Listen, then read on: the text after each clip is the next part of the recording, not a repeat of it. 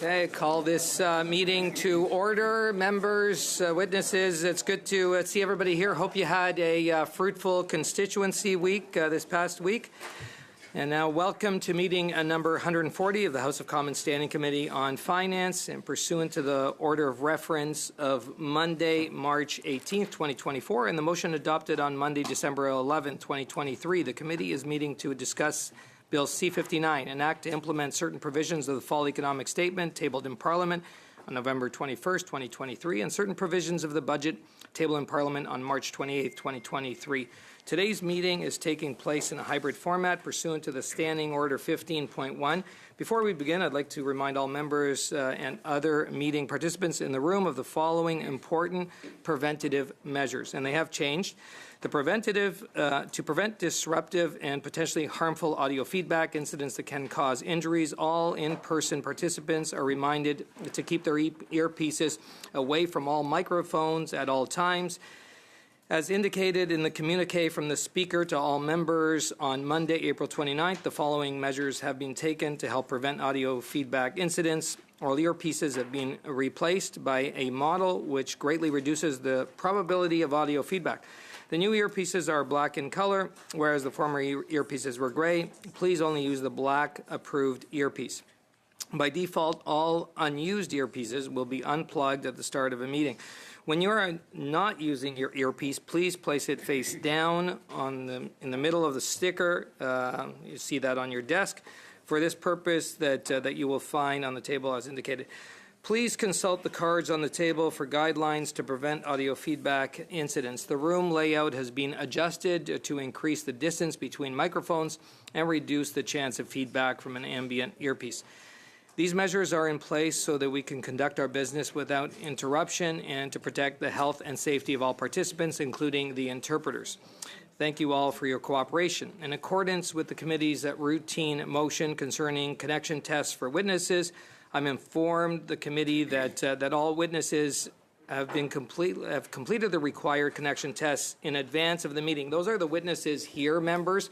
There are many officials, witnesses that are outside, and they may not have had that testing done. So if they are called upon, we will suspend so that we can make sure that their recording devices and interpretation devices are working well. So I'd like to make a few comments for the benefit of the members and witnesses. Please wait until I recognize you by name before speaking. For members in the room, please raise your hand if you wish to speak. For members on Zoom, please use the raise hand function. The clerk and I will manage the speaking order as best we can, and we appreciate your understanding in this regard. Reminder that all comments should be addressed through the chair. A reminder that officials are at the meeting to answer technical questions on the bill. So now we are moving to the annotated agenda here. So, members, as we start clause by clause consideration, so pursuant to Standing Order 75, bracket 1, consideration of clause 1, bracket short title and bracket is postponed. The chair calls clause 2. Now, there are no amendments to clause 2 to 6, so I would seek unanimous consent if we can group those, members. Sorry, which ones are we grouping? That is 2 to 6. There are no amendments. No, we would ask for an individual vote on each one. On each one. Okay, so we'll go to a vote on each one. So shall clause 2 carry? On division. MP Hallen. I wanted to move a motion, Chair.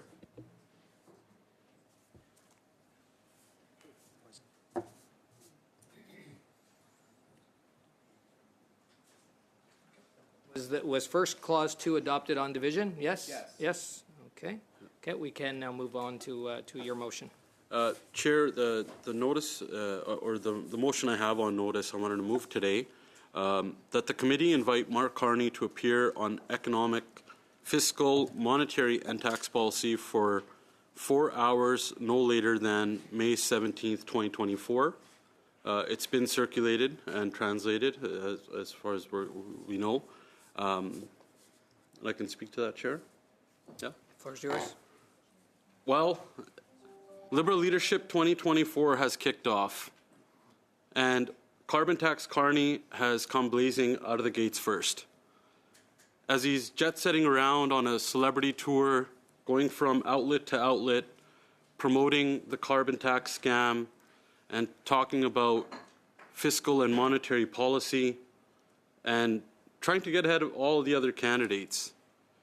Him and supporting every single decision that this Liberal government has made over the last 9 years that gave Canadians 40-year highs in inflation, the most rapid interest rate hikes not seen in Canadian history, is putting Canadians most at risk in the G7 for a mortgage default crisis. And he is jet-setting around, making all sorts of monetary and fiscal comments and in support of the carbon tax scam. He is one of those people that will do everything he can to follow the radical agenda, woke agenda of this Prime Minister to kill the energy sector, putting more dollars for dictators instead of powerful paychecks for Canadians. As Mark Carney, Justin Trudeau, and Chrystia Freeland look down upon Canadians from their ivory tower, they look at the mom that can't feed their kid, that has to skip meals herself. They're looking at the 2 million people waiting in a food bank line, and 1 million more projected to this year because they can't afford food. They're looking at the international student that was promised the Canadian dream like many others did that came to this country, like my family, but now have to live under bridges, or the nurse that has to make a decision whether she should live in her car now because she can't afford gas, groceries, and home heating. She can't afford to eat, heat, and house herself. Because after 9 years of Justin Trudeau, they've doubled housing costs. They've doubled rents, they've doubled mortgages, they've doubled the needed down payment that's needed for a house now. And they're looking down from their ivory tower, and they're looking at all those people unmoved at the fact that they increased the carbon tax scam 23% April the 1st, as 70% of Canadians told them to spike the hike and not to, on their path to quadruple the carbon tax, to make everything even more expensive for all those people that they caused so much pain to.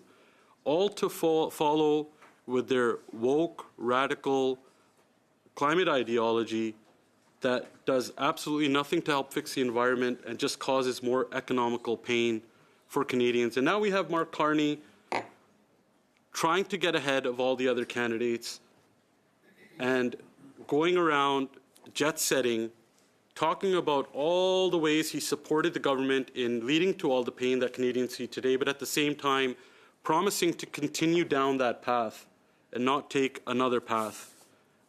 He was asked to come to this committee for the fall economic statement, and he declined. He refused to answer for all the comments, the radical comments he was making outside, and he refused the ask to come here and tell us what he would do once he is coronated as carbon tax Carney for the Liberal leadership. We need to hear from him why he supports the doubling of housing that happened under this government and the same old building more bureaucracy and not more homes. Why he supported the reason why more and more Canadians are going into food banks because they can't afford to eat, heat, and house themselves, and why he wants to make all of that even more expensive. We need him to answer why he supports pipelines in UAE and places like Brazil and not places like Canada, and why the ideology of this Liberal government is saying that Canada is the problem and not the solution to help out with the energy crisis that's happening. So common sense Conservatives have a simple ask that Mark Carney come to this committee, show some courage, come here and stand behind some of the comments he's making out in the public, and why he supports the disastrous policies of this Liberal government over the last 9 years, and what he's going to do once he's coronated as the next Liberal leader. Thank you, Chair. Okay, thank you, MP Helen. I got MP Scheer on the list. Thank you very much, Mr. Chair, and I hope all members on this committee will support this common sense motion. All this motion does is express the will of the committee to hear from Mark Carney. He was invited to come after the fall economic update was tabled. He refused that invitation. We know it's not because he's shy. He's not a bashful man. He has no problem speaking to Liberal insiders in invitation-only events where he gives glimpses of his policy agenda, his extreme policy agenda. And all this motion is about accountability. If Mark Carney wants to replace Justin Trudeau as Prime Minister and leader of the Liberal Party, then he should have the courage to be held accountable. We know that he's got a lot to answer for, Mr. Chair. If you just look at a few of his greatest hits, he's an enthusiastic supporter of the carbon tax. I think this committee should hear his explanation as to why he supports a policy that drives up prices, that increases the cost of home heating, that forces vulnerable Canadians and seniors to choose between eating and heating. We'd like to know how high he would hike the carbon tax. We know the current Liberal plan is to quadruple it. Will that be enough for carbon tax, Carney? Will he want to push that carbon tax and those prices up even higher? We know that he has defended international organizations that put forward policies about having more and more government control over people's lives and more central planning over the economy. In an unbelievable display of hypocrisy, he cheered on this government's cancellation of Canadian energy projects, Canadian pipelines that would have brought Canadian jobs home here to Canada and given powerful paychecks to Canadian workers. He cheered on the government's cancellation of those job-creating and prosperity-creating projects. Yet, at the very same time, he oversaw, he's chair of asset management at Brookfield. Well, where does Brookfield invest some of those assets? Well, in a massive pipeline project and energy project in Abu Dhabi, on the other side of the world, creating jobs and paychecks for Canada's competitors. So he cheers on and advises his Liberal friends to cancel Canadian projects that would compete with those energy projects that his companies are invested in. He himself was personally found to have misled the public on Brookfield, the company he's a part of, over Brookfield's claim to be net zero. I would hope that all members would like to hear his explanation for why Brookfield was accused of massively underreporting their emissions in a scandal that hit all the papers covering business around the world.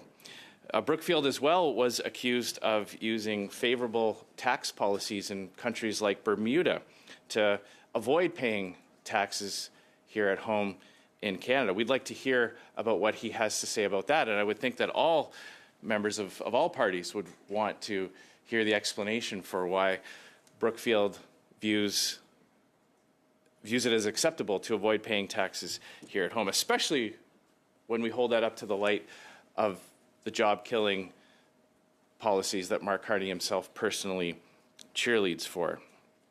So that's all that this is about, Mr. Chair. This is just about accountability. Mark Carney clearly wants to replace Justin Trudeau. He should have the courage to be held accountable for it. Canadians have a right to know what direction he would take this country in. I would hope my NDP colleagues would like to know who the replacement coalition partner and what the replacement coalition partner would do with policy in this country. So this motion is very common sense. It's about accountability. It's about transparency. It's about giving Mark Carney the opportunity to explain why he loves the carbon tax so much, how high he would drive it up, how many more energy projects he would kill. I mean, when we look around the world and we see countries coming to Canada begging for our LNG, our clean and ethical LNG, to displace dirty coal in other countries, and Mark Carney clearly likes to advocate for cancelling those projects here in Canada. We'd like to know why. Mark Carney has bragged about having access to Liberal cabinet ministers.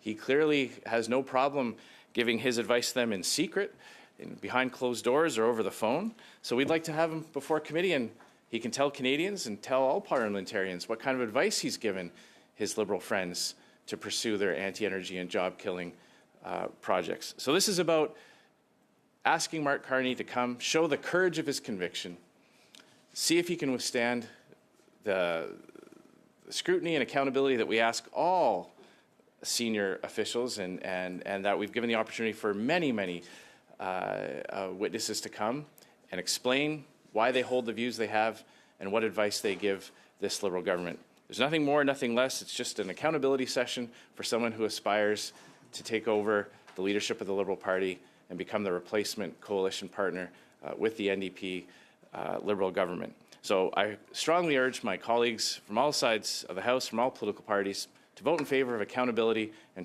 transparency, and invite Mark Carney to come and defend his positions. Okay, thank you, MP Scheer. I have MP Morantz, MP Turnbull, or PS Turnbull, and then MP Zerowitz. Thank you, Mr. Chair.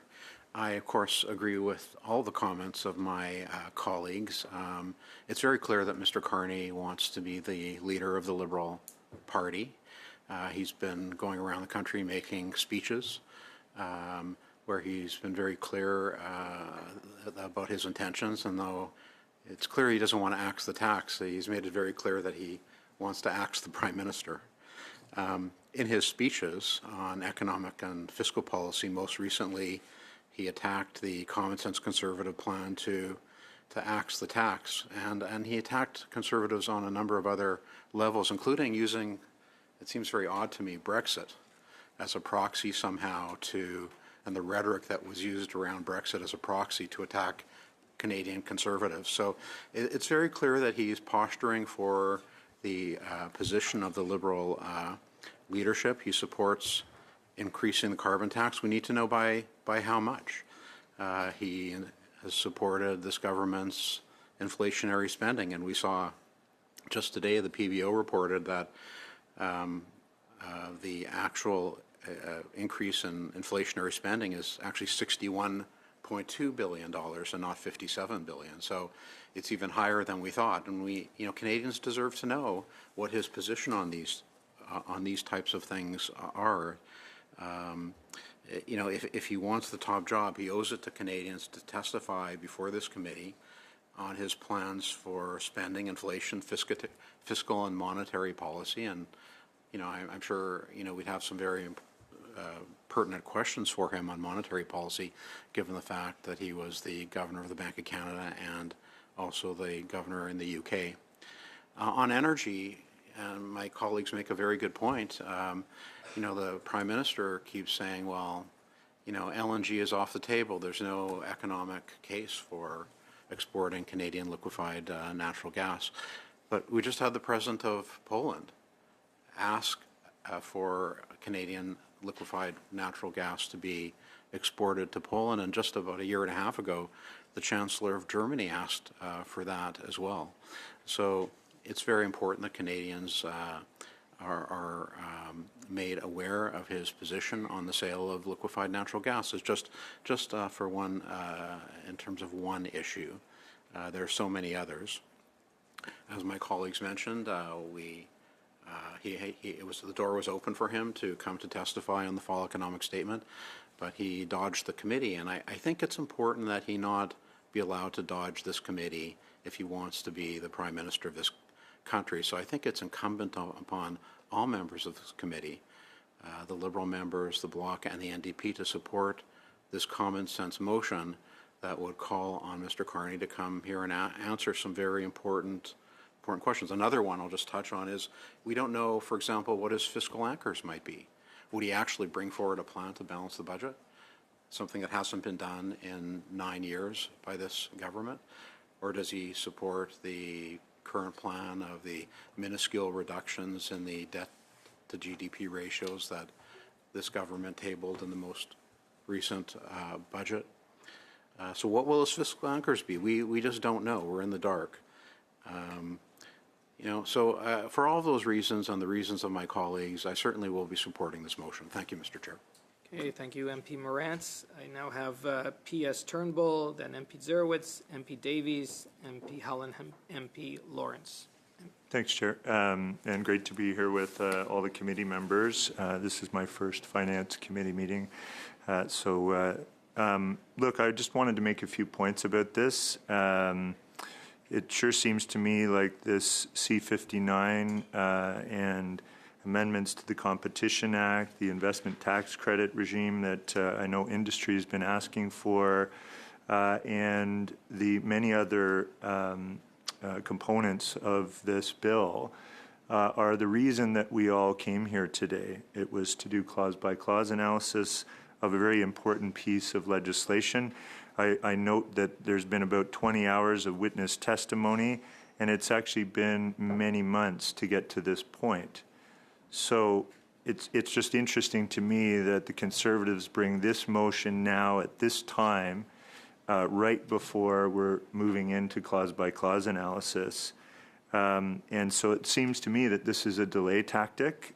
We've seen these many times before. Conservatives use obstructionist tactics to delay committee proceedings, to delay House proceedings, to delay important pieces of legislation, the Sustainable Jobs Act, the amendments to the Atlantic Accord. There are many, many, many examples of Conservatives obstructing our parliamentary proceedings. Stakeholders in industry want us to pass C-59. They're calling for the doubling of the rural top-up and the amendments to the Competition Act. There is a lot of will behind the passage of C-59. And if the Conservatives really want to hear about monetary policy, the Bank of Canada Governor is scheduled to appear this Thursday. Tiff Macklem, as you know, would be probably the most appropriate witness to ask your questions about monetary policy. So I think the Conservatives have an opportunity to do that. This is obviously a political play and tactic to get clips and clicks. And so let's move on here and move back into clause by clause. Point of order. I just, given Mr. Turnbull's comments about the use of time, I just wonder if there's unanimous consent to adopt the motion then, and then we can move right into, It's on a point of order. And, well, yeah, P.S. Turnbull. Can I move? Do I have unanimous consent to move unanimous consent? No. So thank you, Chair. I was just wrapping up, but I think what I was getting at was very clear that Mr. Scheer didn't want to hear, but it's really just to move back into clause by clause and dispense with this motion, which is obviously just a political tactic. Thanks. Hey, thank you, P.S. Turnbull, and welcome to the committee. MP Zerowitz, you have the floor. Thank you. Thank you so much, Mr. Chair. And I want to concur and agree wholeheartedly with my colleague, Mr. Turnbull. I am glad that he's here with us today. I, too, am very disappointed that the Conservatives continue to try to delay the passing of C-59, the Fall Economic Statement, by proposing this time-wasting motion. We have heard from stakeholder after stakeholder after stakeholder that they have asked us to move as quickly as possible to get going on passing of this legislation, particularly on things like the Clean Economy Investment Tax Credits. They're not able to do the work until we actually pass this legislation. I will tell you, in proposing this motion today, the federal Conservatives are disingenuous. It is not the job of Finance Committee to interview possible future politicians. They have to stop using the Finance Committee for their fishing expeditions and honor the important role that we have to review, improve, and pass critical legislation that comes to committee, which is what we're doing today. So, Mr. Chair, I would ask our colleagues stop the games, stop the gimmicks that slow down our important work. Let's get back to clause by clause. Canadians are looking for serious leadership from their government, not games, not slogans, not gimmicks. Thank you. MP Zerowitz, MP Davies, please. Thank you. Thank you, Mr. Chair. I don't intend to speak long, but since I and my party were referenced in the Conservatives' comments, I want to set the record straight. First of all, I endorse all the comments of Ms. Zerowitz. I've only been on this committee 2 weeks, and if it's one thing I heard consistently through 20 hours of finance committee hearings on the fall economic statement in the last 2 weeks alone, it's that there's unanimity that they want this bill passed as soon as possible. This is clearly a delay tactic by the Conservatives, and anybody watching this could tell easily because they had 3 Conservatives speaking to a simple motion to call a witness. That's not necessary if they truly are sincere about just calling this witness. The repeated references to Mr. Carney's putative political ambitions, I think, also starkly reveal where the Conservatives are really coming from on this, which is they're being partisan and they're trying to politicize this committee for their own electoral purposes, which I find a misuse of this committee's time. Now, a few things. Boy, I've never heard the name Mark Carney and central planning ever mentioned in the same breath. He doesn't strike me as a central planning type of person, but maybe I have a different view of central planning than the Conservatives do. But you think it works? The thing about this, though, is too, and what's disappointing is that I've had multiple conversations with my colleagues on the other side about calling Mr. Carney, and they, first of all, Mr. Carney does have a storied history. He was Bank of Canada governor and as well as of the UK, but right now he's a private citizen. He made some remarks as a private citizen. If this committee is going to function, that any one of the 12 members of this committee at any time can call to this committee a citizen of this country who says something interesting, we will grind this committee to a halt. I could list 12 people who have said interesting things about monetary policy and fiscal policy in the last week. I was talking to Jim Stanford a few days ago. I'd like to call Jim Stanford to the committee by May 9th and hear what he has to say. If we do that, well, the Conservatives are saying yes, but that, and we'll see what happens if and when they are government again, to see how they'll react when important things like budget implementation bills, upon which 40 million Canadians are dependent, businesses in this country are yearning for, held up while we have a debating salon in finance, as opposed to dealing in an orderly fashion with the business that should come before finance, which is the fall economic statement. Now, just for Canadians watching, right now on the docket of this committee, we have the fall economic statement, C-59, which we're trying to pass today. We have an upcoming budget. We have a housing study. Now, that is currently underway and unfinished before this committee that will be delayed by these kinds of political shenanigans. And I'll tell you, my constituents are much more interested in getting affordable housing than they are in hearing about Mr. Carney's potential political ambitions or not. We have an inflation study. Now, I think a lot of Canadians in the last 2 years have really, really struggled with the high cost of food. The Conservatives claim to care about it. We have a study before this committee, and they want to delay that study to engage in a partisan attack on someone who they view to be a potential Liberal leader. And you know what's funny about this is how brazenly and stark the Conservatives are about their ambitions. I thought they'd at least have enough respect for this committee to try to hide it, but they haven't. I mean, they lay it right out there. They want to call Mr. Carney because he's a possible Liberal leader. Well, you know, that's not a proper use of the Finance Committee. Now, by the way, as I've communicated to the Conservatives, absolutely Mr. Carney could be invited to this committee, and absolutely I'd be interested in hearing what he has to say. Do it in the proper way. Do it in the context of a study. For any Canadians watching this, when there's a study here, every party is entitled to nominate the witnesses they want to hear. They don't need a motion passed for that. I've already indicated to the Conservatives, let's have a couple of days on the inflation study in the next 60 days, and I'd support them calling Mr. Carney as a witness on inflation if they think he has something that is interesting to say. They know that, yet they come in public here and move a motion in public in order to politicize something that is simply a waste of time. If Mr. Carney has been invited before and he didn't come, as the Conservatives have said, issue a summons. Move a motion to issue a summons if they want. That's a tool they have. They haven't done that.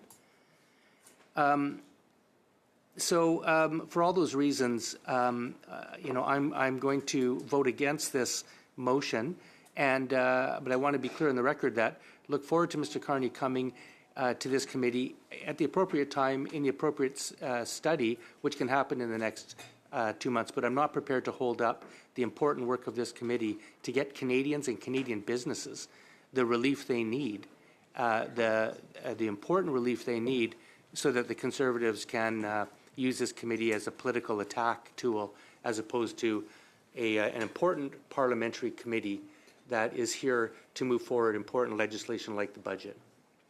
Thank you. Well, thank you, MP Davies. I have MP Lawrence, MP Hallen, MP Chambers, then MP Baker. I would thank you very much, and I'd like to welcome Mr. Turnbull and congratulate him on his new role. And then I would like to move to amend the motion to change it from a request to a summons, as per.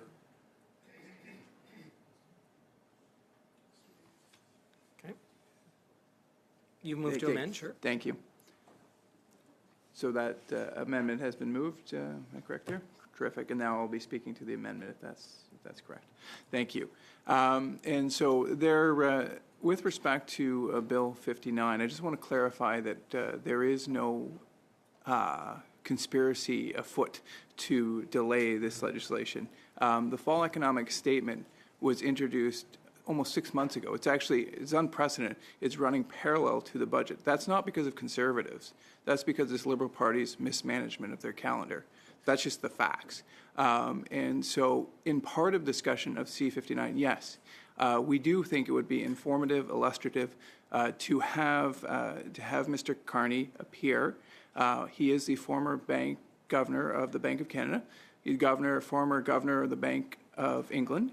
And also, we do believe, and he's not just a random Liberal. He's not just any private citizen. I think it's well reported out there that he will be the next leader of the Liberal Party. And so for his input on C-59 is not only important, it's critical. And we did follow the legislative process. We invited him, as is part of the process. He refused to appear. It is not the first resource of Conservatives, and I wouldn't think of any MP to summon someone.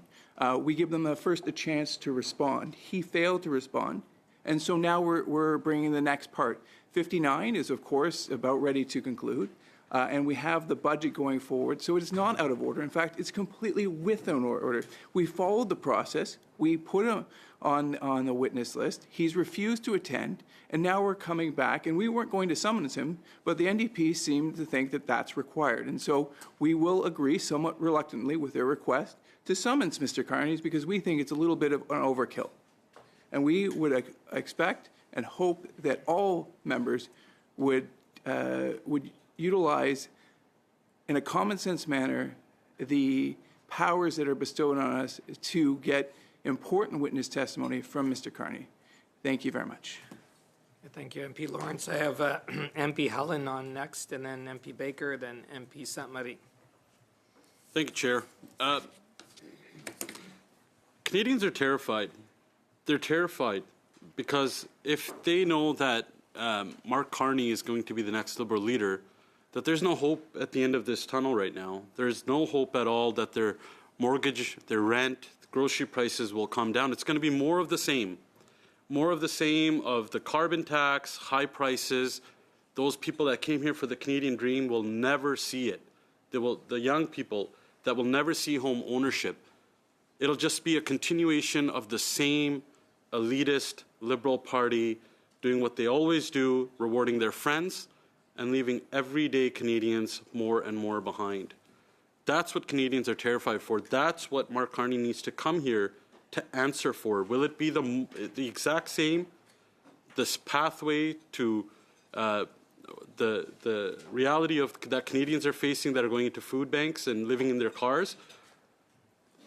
And for someone, and I would hope that Mr. Turnbull, who recently shared a Mark Carney video, would also want Mark Carney here to answer about the video that he was sharing. Maybe he was we wanted to be the first one out of the gate to endorse Mark Carney. So maybe he could be one of the first to join us and say, yes, let's have him come here and answer, because he was recently promoting him. And I would also hope that the NDP would also want him to come here and change their stance on this motion, because as Mark Carney had said, that when the IMF is saying that Canada is most at risk in the G7 for a mortgage default crisis, Mark Carney is calling anyone that agrees with that an alarmist, that it's not happening. Of course Mark Carney doesn't understand that. He doesn't understand how out of touch he is. He doesn't understand the pain that Canadians are going through as he sits in his ivory tower along with Justin Trudeau and Chrystia Freeland. So I would hope that the NDP would support this so he could come here and explain himself why a report done by the IMF that's saying Canadians are most at risk in the G7 for mortgage default crisis, why those are facts, and it's not being alarmist at all, that's the pain that Canadians are facing. So I'm going to ask both the Liberals and the NDP and this coalition to think once again that Canadians are terrified about the future of Canada. They're even more worried that there's a pathway to a quadrupling of the carbon tax under Mark Carney and Justin Trudeau, and that he needs to come here and answer for that, as he'll most likely be coronated as the next Liberal leader. Thank you, Chair. Okay, thank you, MP Helen. I have MP Baker and then MP Samari. Thanks very much, Chair.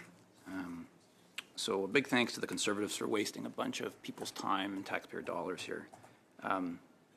We should be focused here on the issues that matter to Canadians. And I think most of the members around this table are trying to do work that helps them with affordability, with the cost of housing, with the economy. And this is another delay tactic. And I've sat on this committee for a few years now, and I watched last year as the Conservatives used delay tactics over and over again to delay clause by clause in the budget. And I was hopeful that this year would be different, but it's not. So despite the fact that Canadians need our help, Conservatives would rather politic at this committee rather than pass legislation that actually helps them, or improve it, amend it if you like. But let's get the legislation done that helps Canadians. And the Conservatives don't want to do that. They want to sit here and politic. For Canadians watching at home, I would ask you to think about this is what they do when they're in opposition, when they don't have the majority of the votes. Imagine what these guys would do if they were in government. Imagine how they would spend taxpayer dollars, committee time, and government time, and House time, when they rage about the challenges Canadians are facing and then get in the way of MPs doing their work and getting stuff done that matters to Canadians. That's who these folks are. The second thing I would say is that I'm really surprised that the Conservatives seem to know so much about the Liberal Party leadership race and who's running. I'm a Liberal. I feel like I'm pretty plugged in, and I haven't heard Mark Carney announce anything about a leadership race. And I'll be honest with you, I'll worry about who's running for the leadership of any party when the party calls a leadership race. Right now, we've got work to do with this committee to help Canadians, and that's what we should be doing. This committee isn't a platform to invite media and invite guests, waste the time of our hardworking civil servants and taxpayers so you can politic about another party's leadership that you know absolutely nothing about. Sure, we could sit here and talk about the leadership aspirations of the Conservatives at this table. Why Mr. Halan is auditioning for Mr. Scheer, why Mr. Scheer has come to this committee. Mr. Scheer doesn't come to this committee to talk about affordability and housing. He only comes when it's time for politicking. Why isn't he here when he should be working on behalf of Canadians? Right? What does Mr. Morantz know about the leadership race that I don't really care? Let's talk about it offline, and let's focus on affordability and housing and the other issues that matter to Canadians. That's what's in this bill. It's going to help Canadians. Let's focus on that. And the last thing I'll say is something that I couldn't let go was Mr. Halan talking about, he used the words, dollars for dictators. If these guys actually cared, you know who the most dangerous dictator in the world right now is? Do we know who the most dangerous dictator in the world right now is? It's actually Vladimir Putin. Because Vladimir Putin's not only invaded Ukraine, but if the Ukrainians don't win, he will invade other countries. We will be the next ones. It'll be our soldiers fighting next, defending ourselves against Russian aggression, along with the Europeans and the Americans. So every dollar we spend now to help Ukraine is millions of dollars less we spend in the future, and every Ukrainian fighting on the front line right now is one less Canadian who will have to fight in the future. But you know what the Conservatives opposite, who talk about dictators, do? They play into their hands.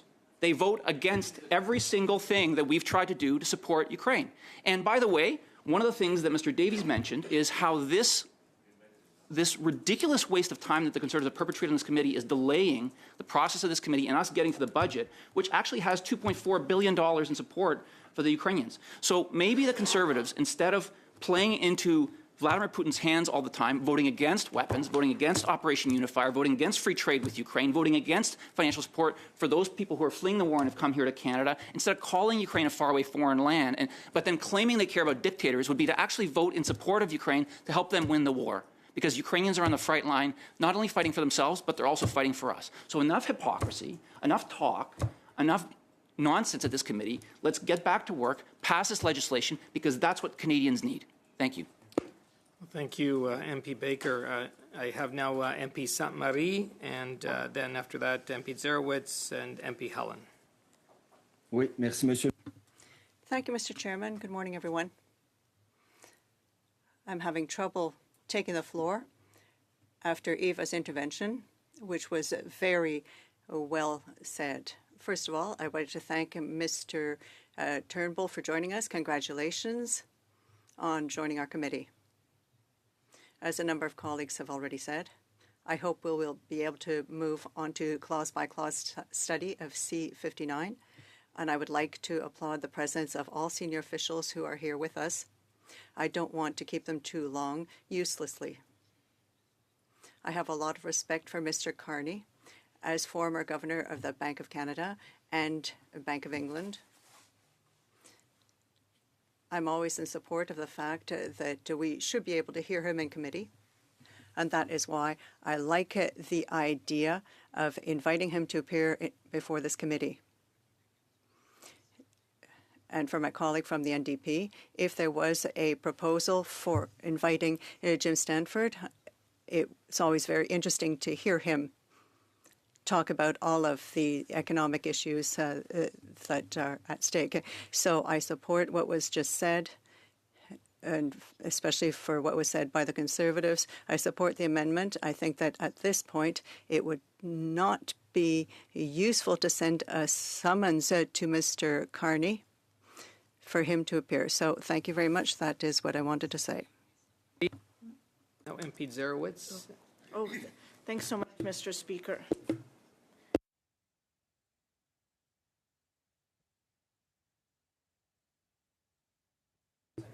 Yes, there we go. Just I put it on, it goes off. I put it on, it goes off. So thank you.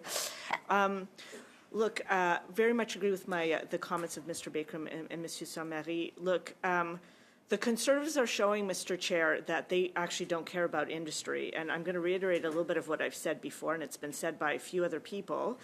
But I want to put on the record, they're going against industry interests. And indeed, the very interests of the oil and gas industry and renewable companies, and the very ridings of some of the conservative members that are here, they want the clean economy investment tax credits right now passed in order for them to put a plan in place and start decarbonizing and meeting emissions reductions targets. They've been very clear. I don't know why it is Conservatives are going against their own stakeholders and against what industry is actually asking us to do.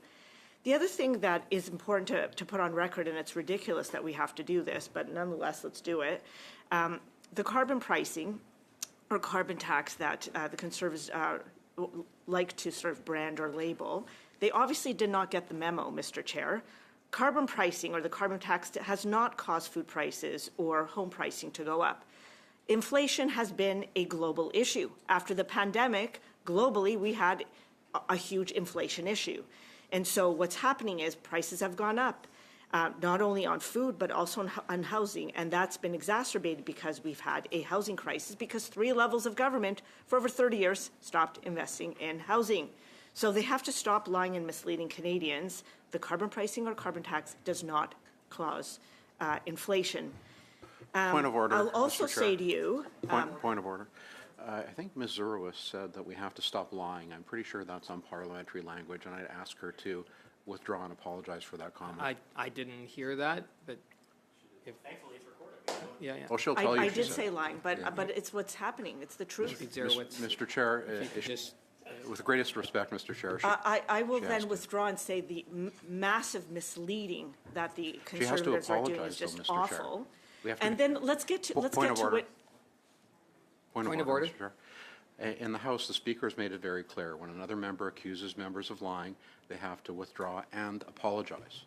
And I'd ask you to be consistent with the ruling of the Speaker and insist that Ms. Zurwitz also apologize. No, I refuse to.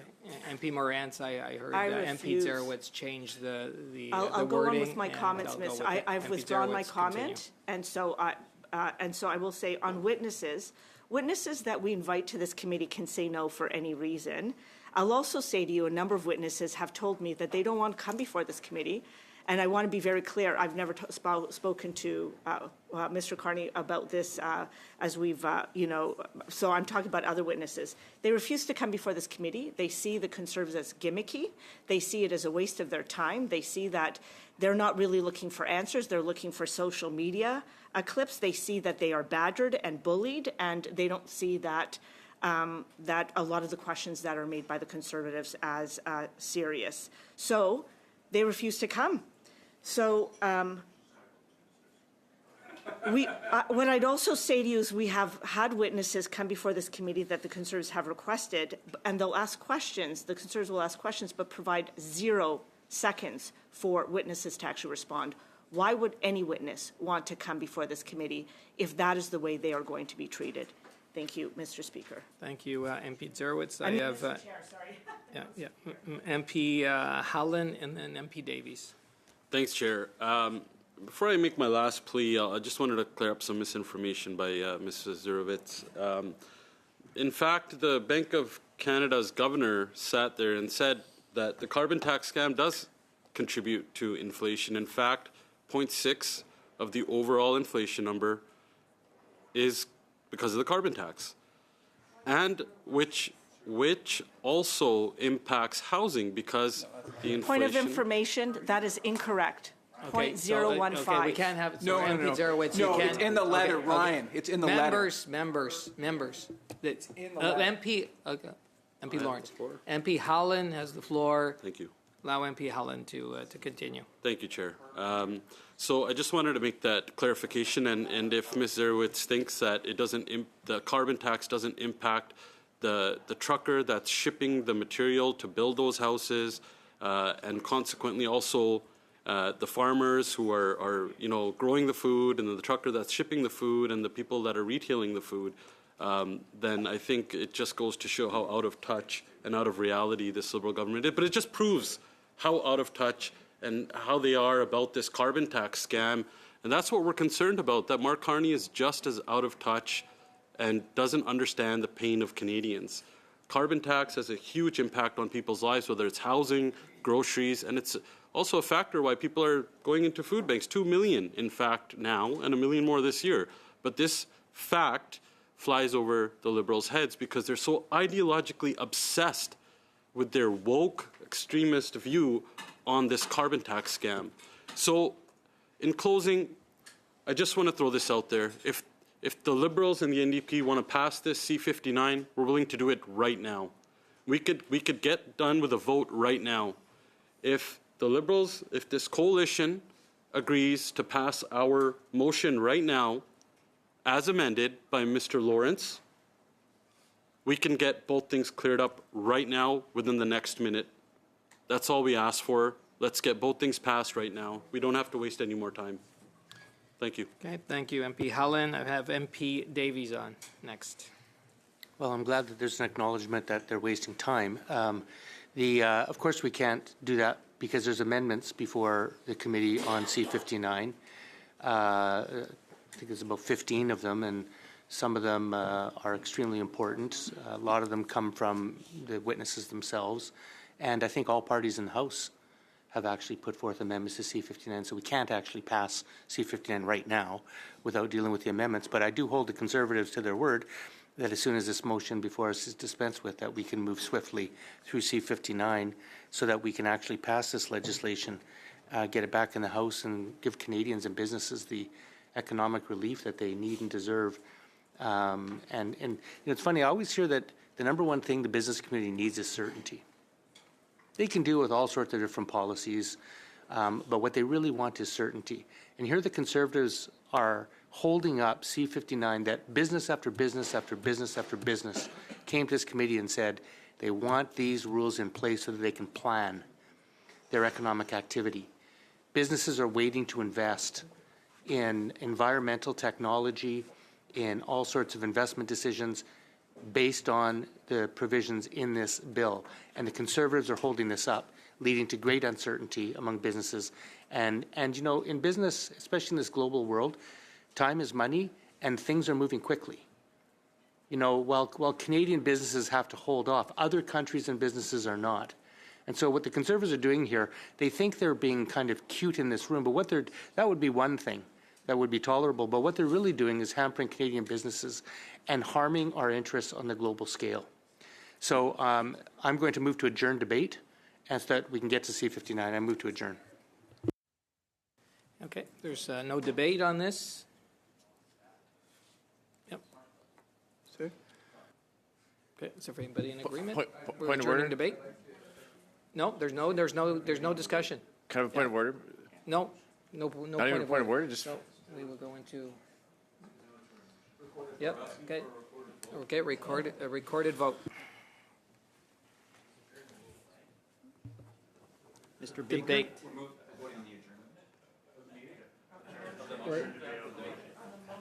MP Davies, we are adjourning debate. Yes? Yes. Mr. Baker? In favor.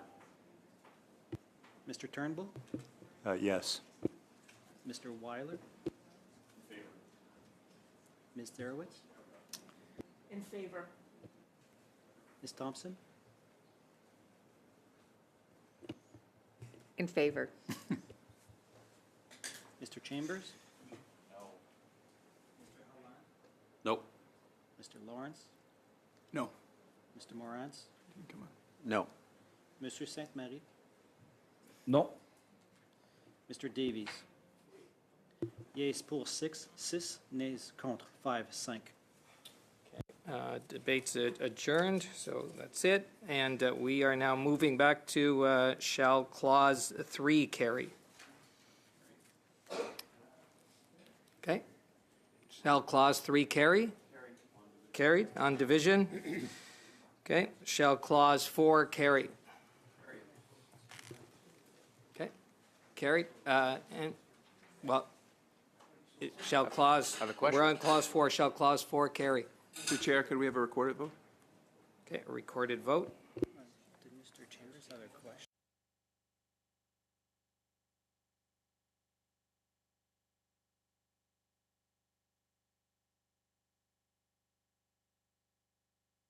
On clause 4, MP Chambers?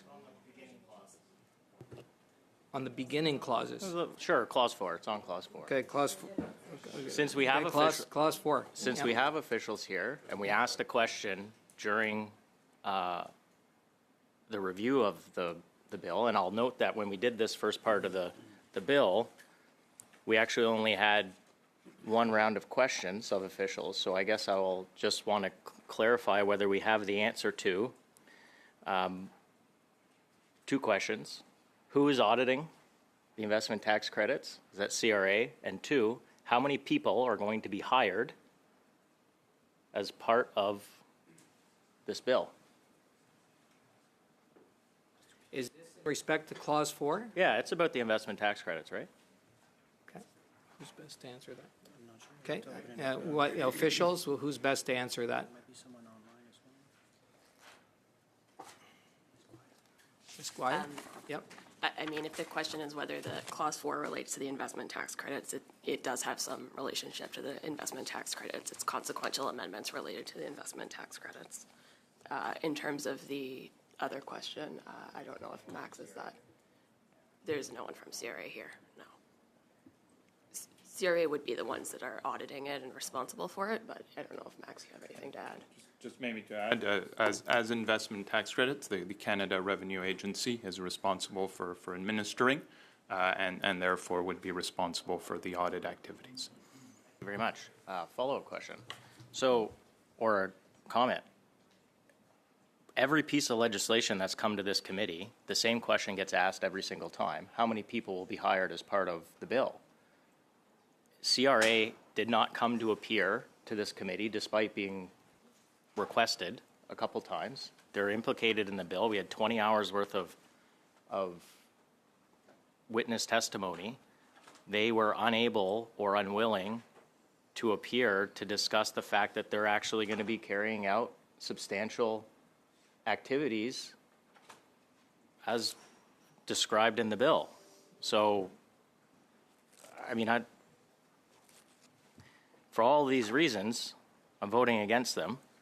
And maybe my final question on the investment tax credits, I was under the impression that there were some other amendments potentially coming to the investment tax credits. Are there potential amendments we may see in future legislation? So the bill, so C-59 includes first two investment tax credits, so the investment tax credit for carbon capture and the investment tax credit for clean technology. So there have been subsequent, not on the carbon capture, but on the clean technology tax credit, there have been subsequent enhancements announced that are not in the bill, so those would be in a future bill. There are also additional tax credits that will require some coordination between the multiple sets of tax credits. So those are also amendments that would be in a future bill. Okay, wonderful. Thank you, Mr. Chair. Welcome, MP Chambers. So again, so shall clause 4 carry. A recorded vote. Mr. Baker, In favor. Mr. Turnbull, In favor. Mr. Weiler, In favor. Ms. Derowitz, Yes. Ms. Thompson, Yes. Ms. Chambers. No. Mr. Halan, No. Mr. Lawrence, No. Mr. Morantz, No. Mr. Saint Mary, Non. Mr. Davies. Yes pour 6, nays contre 5, 5. Okay, carried. Shall clause 5 carry? Okay, question on clause 5. Thank you. MP So- Lawrence. So, of course, Clause 5 is with respect to employee ownership trusts. My question is, has the department done any type of study or analysis, I guess is the proper word, on how many transactions or how many businesses, I guess, they hope to utilize or will utilize the employee ownership trust structure as laid out?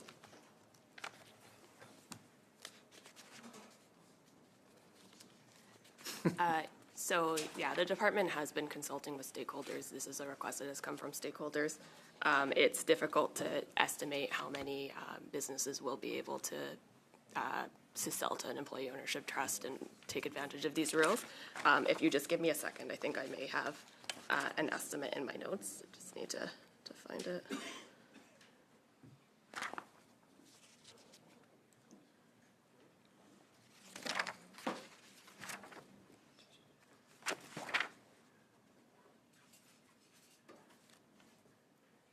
Yeah, so we anticipate that there could be about 125 employee ownership trusts created by 2028 to 29, but that's obviously an estimate. These rules are new, so we don't necessarily know how businesses will react to them.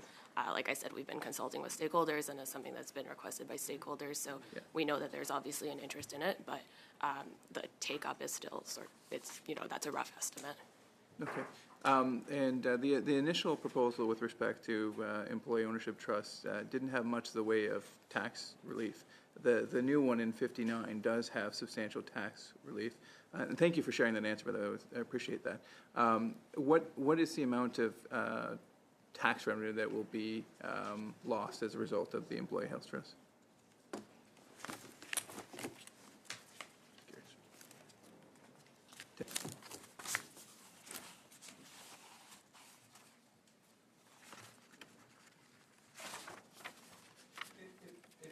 Squire, if you could just send it to me afterwards, I'm sure it's in the legislation. Sure. That's Yeah, if you I don't was- have it there, I'm not gonna make you sweat it there. It's all good. Okay, Thank you. all right. Yeah, I mean, I can find the numbers that were in the budget, so it would be the number Perfect. that was in the 2023 budget that reflects the amendments in C-59, and then there was the subsequent exemption on gains realized on the sale of an employee ownership trust that was announced in budget 2024, so that has a separate costing. That's not in this bill, though. That's something that would be in. I believe it's in the notice of Ways and Means motion that was tabled today. Perfect. Thank you, Ms. Squire. Okay, thank you, MP Lawrence. Anybody else? Okay, on clause 5. Okay, so shall clause 5 carry? Carry, okay, recorded vote. Clerk. Mr. Baker, In favor? Mr. Turnbull, In favor. Mr. Weiler, In favor. Ms. Darowitz, In favor. Ms. Thompson, In favor. Mr. Chambers, Mr. Halan, Nope. Mr. Lawrence, No. Mr. Morantz, No. Monsieur Sainte-Marie, Oui. Mr. Davies. Yeas pour 7, 7, nays contre 3, 3. Carried. Shall clause 6 carry?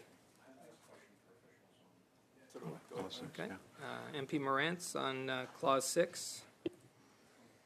Thank you. I just want to be, just get some clarity on this, and I think this is the case. But limiting interest deductibility is a big thing in the business community, and I just want to make sure. So if you're a Canadian-controlled private corporation that only does business in Canada, these rules do not apply to you, correct? Yeah, that's generally right. So there's a couple of Sorry, it's not coming through. Go ahead. So there's a couple of exceptions, or there's a few exceptions to the EIFEL rule. So there's one for a Canadian-controlled private company that has less than 50 million, 50, of taxable capital employed in Canada. So that would exempt, most small and medium-sized Canadian-controlled private corporations. There's also a separate exemption that could apply to larger corporations that only have activities in Canada. It looks at who the shareholders are. It looks at who the related people who are receiving interest payments are, and it looks at where the business is. So if that company has no material foreign investments and no significant foreign shareholders or non-arm's length people that they're paying interest to, foreign people, then that exemption could apply to a larger CCPC that can't meet the $50 million threshold. Okay. Anyone else? Yeah, okay, MP Lawrence. Thank you, and I might be getting ahead of myself, but of course there's an amendment coming, and so I believe last time you were here, Ms. Squire, I asked you about the economic impact on the EIFEL regulations, and I don't believe we received a response. But has your department done any type of calculation or analysis with respect to the economic impact of EIFEL in terms of additional costs for consumers, particularly with respect to utilities, but in any other sector as well? So we don't expect there to be any material impact on costs, and that's not based on economic analysis per se, but it's based on the scope of the rules and the exemptions that are available under the rules. Have you, Ms. Squire, have you followed it all in some of the press and news coverage with respect to EIFEL? Because there are a number of private sector organizations that would take issue with that claim. Most notably, the Nova Scotia utility said it was $50 million, which would have a material impact on every one of their clients and customers who are already, of course, struggling with the high cost of energy. Yeah, so I am aware of that. We have met with, I'm not sure if we have met with that specific stakeholder, but we have met with stakeholders on that issue. We obviously can't say what a company will choose to do if they are subject, if they do have increased taxes as a result of this measure or any measure. They can pass that along. They can do what they choose with it. So we can't say definitively what they will do with it. But broadly speaking, there are a number of exemptions, including rules that relate to what's called the group ratio rule, which is a rule that says that if you do have a multinational company, so it's not able to benefit from one of the Canadian exemptions that I just discussed, that rule says that you can look at the leverage ratios across that company's operations, and you look to what the leverage ratio is in other countries, and if their Canadian leverage ratio is not materially higher than their leverage ratio in other countries, then they are able to have a higher leverage ratio than the 30%. So effectively it makes it so that a company in an industry that is highly leveraged can be above the 30% ratio as long as they're not doing it in such a way that is effectively eroding the Canadian tax base by having significant leverage in Canada relative to their foreign operations. So in most cases, including in the regulated energy sector, we would expect that exemption to allow those companies that are highly leveraged to have a higher leverage ratio, as long as they're not doing it effectively to fund their foreign operations at the expense of the Canadian tax base. Thank you for that, Ms. Squire. And it's more of a political discussion, so I won't carry on too far. But in my review of it, is it like the Nova Scotia, like they have publicized everything. They've got the numbers out there, and it's clearly adding $50 million, which is an additional cost. And they said, and it will cost consumers, regardless of the intricacies of it, which we can debate in terms of leverage ratios and everything like that, is it will cost consumers more at the end of the day. And it's not just me saying that, it's actually the Liberal member from King's Hands who fully supports that as well, that opinion that it will increase the cost. And so this isn't a partisan thing. Liberal members as well, quite frankly, don't agree, and at the end of the day, regardless of whether it's because of leverage issues or whether it's how it's funding, the people in Nova Scotia will end up paying more because of C-59. But that's not really a question, it's a statement, but thank you very much, and I know we're working hard. Okay, thank you, MP Lawrence. So shall Clause 6 carry? Recorded vote. Carry. Okay, recorded vote. Mr. Baker. It's on Clause 6, is that correct? Yes, in favor. Mr. Turnbull. In favor. Mr. Weiler. In favor. Ms. Zarowitz. In favor. Ms. Thompson. In favor. Mr. Chambers. No. Mr. Hallan. No. Mr. Lawrence. No. Mr. Morans. No. Mr. Saint-Mary. Oui. Mr. Davies. Oui.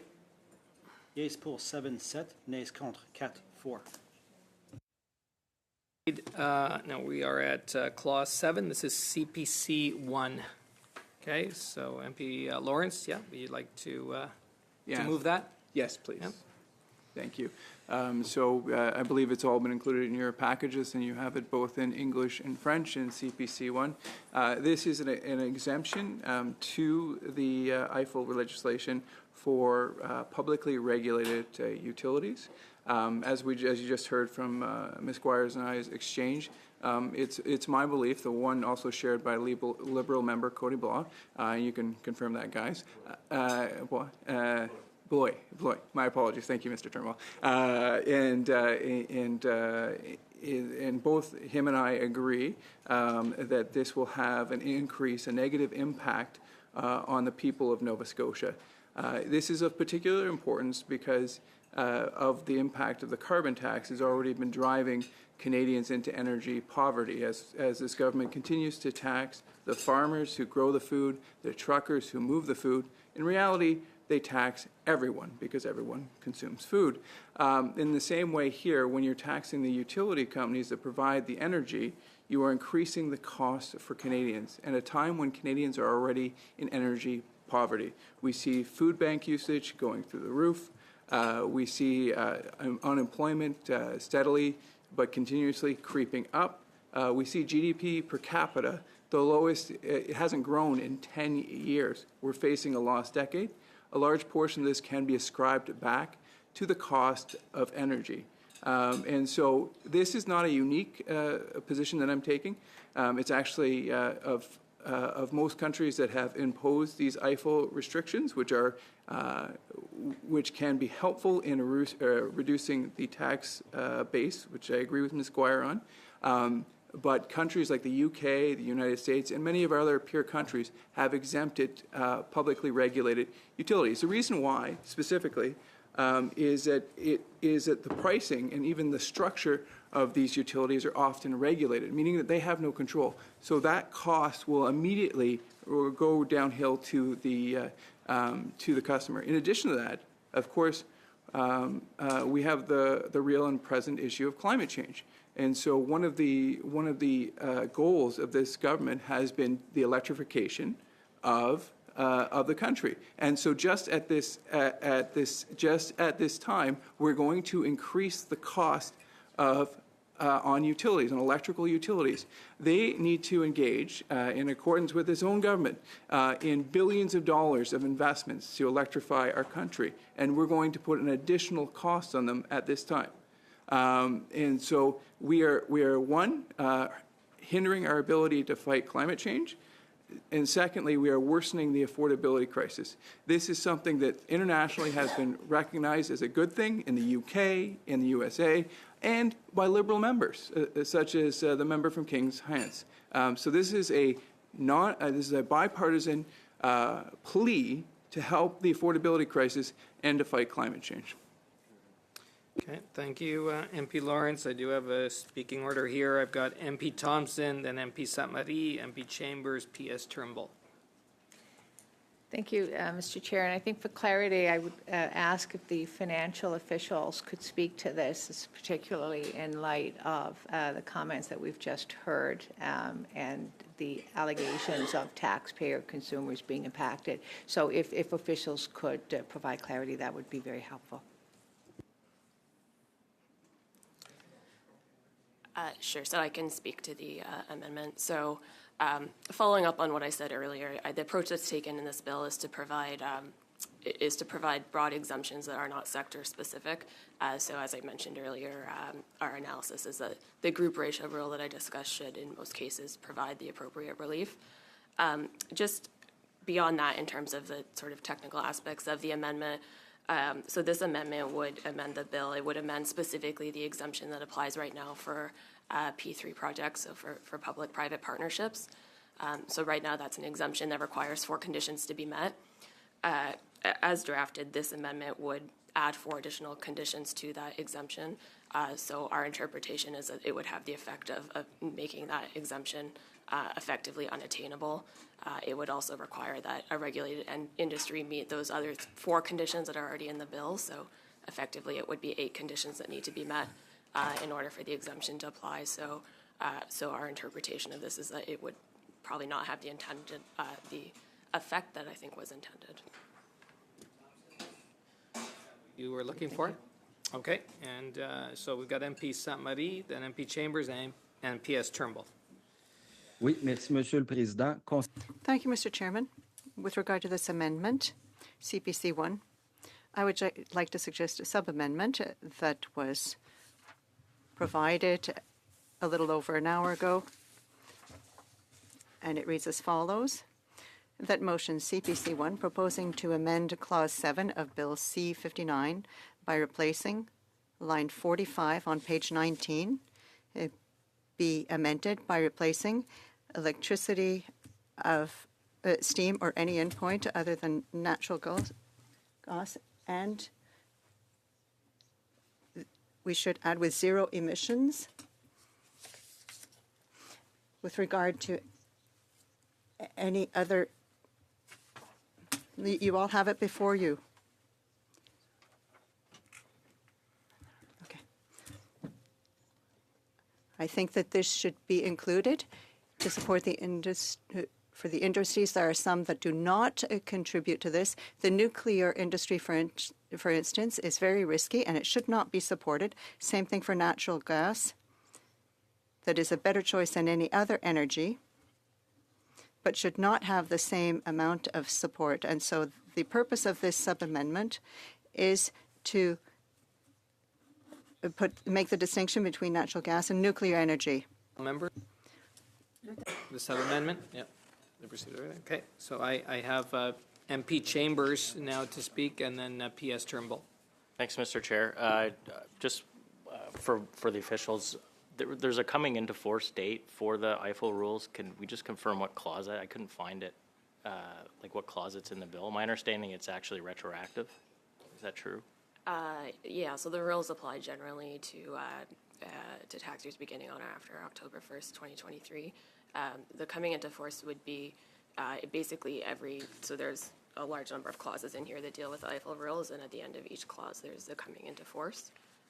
So like the main clause that deals with the EIFEL rules or one of the larger ones is Clause 7. Clause 7, okay. And so at the end of Clause 7, there's a coming into force rule. But like again, there's throughout the bill, there's a number of EIFEL amendments, and they each have to have their own coming into force rule. And are most of them October 23 for the EIFEL rules, or? Yeah. Okay. MP Chambers, PS Turnbull, please. Thanks. So I just wanted to clarify the sub-amendment that was just introduced by MP Saint Hilaire, I think his last name is. Saint Marie, oh, my apologies. And I think that as far as I understand, CPC1 introduces a sector-specific exemption to the EIFEL rules for regulated utilities. And I think what Mr. Saint Marie has introduced here is a carve-out of that, in essence, that it would not apply. Could he maybe just clarify for the committee if that's permitted, Chair, just to make sure that I'm understanding? Is that okay? Yes. Okay. It is permitted. So yeah. Oui, donc c'est bien ça. Yes, that is indeed it. That's correct. Clarification. So what would the impact of this be, Ms. Squire? So I think it would make it so that the exception would be limited to the sectors or to the types of energy that are listed in the amendment right now. So I think if I understood correctly, that would then exclude natural gas. And sorry, I'm not sure if I caught the other. I think there was a second thing that would also be excluded. I think it was nuclear, if I'm not mistaken. Yes. Yeah. Sorry. So. Yeah. Okay. So for me, like we're generally opposed to the entire CPC amendment. So I think this still maintains some of the amendment structure that the CPP had proposed, or the CPC had proposed. So I would say that from my perspective, we're likely to be in opposition to that. But I appreciate Mr. Saint Marie's attempt to sub-amend something and salvage it, and I'm hoping we can move through this fairly quickly. Thank you. Okay, thank you, PS Turnbull. Okay, see no others. So this, so we're looking now at the sub-amendment. So shall the sub-amendment carry? No. Avec dissidence. No. No. Okay. On division. No. Okay, I see no. Yeah. Okay. And now we're going to the, so it doesn't carry. Now we're going to the amendment. Recorded, clerk.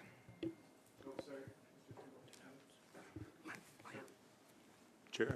Yep. Oh, PS Turnbull. I just wanted to state the rationale for why we'll be opposing CPC1, if that's all right, on the record. So in analyzing this, we feel that CPC1 introduces a sector-specific exemption to the EIFEL rules for regulated utilities, and that's unnecessary, as there's already relief provided to all taxpayers in highly leveraged industries, such as regulated utilities.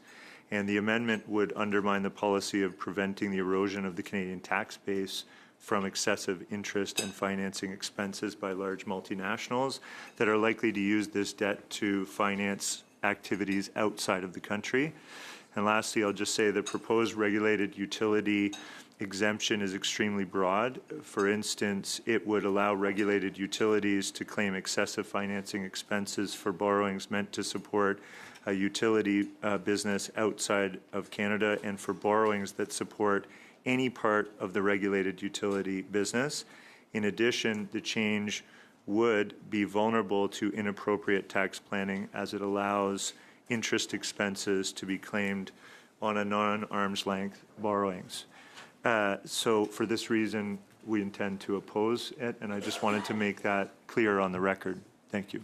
Thank you, PS Turnbull. And just before I go to MP Chambers, just so that everybody's aware, and I believe that you are, that because CPC 1 was moved, that Liberal 1 cannot be moved, as they are identical. So we go to MP Chambers now. Thank you, Mr. Chair. Mr. Lawrence. I appreciate the thoughts of our new parliamentary secretary. Welcome to the committee. For his reason for voting against this amendment. So perhaps I'll just say the reason why we'll be voting for the amendment and why it was brought. It couldn't have been clearer. Question to the witness was, will energy bills go up as a result of these rules? Nova Scotia Power says yes. That is the reason why we move the amendment. So whether they think, I mean, you have a taxpayer, market participant, telling you exactly what is going to happen when this passes, which is an increase in energy bills. That's okay. If you don't want to vote, if you don't want to vote for lower energy bills, that's fine, but we are. Okay, MP Chambers, thanks. MP Lawrence? Mr. Chambers said it all. We're good. Okay, so this vote is on the amendment. With it? Okay, recorded vote. Mr. Baker? Opposed. Mr. Turnbull? Nay. Mr. Weiler? Opposed. Ms. Zarowitz? Opposed. Ms. Thompson? Opposed. Mr. Chambers? In favor? Mr. Halan? Yes. Mr. Lawrence? Yes. Mr. Morans? Yes. Monsieur Sainte-Marie? Contre. Mr. Davies? Yeas pour 4, 4, nays contre 6. Okay, it's defeated. Okay, now we are going to, so we don't have to do the Lib 1, right? Because we're skipping over. So we are on to shall clause 7 carry. Okay, recorded. Clerk. Mr. Baker? In favor. Mr. Turnbull? Yes. Mr. Weiler? In favor. Ms. Zarowitz? In favor. Ms. Thompson? Support. Yes. Mr. Chambers? Nope. Mr. Halan? Nope. Mr. Lawrence? No. Mr. Morans? No. Monsieur Sainte-Marie? Oui. Mr. Davies? Wait. Yeas pour 7, nays contre 4. Okay, it's carried. So, members, there are no amendments to clauses 8 to 27.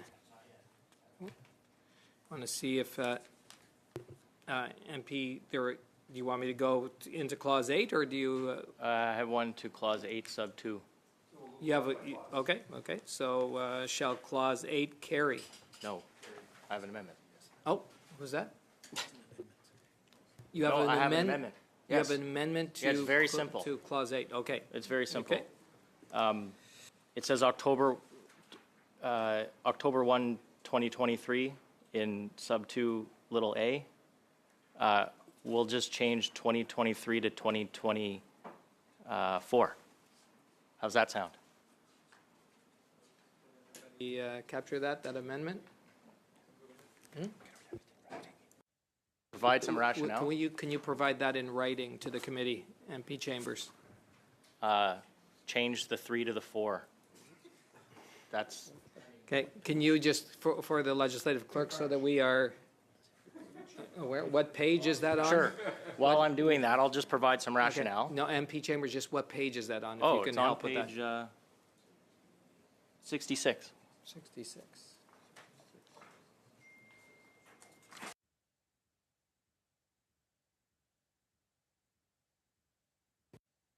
There are 30 times it appears October 1, 2023. Done clause 7. That has been voted on.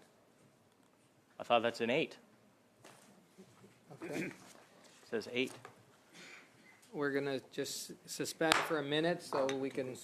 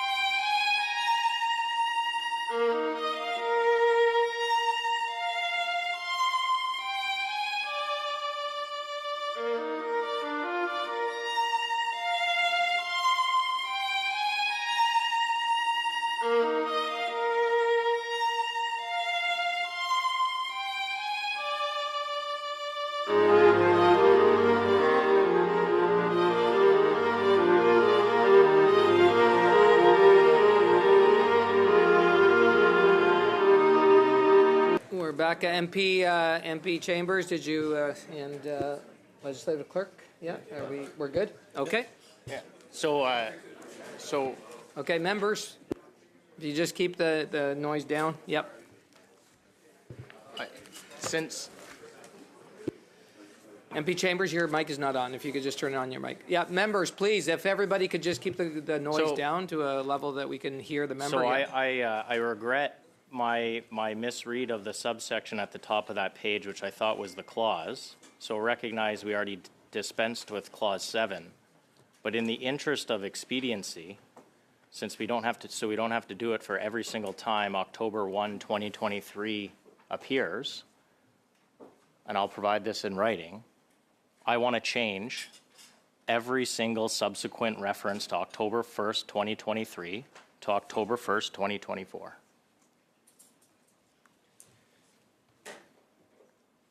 But if you want to wait till we do each clause by clause, that's fine. It appears. Confer with the. Thank you.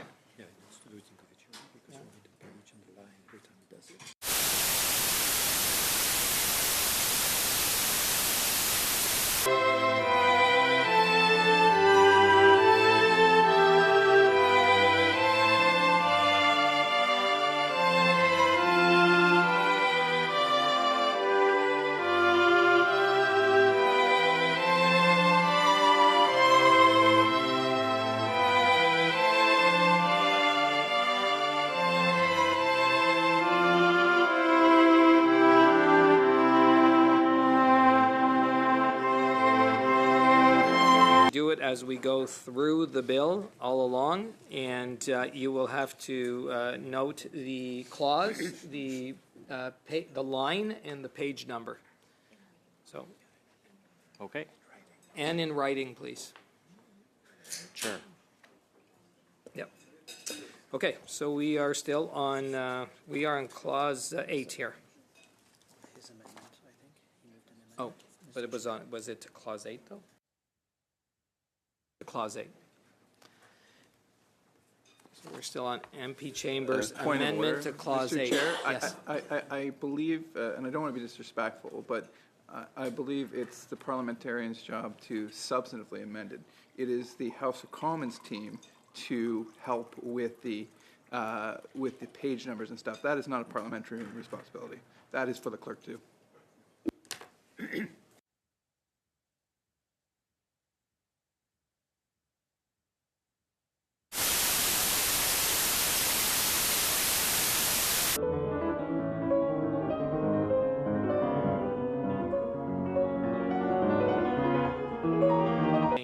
MP Lawrence. Thank you, Mr. Chair.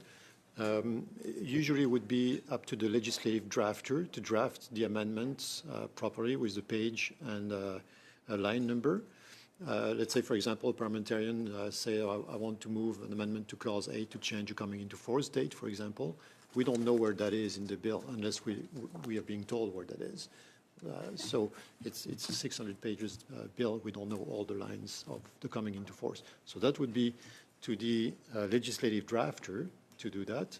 But as you know, we don't have any on site. See, if you want to draft amendments, we can ask for amendments to be drafted, but then we would have to wait for the amendment to come back in both official languages if they want to be distributed. So should we move to adjourn? No, we're continuing here, MP Lawrence. Okay, MP Chambers. Yep. We're on clause 8. Your amendment. I thought we'd. On your amendment. Sure. Yep. Okay. Do you want to continue to speak to it? Sure. Yeah, I thought it what's was that? in 7, so I thought we missed that. What is the amendment? You'd have to wait till the next one. Yes. Okay. All right. So does he have to withdraw? Doesn't he?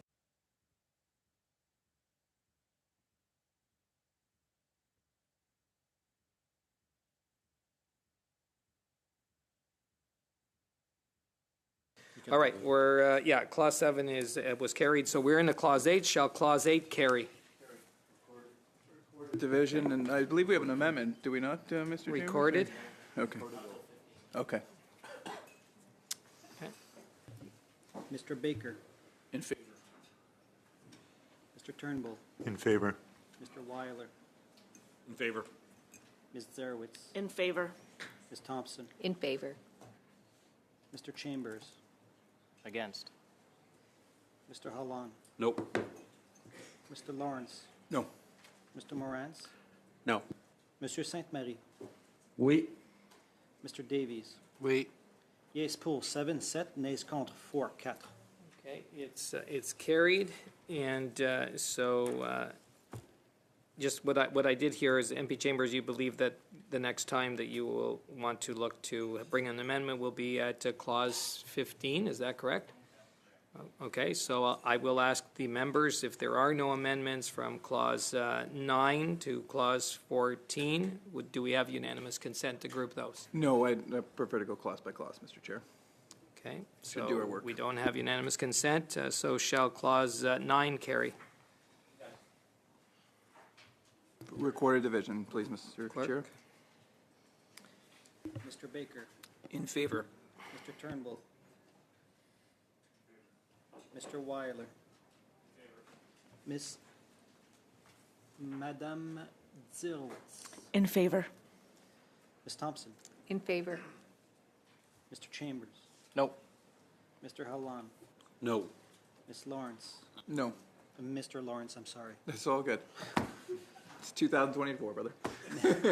Mr. Morantz. No. Monsieur Sainte-Marie. Oui. Mr. Davies. Wait. Yes pour 7, nays contre 4. It's carried. Shall Clause 10 carry? Okay, Clause 10, yeah. Recorded division, please. Okay, clerk. Mr. Baker. In favor. Mr. Turnbull. In favor. Mr. Weiler. In favor. Ms. Zarowitz. In favor. Ms. Thompson. In favor. Mr. Chambers. No. Mr. Hallan. No. Mr. Lawrence. No. Mr. Morantz. No. Monsieur Sainte-Marie. Oui. Mr. Davies.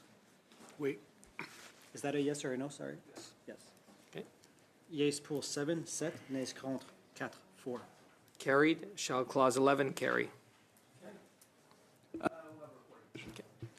I do see MP Davies sorry. hand up. Yes, MP Davies. Yeah, I have a bit of a question.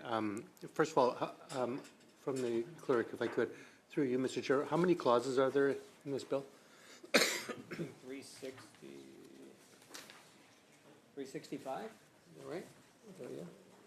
365. 365. So I'd just like to speak to this process. I'm new to this committee, so I'm not sure what the habit is, but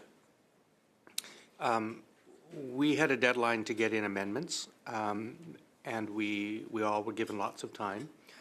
We had those amendments drafted. It's a courtesy to all of the members of this committee, I would think, so that we all know what the amendment is. It's a very, very thick bill, and it's hard to know where we're going in the bill. And of course, we have had little time to, or it gives us some time to study the amendment and to consult with stakeholders and our staff and team to determine how we're going to vote. At this committee, I did hear the Conservatives say that they would pass this bill as is in a heartbeat if they could, I guess, get their way with having a witness come. They didn't get their way on the witness, although they still could call Mr. Carney in a few weeks if they wanted to, I suppose, in a study. But they're now forcing us to go clause by clause without any amendments. And I'm just wondering if my Conservative colleagues can perhaps explain to me why they would do that. Why are we voting each clause by clause when they've submitted no amendments, have no discussion on them, and are forcing recorded votes on them, when we could vote by division? If there's, how many clauses again? 365. 365, and we're on clause 10. This would take weeks to get through this bill if the Conservatives continue doing this. I mean, I respect that they can oppose the bill, and their votes on division will reflect that. But the only conclusion I can draw from forcing a process where we are forcing a recorded vote on every single clause when there is no amendment to it or discussion or questions is that the Conservatives purely want to delay this bill. Now, if I'm missing something, I'd be happy to hear their alternate explanation for that. But regardless of partisan perspective on this committee, all we're talking about here is the efficiency of how this committee works. We're going to get through this one way or the other, and I don't see how it's common sense to drag out a bill and take weeks to pass something that will pass in the end, that could be passed quickly, that they themselves said they would pass quickly half an hour ago if they got a witness that they wanted. So I'm just wondering if my Conservative colleagues can explain to me if I'm missing something, that their only purpose in forcing an individual vote on every clause is to delay passage of the bill. Thank you, MP Davies. I do have MP Lawrence. Thank you, Mr. Davies. I mean, with respect, I don't believe it would take weeks, and there isn't being prolonged debate or discussion. I think it is part of our democratic duty to get our votes on record. That's one of our primary responsibilities, whether in committee or in the House.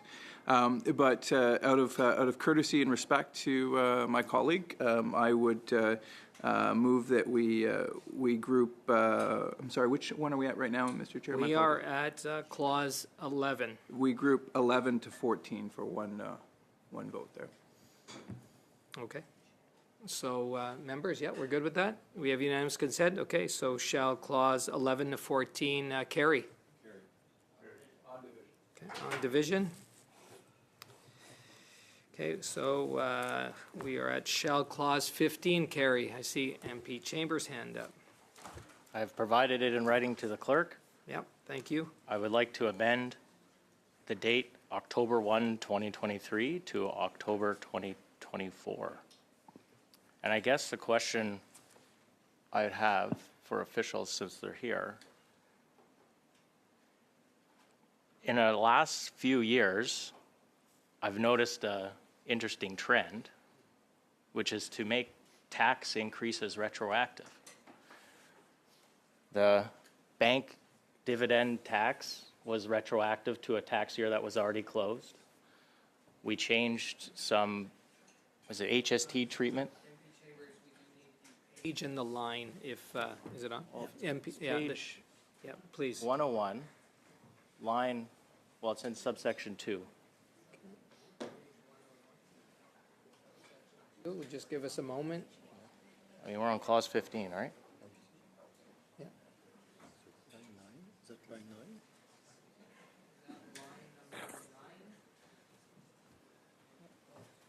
9? Sure. Okay. I mean, they're not numbered. We're The just lines going to aren't take a numbered, so- moment, members.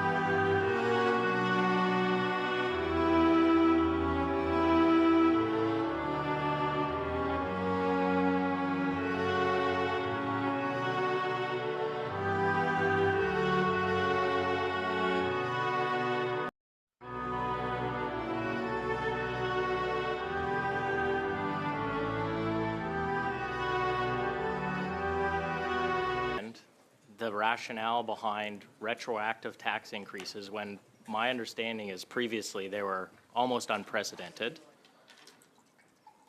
But just in the last couple of years, so we're making these EIFEL changes, which are in this bill, which are retroactive. The government changed an interpretation or changed the law based on a tax case and made a retroactive tax increase last year, but going back 20 years on financial institutions. The digital sales tax is also planned to be retroactive. And so I'm just, is it because the government has already booked revenue for this tax year? Is that why it's retroactive? So speaking about the EIFEL amendment specifically, so it was first announced in budget 2021, and then the details were published, I believe, the detailed legislation, I believe, was first published at the beginning of 2022. So it is common for changes, especially tightening changes, to be announced and then made prospective from when they are announced. It would be less common to have legislation or changes that are retroactive relative to when they are actually first announced. So the EIFEL legislation has been released for consultation 3 times. It is very complex. And the department did consult really extensively with stakeholders, and the initial date when it was supposed to come into force was earlier. I believe it was the beginning of 2023, and then it was pushed back to October. So that really just reflects that sort of ongoing consultation and changes that were made to try to make sure that the rules work properly over the course of spring 2021 up until now, basically. Very, very acceptable answer. Has the government pre-booked, has the government booked revenue in its fiscal framework for these rules? So yeah, the revenue has been booked for the rules. I would have to find, so it would be what That's was okay. in the budget. I don't need to know the amount. Just that. So the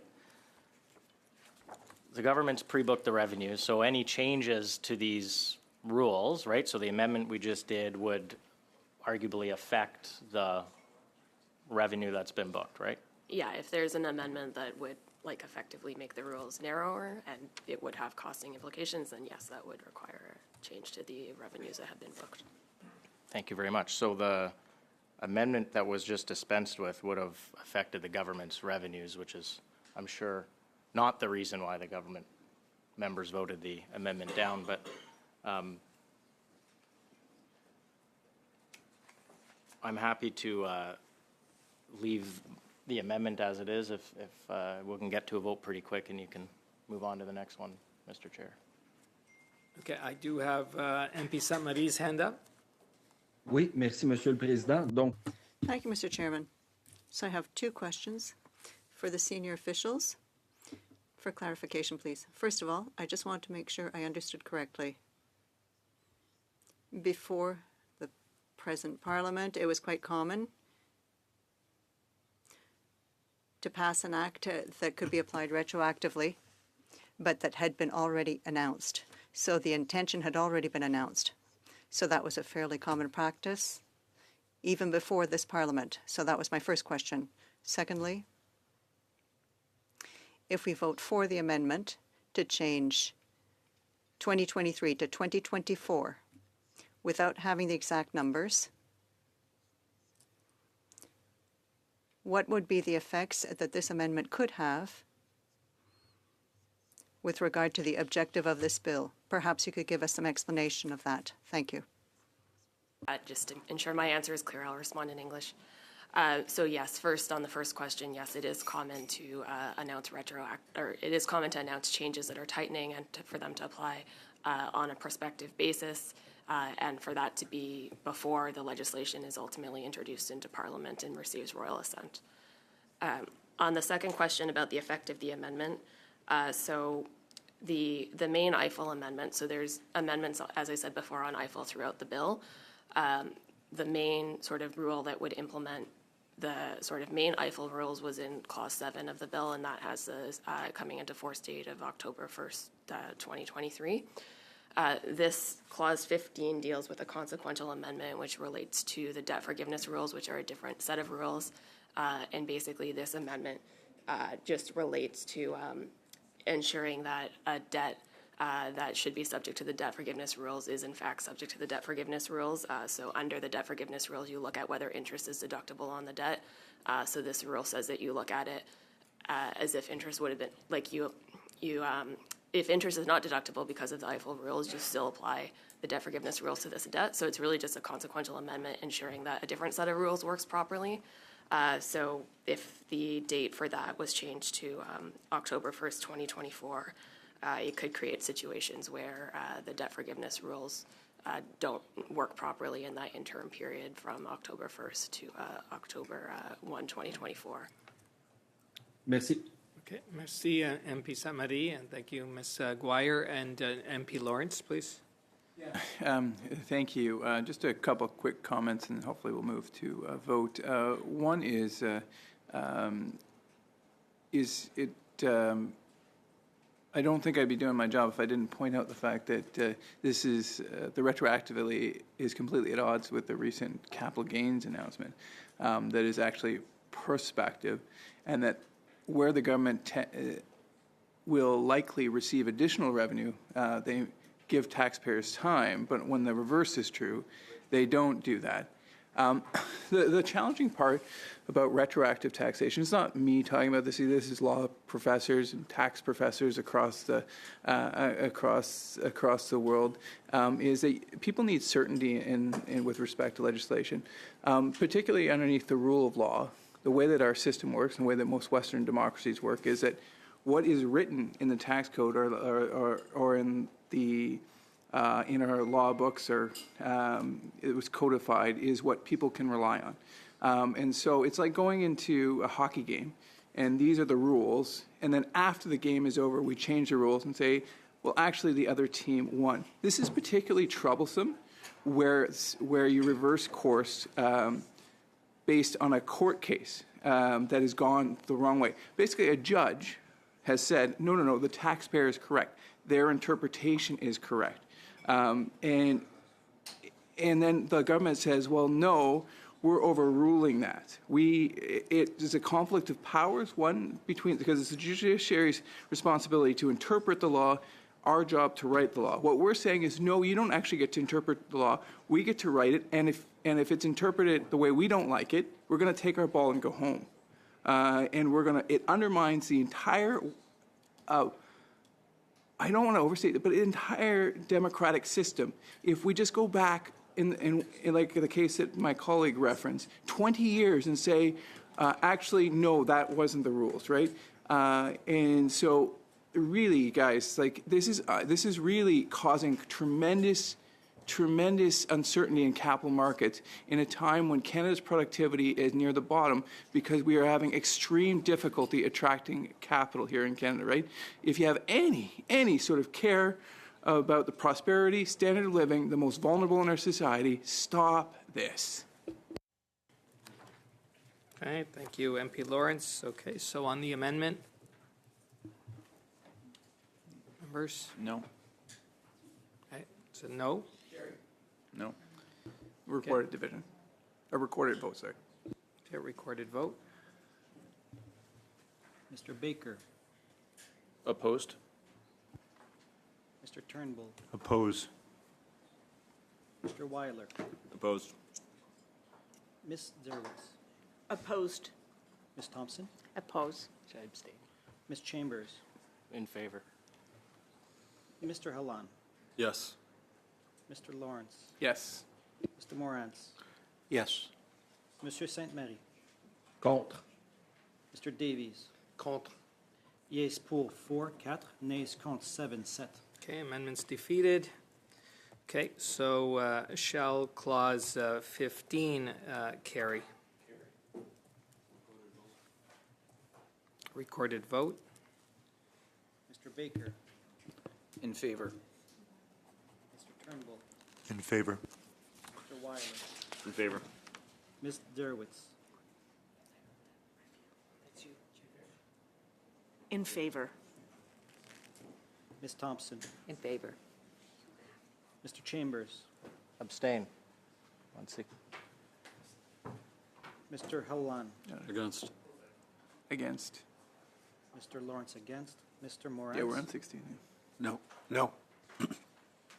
Monsieur Sainte-Marie, En faveur. Mr. Davies. En faveur. Yeas pour 7, nays contre 3. Okay, it's carried. Members, again, I'll ask. We've got clauses now 16 to 27. I don't believe we have any amendments on those, so do we have unanimous consent? We'll go clause by clause on this one. We'll have discussions, though, going forward about how we organize things. Okay, sure. Okay, so shall clause 16 carry? Recorded vote. Mr. Baker, In favor. Mr. Turnbull, In favor. Mr. Weiler, In favor. Ms. Zerowitz, In favor. Ms. Thompson, In favor. Mr. Chambers, Against. Mr. Hallan, Against. Mr. Lawrence, Against. Mr. Morantz, No. Monsieur Sainte-Marie, Pour. Mr. Davies. Oui. Yeas pour 7, nays contre 4. Okay, carried. Shall clause 17 carry? Recorded. Okay, recorded vote, clerk. Mr. Baker, In favor. Mr. Turnbull, In favor. Mr. Weiler, In favor. Ms. Zerowitz, In favor. Ms. Thompson, In favor. Mr. Hallan, Mr. Chambers. Against. Mr. Hallan, Against. Mr. Lawrence, Against. Mr. Morantz, No. Monsieur Sainte-Marie, En faveur. Mr. Davies. Oui. Yeas pour 7, nays contre 4. Carried. Shall clause 18 carry? On division. Okay, carried on division. Okay, shall clause 19 carry? Division. Shall clause 20 carry? Okay, carried on division. Shall clause 21 carry? 20 to 24 Oh, sorry. are all with respect to the Eiffel measures, so if you wish to group those, we can. You would like to group clause 20 to 24. Yeah, Okay, substantively so do all. we have unanimous consent to group those members? Yes? Okay, so that's clauses 20 to 24. Okay, carried on division. Okay, so we are now at clause 25. Shall clause 25 carry? Okay, on division. Shall clause 26 carry? Division. Division. Shall clause 27 carry? On division. Okay, so we've got, so we're going right to clause 28 now, right? Yeah, close to G1. G1. Is government 1, G1, clause 28, G1. So who'd like, MP Baker will move this and speak to it? Yep. Yes, please. And Chair, I've provided to the clerk, I believe it's been circulated to all members, again, a revised version of G1. So I just wanted to clarify that there's a revised version of G1. So I'll just read it into the record that Bill C-59 in Clause 28 be amended by adding after line 23 on page 133 the following: insurance corporations dash exemption 2.03, subsection 2.01 does not apply to a dividend received by an insurance corporation in a taxation year that is A, either I, received on a share, in brackets, other than a share described in paragraph 2.02A1, close bracket, held by the corporation in connection with an insurance contract entered into, issued, or acquired in the ordinary course of an insurance business of the corporation, or double I, deemed to be received by the corporation as a result of a designation by a mutual fund trust under subsection 104, 19 in brackets, in respect of a unit of the trust that is held by the corporation in connection with an insurance contract entered into, issued, or acquired in the ordinary course of an insurance business of the corporation, and B, identified in the corporation's return of income under this part for the year. So that's the revised motion, Chair. And I would just, if I may, just add a few brief comments. The purpose of the dividend received deduction changes in this are to ensure financial institutions pay their fair share. This amendment clarifies that Canadians with certain types of life insurance policies that offer variable returns who were not the target of this change are not affected by it. Thank you, MP Baker. I do see some hands up. I see MP Samari, then MP Chambers. OK, merci, Monsieur le Président. Thank you, Chair. Unless I'm mistaken, we got the amendment only in English. So I want to ensure that it's not just the English version of the bill that is going to be amended, but also the French version, even though we haven't received the French version of the amended, the changed amendment.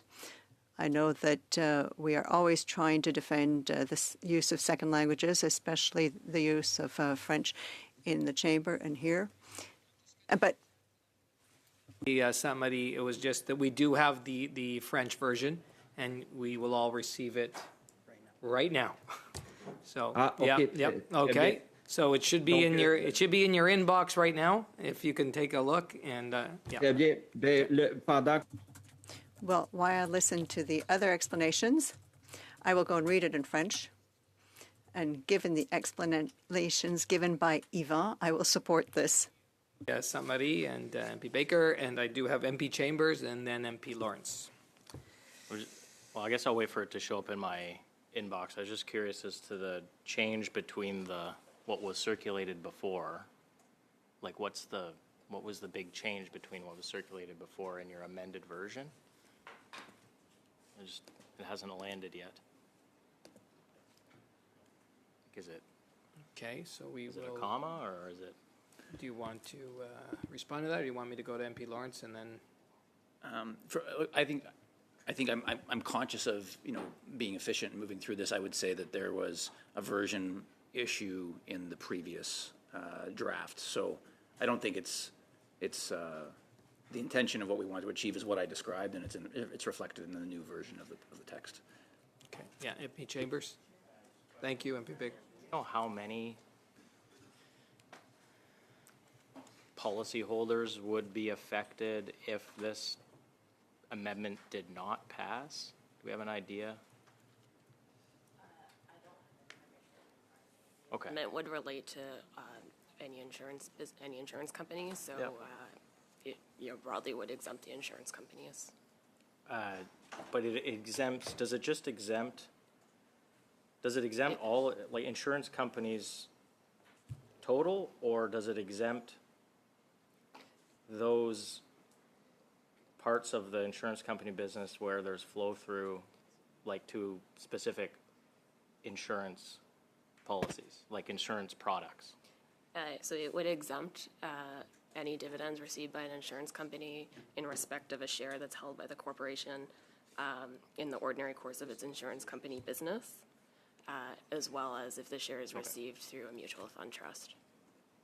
So it's for all like for any dividends that all insurance companies receive? If they're holding the share, in connection with their insurance business. Okay. Then yes. Okay. MP Chambers, yes? No, that's right. that's satisfactory to me. Okay. I mean, I guess, we still don't have the amended version. I don't think. No, you should have the amended version. Yeah, it's been sent, yeah. Okay, I've got MP Lawrence and then MP Davies.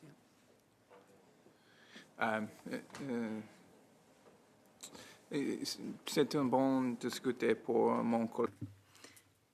It's good to discuss this with my colleague from the Bloc Québécois. It is very interesting and important to make sure that all bilingual Canadians understand everything. Please. Chair, just following up with that last question, I just want to make sure that the effect of this amendment, would it confer a benefit, broadly speaking, on the insurance companies, or is it a benefit that's conferred upon the policyholders of certain kinds of policies that may be affected?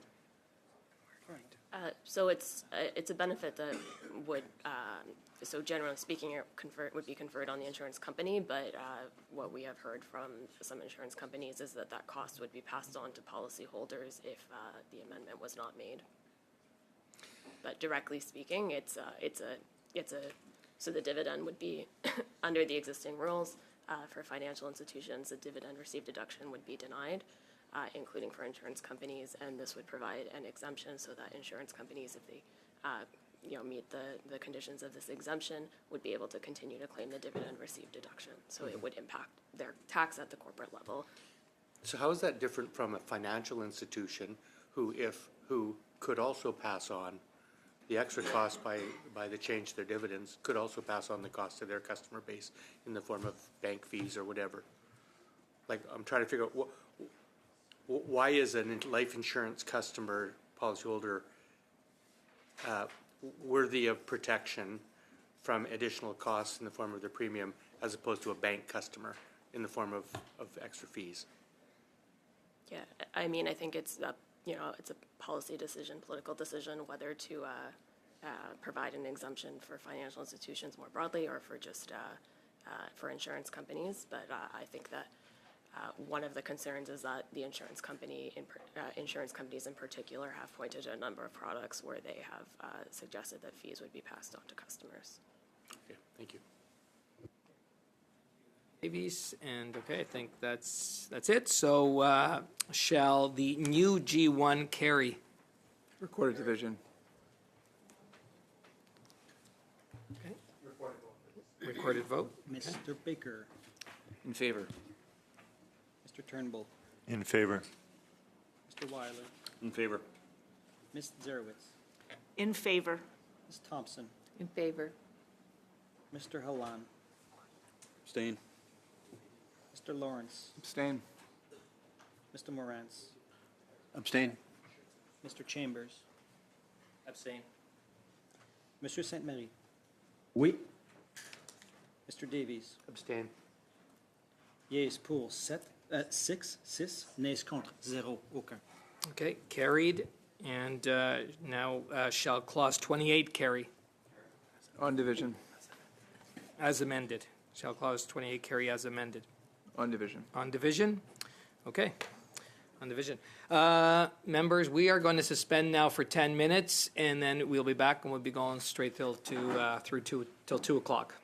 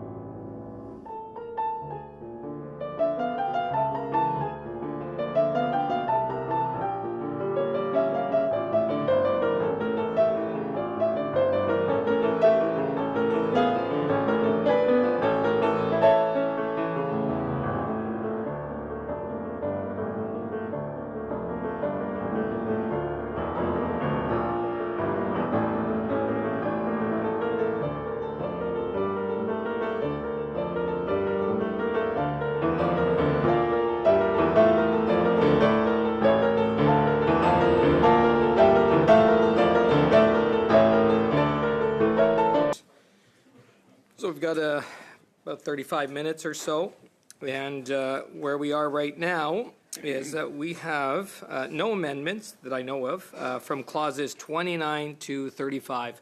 So do we have unanimous consent to group those? We don't, but we will keep asking. So Okay, so we'll start on let's maybe start at 30. Shall clause 29 carry? On division, sorry. On division? Yep. Okay, shall clause 30 carry? On 30, we'd like to make some comments there. So yes, if you want to. Okay. Lawrence? Yeah, well, we were talking about the, of course, 30 is with respect to climate action incentive credit, and just wanted to take the opportunity just to briefly set the record straight, because it was right here in Finance Committee, and if you don't believe me, just pull up the Hansard. Governor of the Bank of Canada, Tiff Macklin, said that 0.6% of inflation was directly responsible because of the carbon tax. And that was prior to the April 1st increase, so now it's actually 0.8. That's in the Hansard. That's exactly what Mr. Macklin said. He'll be here, and so if you don't believe me, please, I encourage you to ask him on Thursday's session. So that's more than a third of inflation. And in fact, if we remove the carbon tax, according to Mr. Macklin's, including Mr. Macklin's calculation, not mine, we would then be within range of the Governor of Bank of Canada's set of a set range for inflation, which then would set the stage for decreasing interest rates and reducing everyone's mortgages, which I know every single one of us has talked to a constituent who said, my mortgage is too high, it's too expensive, I'm close to losing my home. And all we have to do is scrap the carbon tax. And also in the PBO, another bit, like I said, honestly, I just try to be an advocate for the truth and specifically with respect to the carbon tax. So Liberals will say that 8 out of 10 Canadians are worse off. That's just not true, because you have to take into place both the fiscal and economic impacts, because you can't live in a country without economic impacts. And so when you take into account both the direct cost and the indirect cost, or the fiscal or economic costs, those direct and indirect costs, the majority of Canadians are worse off even with the rebate or the incentive. That's the facts. That's the reality, guys. I would just love it if we could speak honestly about the carbon tax and let Canadians decide. Thanks very much. Okay, thank you, MP Lawrence. Yes, I've got MP Lawrence and then MP Zerowitz. Yeah. Yeah. So, well, this is on. So, MP Zerowitz, that would be debate that you would be going into about this, but you'll get an opportunity. Just put yourself on the list. I've got MP Morantz next. No problem. And then, No problem. Sorry, I thought it was next on the list. No problem. No problem. MP Morantz, please.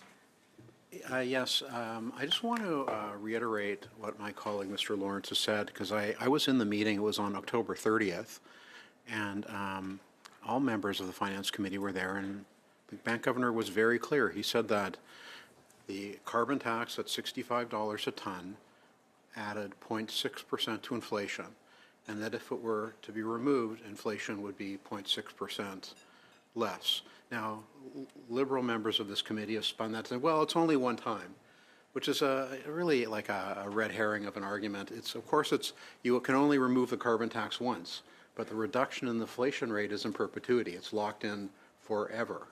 So if you remove 0.6% off inflation, that's always gone.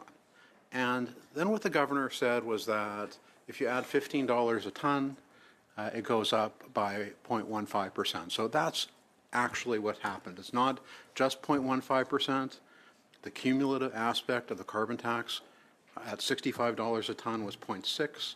When you add on $15 a ton, Mr. Chair, it's now 0.75. You can round it up to 8 if you want, but that's the reality of it. And when the governor is here on Thursday, I'm sure we can get him to clarify that. And also, I'm very interested in asking him what his position and the bank's board's position will be on interest rates if the inflationary aspect of the carbon tax wasn't a factor anymore. Thank you. Okay, thank you, MP Morantz. MP Zerowitz, please. Oh, thanks so much, Mr. Chair.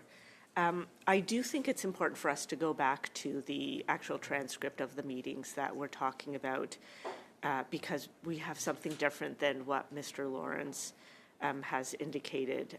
The most recent time that our governor came in February, he confirmed that the annual increases in carbon pricing raised the average economy-wide price level by 0.1 percentage points and indicated this would be negligible compared to other determinants of inflation within Statistic Canada Consumer Price Index calculations.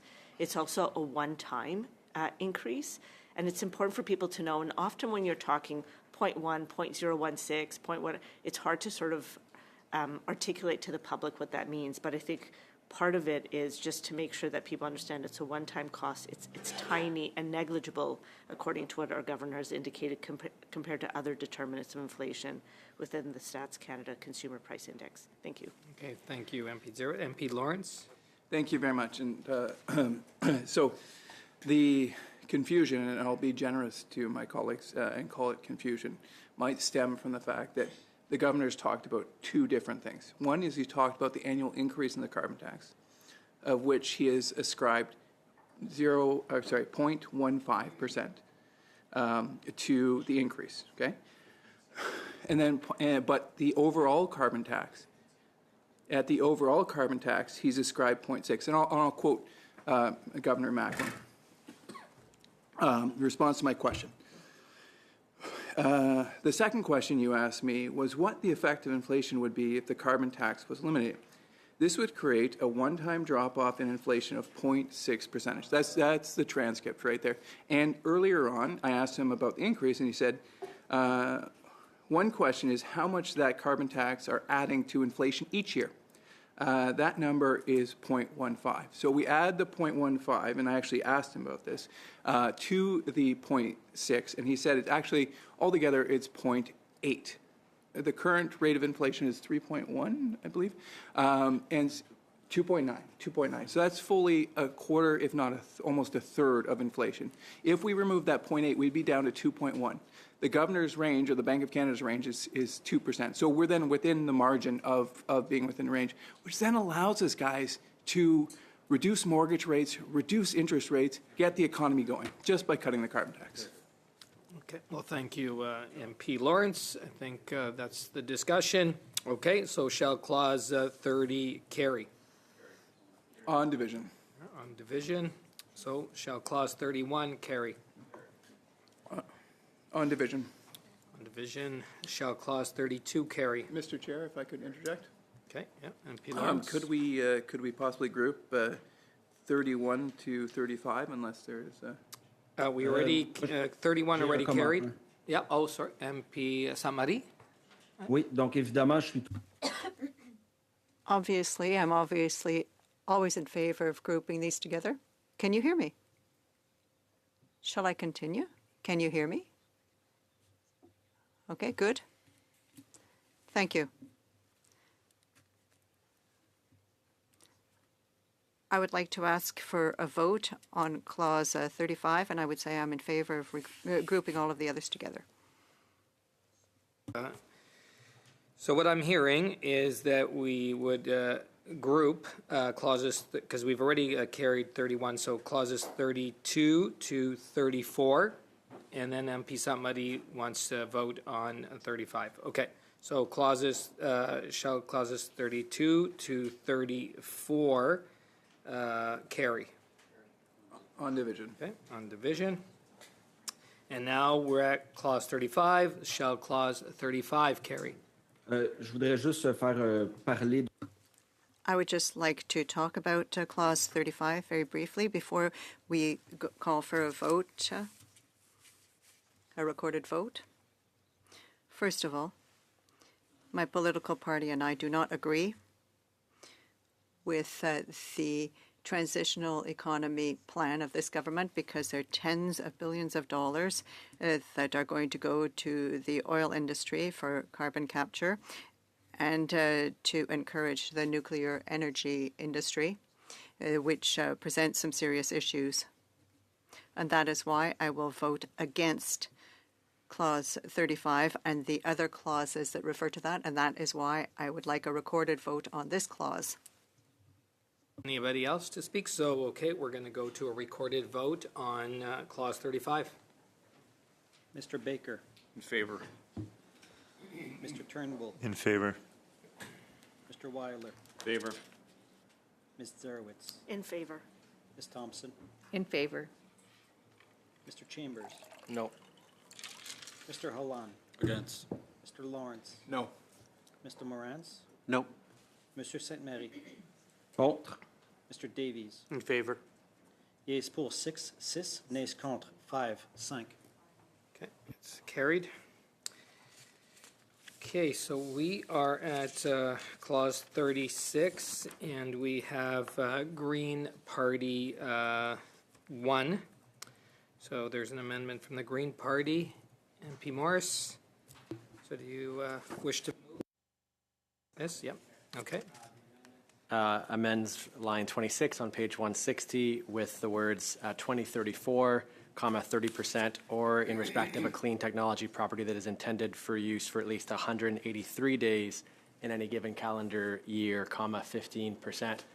What we're looking to do with this amendment is to recognize that the clean technology manufacturing investment tax credit, as currently in the bill, requires the goods to be intended for use exclusively in Canada. There are companies across the country, like Swap Robotics in my community, that have goods that are clean tech, manufactured in Canada, and may be used and exported in other countries. This would look to allow for that while reducing the total tax credit accordingly to the time that it's not being used in the country.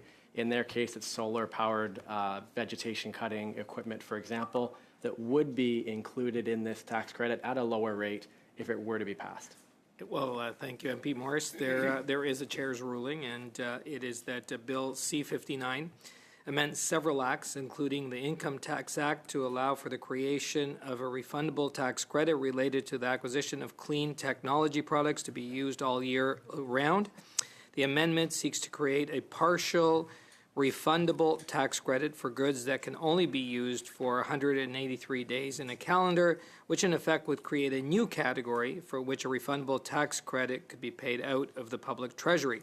As House of Commons Procedure and Practice, third edition, states on page 772, since an amendment may not infringe upon the financial initiative of the Crown, it is inadmissible if it imposes a change on the public treasury, or it extends the objects or purposes, or relaxes the conditions and qualifications specified in the royal recommendation.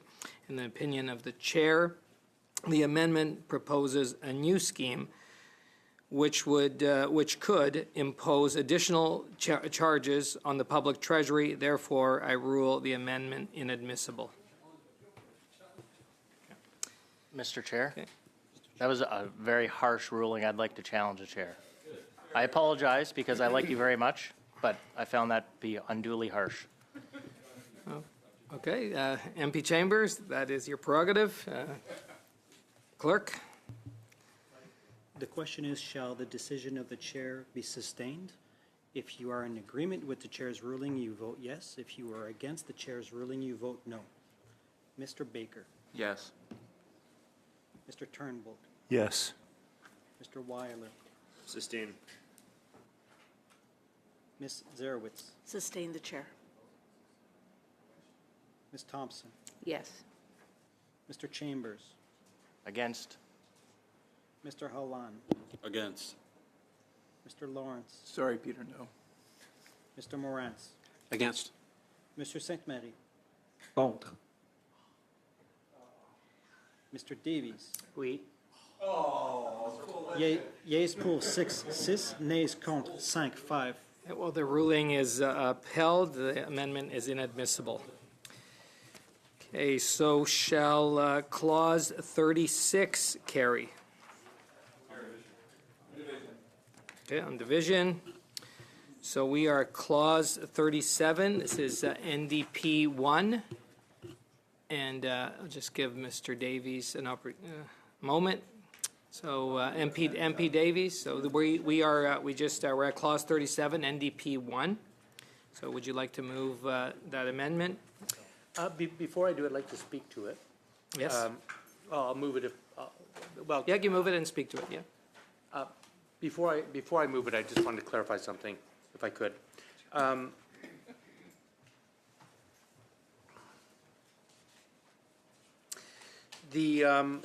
had a question about this section and the words make reasonable efforts to.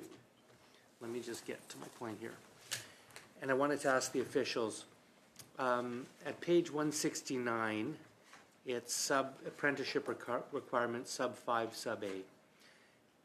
Reading from sub 5, it says, for the purposes of this section, the apprenticeship requirements for an incentive claimant for an installation taxation year are that A, subject to paragraph B, the incentive claimant makes reasonable efforts to ensure that apprentices registered in a red seal trade work at least 10% of the total hours that are worked. So I want to ask a few questions. Can you confirm for me that this does not require a hard number of 10%? In order to claim the tax credit, it means that the claimant simply has to make reasonable efforts to do so. Am I correct in that? So let me clarify that. So the basic rule is that in order to get the full tax credit, as you indicate, is that the claimant has to have 10% of the hours that have to be filled by Red Seal apprentices on the project. 10% of those hours that have to be filled by Red Seal trades. I said apprentices, I meant Red Seal trades. So 10% of the hours that have to be conducted or completed by Red Seal trades have to be done by apprentices. However, and this is to your point, the rules include circumstances where one of the things that we heard from businesses when we consulted on the draft legislation or from proponents was that in some circumstances it can be hard to find apprentices, especially in the current environment. There are labor shortages in some areas, particularly in remote areas as well. So the notion was that if you make reasonable efforts to try and find apprentices to fill in those hours, well, then you can be deemed to have filled those hours. And the Americans have something very similar. So the idea was to have something similar here. And maybe just to complete here, I can be sort of pretty precise about what it means for employers to be deemed to have taken such reasonable efforts in respect of the apprenticeship hours. So really three things they need to do. First, they have to post a job advertisement, including a commitment to facilitate participation of apprentices in a Red Seal trade on multiple websites for 30 days. And that is open to both existing employees and new hires.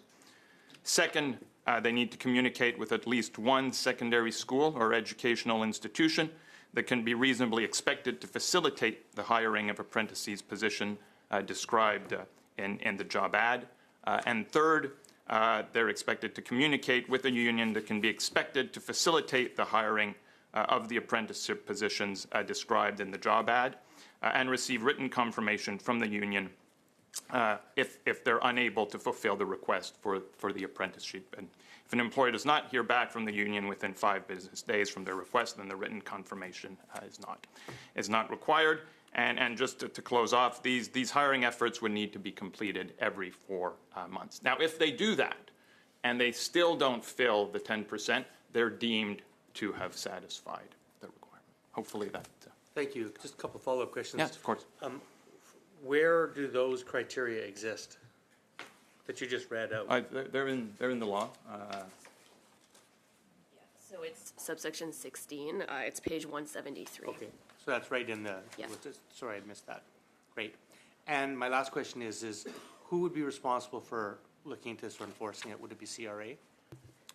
Yeah, I mean, obviously the burden falls on the taxpayer. It is their responsibility to do this and document it. And of course, if it's found that they haven't done that, then the CRA would. Good, thank you. Mr. Chair, I'm satisfied with that, and I won't be moving the amendment. Okay, thank you, MP Davies. So that's withdrawn. I should have read a little farther. Yeah, not moved. Okay, and now we're going to go to the clause 37, right? Yep. Okay, so shall clause 37 carry? Okay, on division.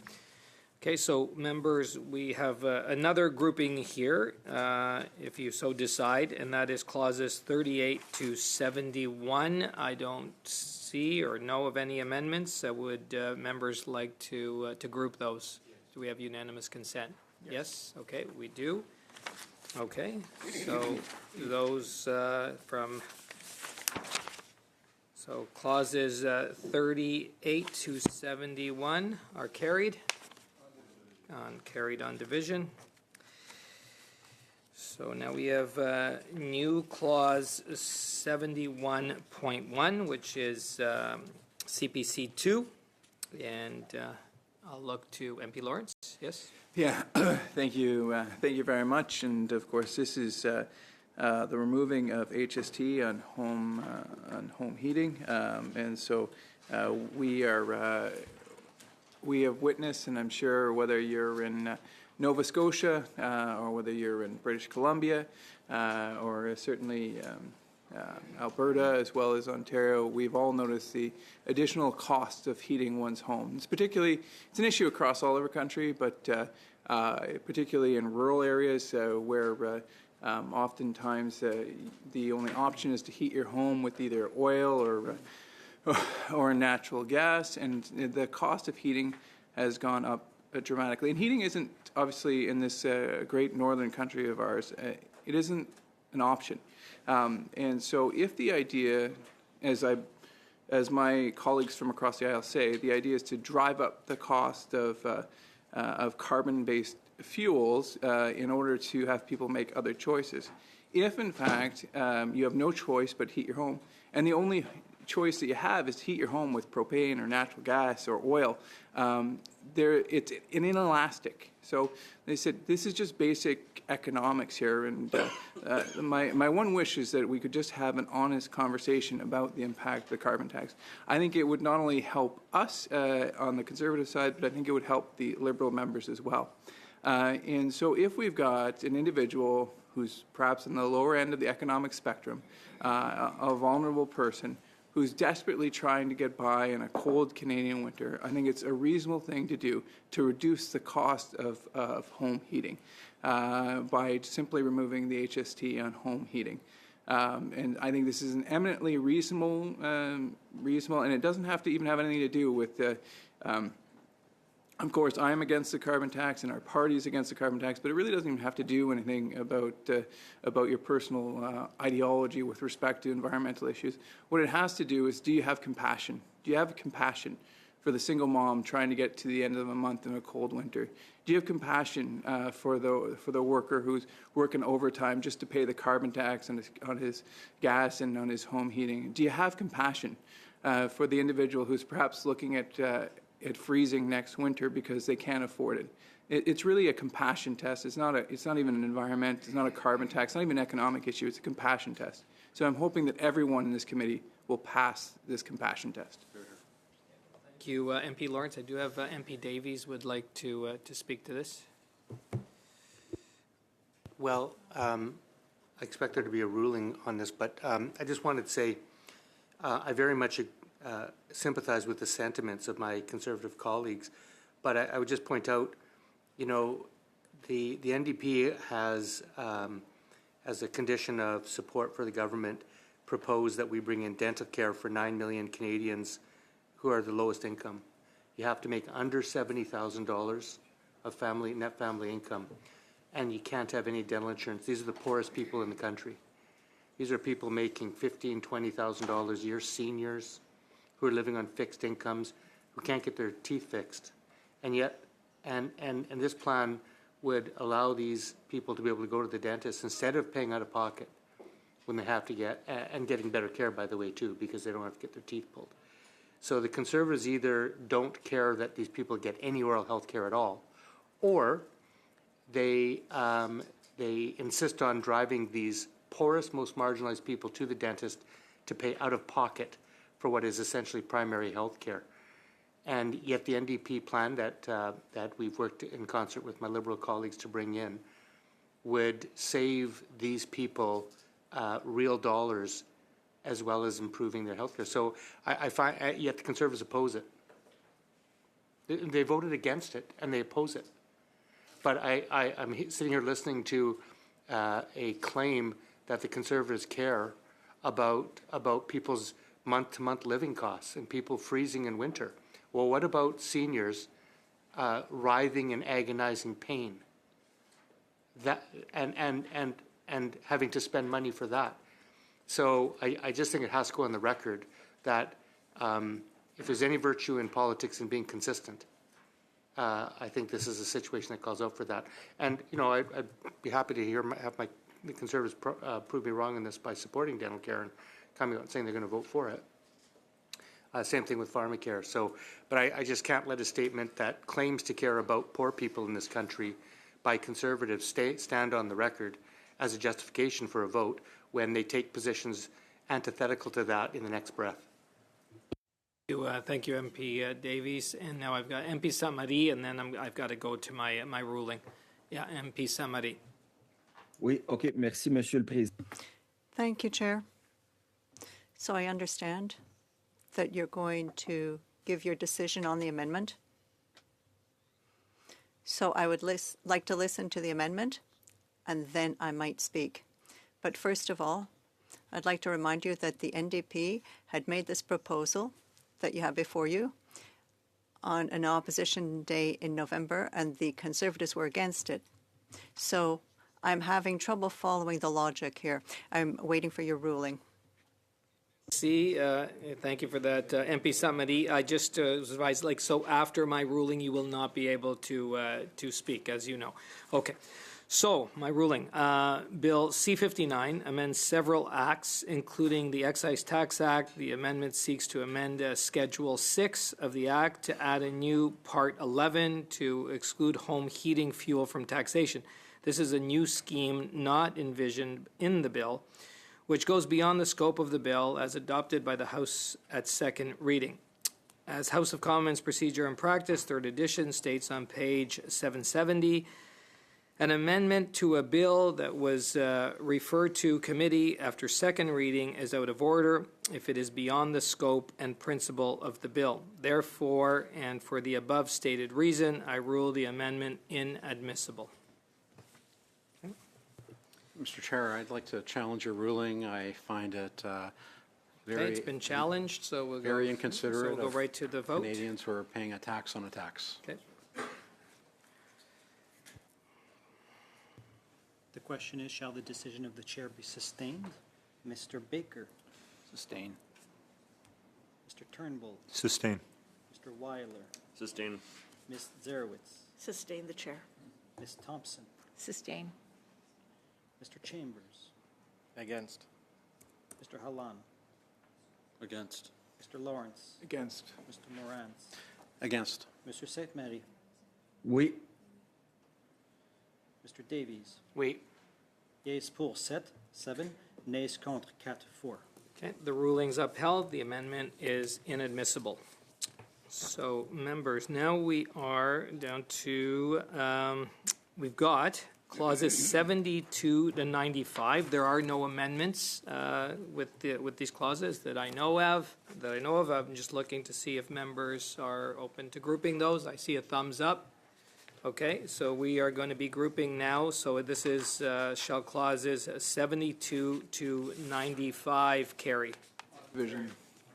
Okay, carried on division. So we are now to the new clause 95.1, and this is CPC 3. So I look to MP Lawrence, yes? Thank you. Yep. This is an opportunity, once again, to do what is right by Canadians. I guess I'll say at the outset that I do expect a ruling that you'll find this out of order, but I would hope that we would listen to our constituents and that we would overturn the eventual eventual chair's ruling, and because this amendment will allow us to undo at least undo the damage going forward with respect to the carbon tax. We wish we could give the carbon tax relief retroactively, and that the whole last 9 years has just been a bad nightmare. Unfortunately, it is the reality that we live in. We live, unfortunately, in a country where GDP per capita is now in the sixth quarter of negativity, meaning that every Canadian, on average, has gotten poorer over the last year and a half. And in fact, since 2018, we have seen a zero increase in GDP per capita. We are facing a high rate of inflation, still outside the range, and many economists are now predicting that this last mile of reducing inflation will actually be the hardest in Canada particularly. And we've had the Governor of the Bank of Canada, Deputy Carolyn Rogers, say this is a made-in-Canada issue, particularly with respect to productivity.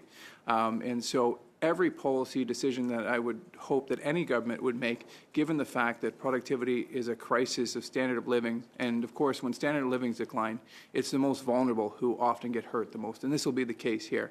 And so when we look at a tax, which is no doubt reducing our productivity, not only domestically where we've seen the inflationary impact and the cost of everything going up because of it, but also it affects our international competitiveness. So, of course, the United States of America doesn't have a carbon tax, and we are competing every day against American businesses. And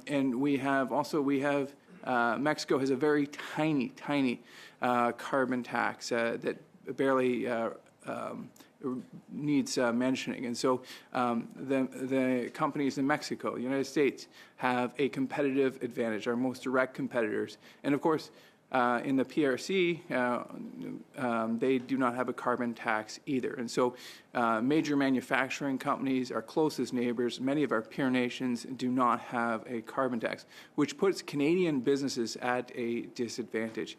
And so when we look at the inflationary impact of the carbon tax, the economic impact, but most importantly, as I said earlier, really it is the most vulnerable who are being hurt the most by the carbon tax. And even NDP leader Jagmeet Singh commented about the difficult parts of the carbon tax. They wouldn't come out and completely say they weren't supporting it, but he did comment negatively about aspects of the carbon tax. Maybe Don will share with us that the NDP are actually going to be against the consumer-faced carbon tax, and this would be an opportunity for the NDP to take a stand and start separating themselves from their Liberal coalition partner, which we know is just a matter of time as they see the sinking ship going down. But this is an opportunity for everyone to do what's right for their constituents, reduce inflation, reduce cost of living, help our most vulnerable. Let's axe the tax. Okay, well, thank you, MP Lawrence. I'll now give my ruling. Bill C-59 amends several acts. The amendment seeks to amend the bill by repealing the Greenhouse Gas Pollution Pricing Act, which is not amended by the bill. This is a new scheme not envisioned in the bill, which goes beyond the scope of the bill as adopted by the House at second reading. As House of Commons Procedure and Practice, third edition states on page 770, an amendment to a bill that was referred to committee after second reading is out of order if it is beyond the scope and principle of the bill. Therefore, and for the above stated reason, I rule the amendment inadmissible.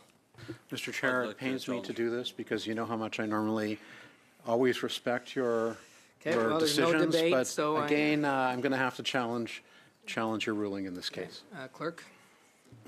The question is, shall the decision of the chair be sustained? Mr. Baker. Sustained. Mr. Turnbull. Sustained. Mr. Weiler. Sustained. Ms. Zerwitz. Sustained. Ms. Thompson. Sustained. Mr. Chambers. Overturn. Mr. Halan. Against. Mr. Lawrence. Against. Mr. Moraes. Overturn. Monsieur Sainte-Marie. Oui. Mr. Davies. Oui. Yes pour 7-7, nays contre 4-4. Okay, the ruling is upheld. The amendment is inadmissible. So, members, on that, we are going to suspend now. We'll be back at 3:30 in this room. Okay? Yes, you can. Yeah. Yes, MP Davies. Yeah. Okay. So we're suspended.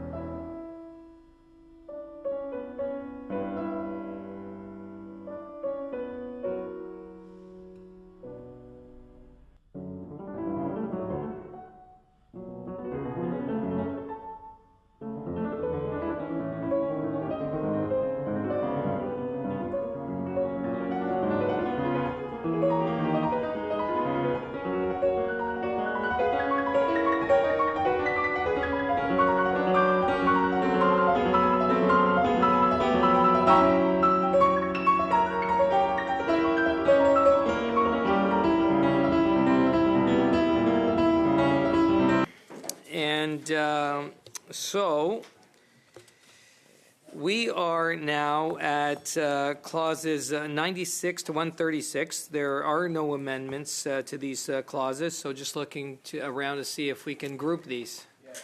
Okay, I see a yes, thumbs up. Okay. So shall clauses 96 to 136 carry? Okay, on division. Okay, I got Adam coming to the table here.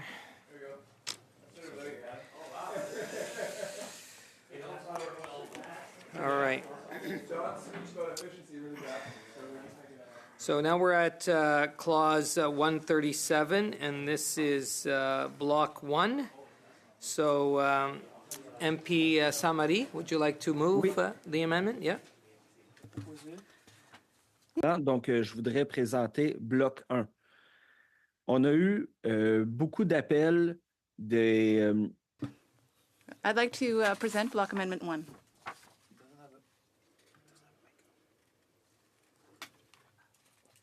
Thank you very much.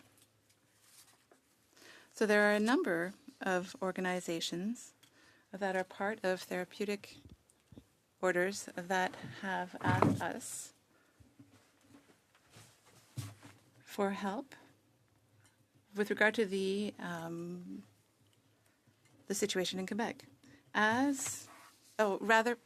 The interpreter would like to indicate that the member is not wearing a headset at the moment. Interpretation will resume when the MP has his headset. For a moment, we just need MP Samari. Do you have a headset? You're not wearing a headset. No.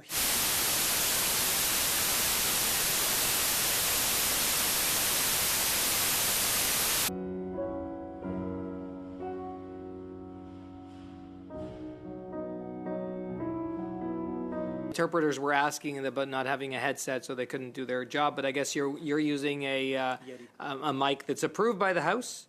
Okay. Tout à fait. Yeah. Yes, I am. Okay, off we go. Bon, donc cet amendement est très important pour les professeurs. This amendment is very important because the different orders that provide healthcare services came to see us and explained the situation to us in committee. As drafted, what it shows is that people that provide therapeutic counseling in Quebec might not be able to benefit from the tax exemption. So I made that point. I was told that there would be no problem. And then what the representatives of those professions told me was that they had asked the Canada Revenue Agency and of New Quebec using the original wording of the bill and were told, no, you will not have the tax exemption. So the only way that they could get the exemption in the way that the bill is originally worded is if each professional were to go to New Brunswick, for example, get recognized for practice there, even if they have no intention of practicing in New Brunswick, and then practice in Quebec and show that they have been recognized in another jurisdiction in order to be eligible for that. That is the only way to get it in the way that it is written in the bill now. And so that was the consultation that was held on the original wording, and that is the problem that comes from that wording. So you'd have to go to New Brunswick because that is the only province where the services are offered in French for recognition by the people who practice within that professional order. So it's not a practical solution. So I know that officials are telling us, no, they're covered, no problem. But I've had too much experience here at the Finance Committee. I've had too much experience with the Budget Implementation Act. And I know that once it is adopted, there is no follow-up. People are left in the lurch, and they do not get access to the measure to which they should be entitled according to the spirit of the Act. So this amendment clarifies things to ensure that professionals in Quebec will have the right, like everywhere else in Canada, to benefit from the measures. If the amendment is not adopted, my concern is that there will be red tape, there will be inequity, and there is a huge risk that professionals in Quebec will be excluded from the measure because the current interpretation of the CRA and of Revenu Québec, of the original wording of the Act, is an interpretation that excludes them. Unless, and I repeat myself, but this is to say that unless each professional goes to New Brunswick, practices there, gets recognized there, and then returns to Quebec. So that would be a monstrous way of trying to get the result that would actually be gotten by this amendment. Thank you. P.S. Turnbull to speak also to this. So thanks, Chair, and thanks to Mr. Saint-Marie for providing this and putting this forward. I'm very empathetic of the attempt here and wanting to ensure that psychoeducators in Quebec are included, and I understand that the desire is to make a specific reference to them. However, we do have a couple of concerns related to this. One, we feel strongly that the terms of the bill refer to practitioners, and that those practitioners, in fact, would include psychoeducators and other forms of professions in counseling therapy. So, in fact, in terms of the bill itself, it should already include Quebec's psychoeducators. So that's the first point, and maybe I can go to the officials to clarify whether that in fact is the case, because I don't want Mr. Saint-Marie just to take my word for it. Gregory Smart, an expert advisor of the Department of Finance. So this goes back to the definition of practitioner in the Act, and in this case here, so first of all, a practitioner either has to be licensed or otherwise certified to practice the profession in the province where the service is supplied, or if the person is not required to be licensed or certified to practice that profession in that province, they have the qualifications equivalent to those necessary to be so licensed or otherwise certified in another province. So I understand in this case the services that we're talking about are licensed in the maritime provinces, but not in Quebec, or at least not under the title of psychoeducator or some of these other professions that exist in Quebec. And in that case, they would fall under, I would think they would fall under paragraph C, and they would be required to have the qualifications equivalent to those that are necessary to be licensed in a province such as New Brunswick, where they are so licensed. That's all I can say. Okay, so thank you for that. So in a way, though, you're saying the conclusion is that psychoeducators would be included as practitioners. This is what we've been told in consultation with the CRA. So would you agree with that interpretation? I know you've given a more complex explanation, and I understand what you've said, yes. Which is that I guess the psychoeducators, no matter where they're qualified, whether they're licensed or not, as long as they have the standard set of qualifications, that they would count as practitioners. Is that what I've heard? Yeah, that's correct. That's the intention. Okay, thank you for that. So hopefully that sets Mr. Saint-Marie's mind at ease a bit, but I would also like to raise one more concern with regards to this particular wording of this amendment. I think there's a little bit of a concern that when you reference one specific province in federal legislation, you're essentially embedding in the law itself an exemption with specific reference to one province but to the exclusion of others. And I don't think that that's appropriate for federal legislation, even though I understand that Mr. Saint-Marie has some legitimate concerns about whether psychoeducators are in fact included. I think we've heard testimony to say that they are in fact included. So I hope that we can move on from this, and we will, for the reasons I've mentioned, will not be supporting this one. Thank you. PS Turnbull. I do have MP Davies, and then back to MP Samari. Thank you, Mr. Chair. Yeah, I'm not sure I completely understand the nature of the amendment, so maybe I'll just verbalize what I think it says, and if someone else can correct me, that'd be helpful. If I read this clause, what they're saying is this is the clause that's in the context of removing the GST off counseling services. And I understand that in many provinces in the country, there are counseling services that are legitimate counseling services, but they're not regulated. And we want to make sure that those services benefit from the reduction of the GST.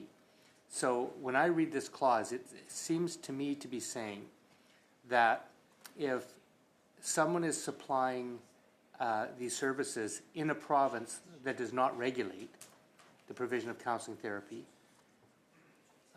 if the services are rendered by a person whose qualifications are equivalent to those licensed in Quebec, then it would be deemed, I guess they would qualify for the GST reduction.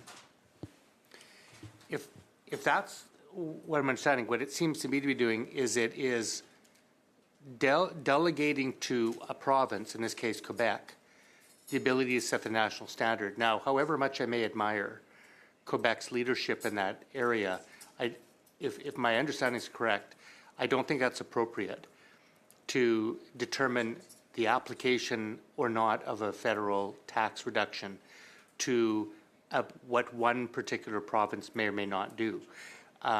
Do I have that? Is my understanding correct in terms of what this amendment would do? Sorry. Should I have it restated in simpler terms? Or do you understand No, well, I mean, it's a question of interpretation, and I had a little bit of difficulty understanding it myself, but I believe that that's correct, and I believe that's what Mr. St. Louis said earlier. Yes. Yeah, I think it seems very helpful. I mean, and I appreciate my colleague's amendment. I think what he's trying to do is make sure that everybody who provides these services across the country benefits from the GST exemption. But the means of doing it, doesn't feel right to me, because what it's doing is it's using one province's regulatory decisions as the national benchmark. And I mean, it might be good in Quebec now, but a future government may change that. And that's why I struggle with this amendment. Thanks. Davies, I do have MP Samari now. Oui, merci, Monsieur le Président. Donc, je remercie. Yes, thank you, Mr. Chair. I would like to thank Mr. Turnbull, Mr. Davies, and the official for their participation in the exchanges here. But what I would like to remind you is that Quebec is the only place where the GST is managed. So in other provinces, it is the ARC that manages it, but in Quebec, there's an agreement because Quebec is a nation and Revenu Quebec has its own way of doing things. And there has been an agreement for a dozen years now between Quebec and Canada. And it is Revenu Quebec that manages GST. So there are the professional orders in Quebec, there is the Revenu Quebec, there's the Canada Revenue Agency. All of those three have been telling us for months now that as drafted, the bill means that there would be no GST exemption. And I'm sorry that I don't remember the name of the senior official who just spoke. He said that's what the intent of the bill is. I understand. That's what the first thing I answered to the professional orders in Quebec who asked me. That's the intent. And that's why I asked the question when we first started studying this bill. I was told that was the intent. I told that to the professional orders in Quebec. And even though there has been testimony to that effect, the CRA and Revenu Quebec have told me that as it is written now, there would be no GST exemption for professionals in Quebec. So yes, there is something that colleagues may not exactly know. That yes, we are talking about Quebec specifically, but that's because Quebec's specific situation is different. Revenu Quebec collects the GST, and that's why it is like that in my amendment. I spoke to the jurists here, and then I was told that that was how it should go, because really we need to adapt things. So yes, the officials have said, yes, we think that people will be exempted, but in fact what we are being told by the agencies is that that's not the case. So I would like to ask something. Do we have a representative of the Canada Revenue Agency who could talk about this amendment and the situation? Is there somebody in the room right now who could talk to us? I do not believe we have anybody from the CRA here. No. I don't know if Mr. Smart, if you can help with what was asked, but or if anybody else has some information to provide MP Samari. Well, I'm sorry, I don't have anything further to add apart from what the intention is, but I don't know of how the CRA or Revenue Quebec is interpreting this particular provision. Oui, donc si je peux poursuivre, Monsieur le Président. So then, if I may, Mr. Chair, I would like to thank the official, and I agree with him 100%. The intent is that, and the thing is that there have been consultations and the guidelines of CRA and Revenu Quebec don't follow that intent. So what Mr. Davies, Mr. Turnbull said, and what the senior official said is I agree with all of it, but that all goes to the intention of the legislation. But if we want to guarantee that people who belong to the professional orders in Quebec will get the GST exemption, the bill's wording has to be amended. We have heard it in testimony. The members of those professional orders have told us that without the amendment, they won't have access to the exemption, and that is of great concern to me. That is why I am proposing my amendment. I would have liked to have a representative of the Canada Revenue Agency here with us to explain why they are telling Revenu Quebec that there will be no GST exemption. But what we are being told by the professionals and practitioners themselves is that the only way that a person who belongs to the professional order in Quebec can get the GST exemption is if they have the same skills or competencies in a province where it is regulated. And the only way they can do that is to go to one of the maritime provinces, be recognized to practice there, even if they have no intention to practice there, and then return to Quebec. That is going to also create pressure on the system in New Brunswick and other maritime provinces. I do not want Quebec professionals to fall through the cracks, as it has happened a number of times, because I know that once the bill is adopted, then there is no follow-up. And so it has to happen now, and that is why I am asking you to vote to adopt this amendment. Thank you, Mr. Davies, to speak to this. Well, I see the concern, but I'm not sure I share it. And what I keep thinking to myself is, would this clause be supportable if we replaced Quebec with any other province? So I wonder if Mr. Samari would be okay if we replaced Quebec with Saskatchewan, or with Alberta. And I think when you do that, it sort of, to me, it illustrates the fundamental problem with using that as a benchmark, although I understand the problem he's raising. The way I read the Act and the way I read the testimony that was given, and I read the section, is that people who are certified or practice counseling in a regulated, provincially regulated way will qualify for the exemption. And the concern only arises where you have someone providing the same services in a province that is not regulated. So the issue there is when I read the CRA's Notice 335, giving instruction on how to deal with that situation, they say that, well, if you're providing those services in a province that is not regulated, if you have the equivalent qualifications as someone certified in another province, a regulated province, you could qualify for the GST exemption. So to me, it all makes sense. It holds together. And it's not it's a little bit unwieldy, but I see, in lieu of every province regulating every profession the same way, that strikes me as a workable solution. If Quebec is regulating these counseling provisions, I would think that they would automatically qualify for the GST exemption because they're practicing in Quebec in a regulated profession. So that's where I'm not seeing the concern for the Quebec professionals. I think they're covered because they're regulated. We're trying to deal with the situation of people who are practicing, doing the exact same services in a province that's not regulated. And to me, it makes sense just to say that if their qualifications are equivalent to any other province that does regulate, and that gives more flexibility as well because the different provinces may have slightly different regulatory standards.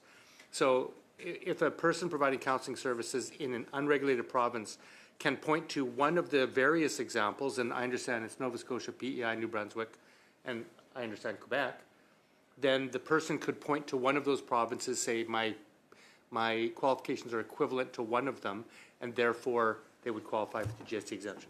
So for all those reasons, I don't think that the section is wise or warranted, and I do think the Quebec professionals are probably well covered by the Act as it's written. Okay, thank you, MP Davies. So I don't see any further debate on this, so shall block 1 carry? Avec dissidence? With dissent? Vote, yeah, recorded. Mr. Baker. Opposé. Mr. Turnbull. Oppose. Mr. Weiler. Okay. Ms. Zerowitz. Opposed. Ms. Thompson. Oppose. Mr. Chambers. Oui. Yes. Mr. Lawrence. No. Ms. Goodrich. En faveur. Mr. Sainte-Marie. Oui. Mr. Davies. Contre. Yes pour 3, 3. Nays contre 7, 7. Okay, it's defeated. Now we're on to shall clause 137 carry? Okay, on division. Okay, great. Now, members, we come to another grouping again. There are no amendments that I know of between clauses 138 to 216, and looking to see if we do have unanimous consent to group those. Yeah. Yeah, we're good. Yep, okay. So I see that we do have unanimous consent, so shall clauses 138 to 216 carry? Okay, on division. Right, and now that brings us to clause 217 and NDP 2. Mr. Chair, I will not be moving that You amendment. will not be moving that, okay. So now we are, and then we are at NDP 3, Similarly, Mr. Chair, I will not be moving that. okay. So shall clause 217 carry? On division? Okay, so now clause 218, NDP 4. Thank you, Mr. Chair. I will move this amendment and will speak briefly to it if I may. Moment, we're just gonna, hang on, go ahead. Yeah, Philippe? You need to, okay, where's the pen?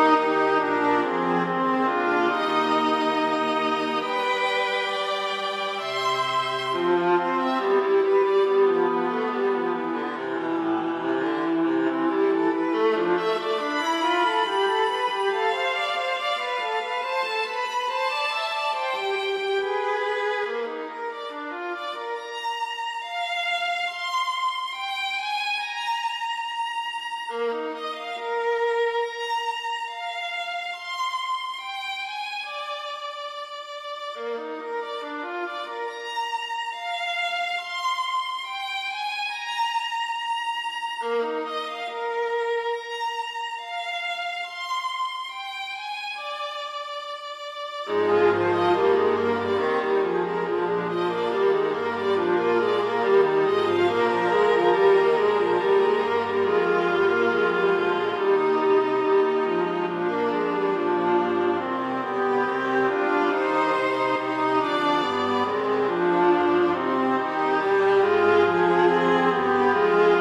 at NDP 4, and so MP Davies, I know you spoke with the legislative clerk, and he's explained how to do it, right? Yep. It doesn't change the intent, and I'll explain it in a second, but because I didn't move NDP 2, there's a reference in NDP 4 that no longer makes sense. So what I would do is move NDP 4 without A, so striking A, and just renaming, leaving B and renaming the current B A. And I'll just say what it does because it's really easy to understand. It just increases the maximum fine for contravening the cost recovery fee provisions from $50,000 to $500,000. And that's a maximum fine that's already found for many other sections in the Tobacco and Vaping Products Act. So it just harmonizes the penalty. It makes it meaningful. I think we all know that the tobacco industry has very, very deep pockets, and a $50,000 fine, I don't think it has the deterrent effect that we would want.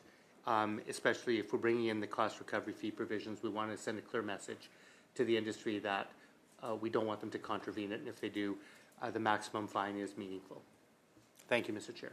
Thank you, MP Davies. I do have some people who want to speak to this, so P.S. Turnbull.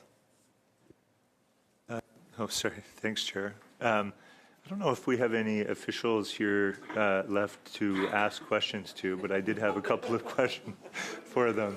They're all online. There are many that are out there okay, waiting. so I couldn't see them, but thank you for that, because I was a little concerned when I looked over and no one was there. But okay, great, thanks. Yeah. So look, I totally understand Mr. Davies' intention here to increase the fines and penalties for tobacco companies that fail to comply with labeling requirements. I would say, though, that the current TVPA, I think, abides by something called the principle of proportionality, which is sort of that the punishment has to fit the crime.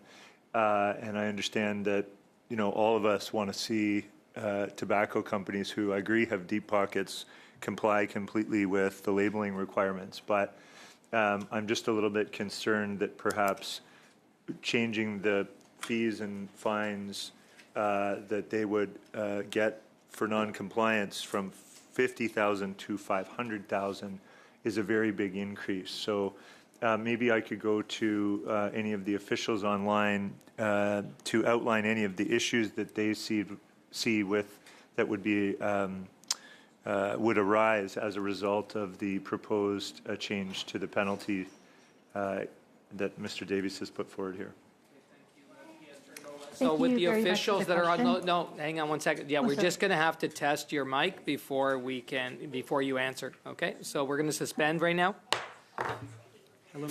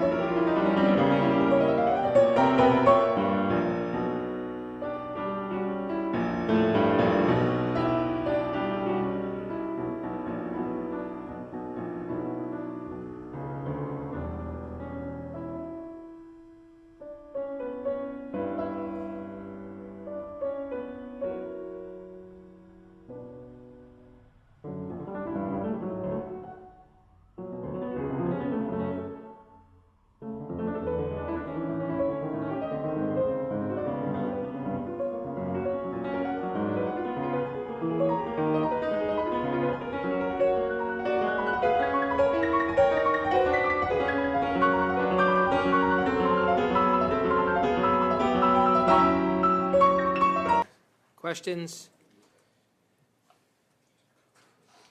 Go ahead. Ms. Johnson? Yeah. Perfect. Thank you so much for the question.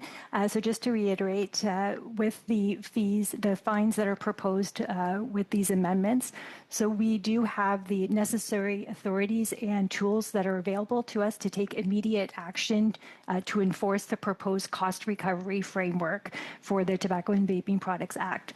So we will not hesitate to use any of the authorities and tools that we have available to us to compel the industry to pay the fees or charges under the Act. And when we were looking at what fine, to put forward in this regard, we were looking at proportionality. So because this is considered more of an administrative piece, we wanted it to align it with other administrative type of fines within the TVPA. And it's correct to say that there are higher fines within the TVPA that are at $500,000, but those are related more to health and safety provisions. So just wanted to reiterate that we do have a number of tools available to us to recover the cost recovery fees from the tobacco industry, and we will not hesitate to use any of the tools available to us to ensure that the department does receive its money. Thank you. Thank you, Ms. Johnson. Ms. Stewart, do you have anything to add to that, or no? Is that no? Okay. Yeah, P.S. Turnbull. Just a quick follow-up to that, if I may, to Ms. Johnson. So in terms of the reason it was set with a maximum of 50,000, can you confirm then that other administrative type fees that are comparable to this are sort of the standard, or that there's some information to back that up, please? Yes, that is correct. So more administrative type of issues within the TVPA are set at 50,000. So this is proportional to that. And other fines within the TVPA, which are higher, are related to health and safety issues. Thank you for that. Okay, thank you, P.S. Turnbull. I've got MP Lawrence and MP Samari. Thank you very much, and I thank my colleague Mr. Davies for bringing this amendment and for the reasons that Mr. Davies stated. Of course, tobacco companies do have deep pockets, and we as Conservatives are, of course, the party of law and order. We will be supporting this amendment. MP Lawrence, MP Samari, please. Oui, merci, Monsieur le Président. Yes, thank you, Mr. Chair. I missed the end of Mr. Lawrence's intervention. Did he say he was going to vote for or against? I'm sorry. I'll have questions after. We'll be voting for the amendment there. Is that okay, Mr. Chair? OK. Très bien. Okay, very good. Thank you. So for Ms. Johnson, I am not familiar with the details of the TVPA that are being amended here, but I thank Mr. Davies for presenting the amendment. And here, if I understand correctly, there can be penalties of up to $500,000 when it has to do with health and safety. Is that right? But here, we're talking about administrative goals that have not been met. There can be a penalty of up to $50,000. So, Ms. Johnson, it's a proportional approach. That's what you said. I have no sympathy for tobacco companies. As colleagues have said, they have deep pockets. So in the Act itself, the TVPA, if there were a $500,000 administrative penalty, what would it mean for the system in general? I'd like to hear your opinion on that. Thank you. Merci beaucoup pour la question. Thank you very much for the question. I will answer in English, but you are absolutely right. To make sure I'm clear in my response. Again, the reasoning for setting the penalty at $50,000 was because it was administrative. And that penalty is one tool of many that we could use to compel the industry to pay the charge that they would need to pay the government as a result of the cost recovery framework. So in terms of what the implications would be, it's really just explaining why when we put forth the amendments for the cost recovery framework, why the penalty was set at $50,000. But changing the fee, there's no, I would say from our perspective, any implication. Thank you. Thank you. MP Davies? Yeah, just a couple of last thoughts, picking up from my colleagues' comments. I would point out the obvious that this, first of all, that this is a maximum fine. It doesn't mean that they're going to be fined $500,000. It would give a discretion to levy a fine up to that. I would imagine that all sorts of factors would be taken into account in setting an appropriate fine, whether it was inadvertent, whether it was a few days late, etc., all the way up to an egregious or repeated offender. So $50,000 as a maximum when you're talking about tobacco is too low, in my opinion. Second of all, no tobacco company will ever have to pay it if they comply, which I expect them to do. So this is not levying any kind of penalty. It's for people who don't comply. I would say the other thing that's interesting, I think, to keep in mind is that the purpose of this is to have an enforcement mechanism for cost recovery. What is cost recovery?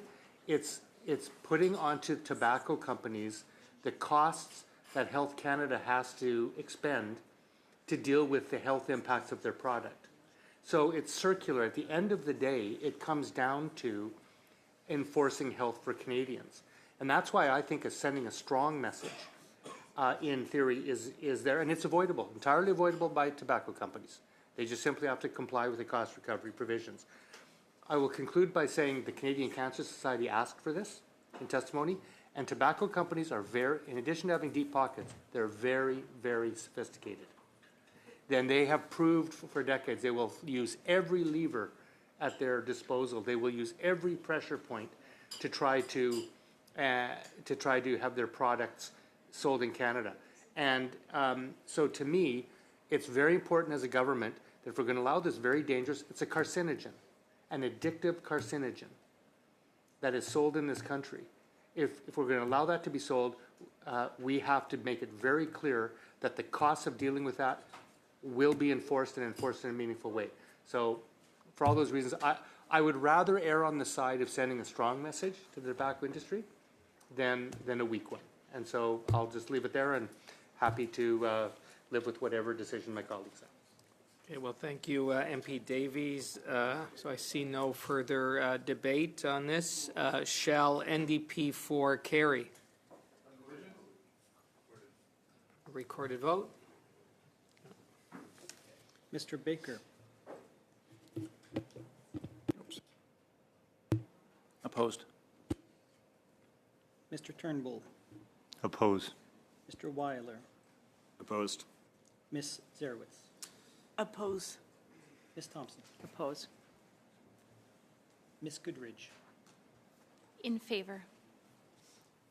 Mr. Halan. Yes. Mr. Lawrence. Yes. Mr. Fast. Yes. Monsieur Sainte-Marie.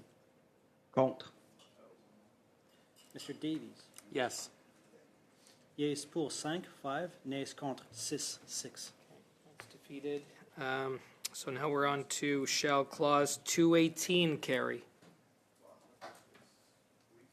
Oui. 218? Yep. Okay, on division.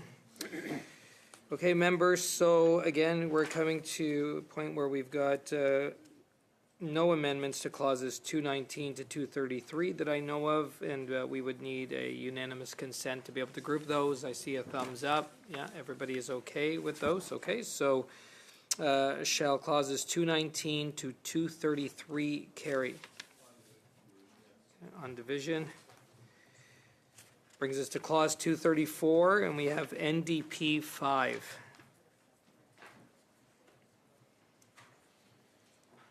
And MP Davies, would you like to move? Yep. Yes. This amendment. In brief, this amendment closes an interpretive loophole in the Competition Act with respect to direct pricing provisions, and it follows testimony that was given before the committee. It was also recommended by the Competition Bureau. Now, I understand that the change that's being proposed here it's a section that's replicated throughout the Act. So if we don't get unanimous consent to change it everywhere, then I will withdraw the motion here. But so I think first, Mr. Chair, it's probably better if we don't have unanimous consent. I'll proceed if we do have unanimous consent and withdraw if not.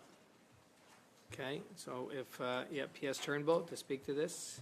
Yeah, thanks, Chair. And we support this particular amendment and agree with Mr. Davies that there are numerous other sections of the Act that would need to be updated in parallel. And maybe I could ask Mr. Chabra to, or the officials, whoever is most appropriate to respond. But could you please discuss whether similar amendments need to be made and where specifically we would need to adjust the Act to preserve consistency across all instances where it refers to drip pricing, please?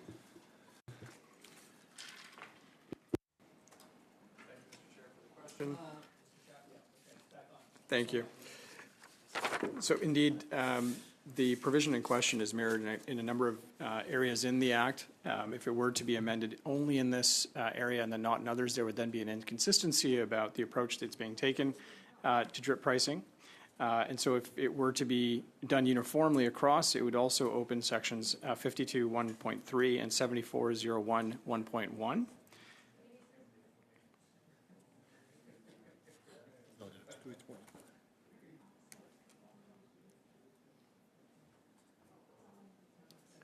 Go ahead.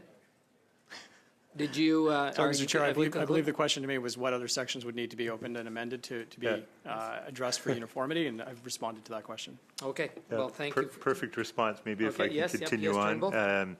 So I think given the fact that this particular amendment adds to the criminality or criminally enforced anti-spam provisions in new subsection that recognizes drip pricing as a form of false and misleading representation, that's what's sort of at stake here, and we would like to preserve consistency. I would ask for unanimous consent of the committee to open the two sections of the bill, 52.1.3 and 74.01 1.1.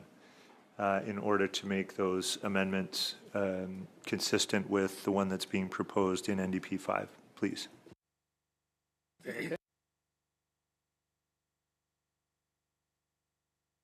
So the legislative clerk will just explain the best way to move forward on this. Thank you, Mr. Chair. It would be better to move them one at a time rather than globally, so we go in order in which proceed to the bill. So we would start with 52.1.3 then?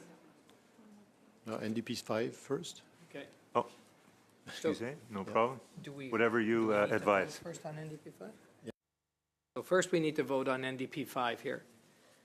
Okay, so, and we do have unanimous consent, yes? Okay, great. Monsieur le Président. Yeah, oh, sorry, I did not see your hand. Mr. Chair, please, I would like to speak. Yes, please, go ahead. Mr. Sainte-Marie. So before we vote on NDP 5, I would like to ask the officials to explain what the amendment brings, and I would still support unanimous consent, but I would like to have some explanations about what the amendment means from the official. Yes, I would be pleased to explain. So the suggestion comes from the Competition Commissioner. I think that's when he came to committee. He suggested that the wording on drip pricing, he suggested that really the wording should be stricter. So what we have here in C59 are amendments that correlate to amendments that were made in 2023 to clarify that drip pricing is misleading under the Competition Act. So at the time, what was stated was that all prices that can be reached must be displayed up front. So when you are shopping online and you go next, if there's a surprise price at the end, well, that is not allowed. The entire price has to be displayed from the outset. There was an exclusion for that. That was the bills like the sales tax, and really because for those kinds of taxes, for example, provincial or federal, consumers expect to see the sales tax at the end of the process. But another thing to take into consideration when it comes to training for workers or for anything else, if there are fees that a company has to pay because it's imposed by the federal government, that cannot be only indicated to the consumer at the end. That is a loophole that has to be closed. So really, here we're talking about the person who is making the purchase. So if there's a fee for the company, that's not admissible. So really, when it's the sales tax, it is for the consumer, him or herself. This was a suggestion that was made by the competition commissioner. And so really, it would have been understood that way, but that would have been, if it had been contested, then actually tested. So the commissioner decided that we shouldn't wait and that it should be presented now. It's very clear. Thank you very much. PS Turnbull, and no, we're good. Okay, so what we're going to do now is we are going to, well, first, shall NDP 5 carry? Okay, yeah. Just as long as we are clear we have unanimous consent. We do have unanimous consent, then yes. fine, okay, yeah. Okay. Carry.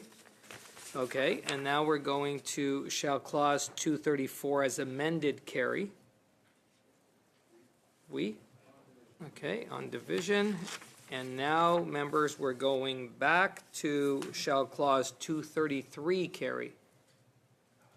What? Oh, they have to move their amendment first. Okay, yeah. So I'm asking for unanimous consent to amend 52(1.3 to make it consistent with the provisions of the Act. So I think we have unanimous consent for that. So are we at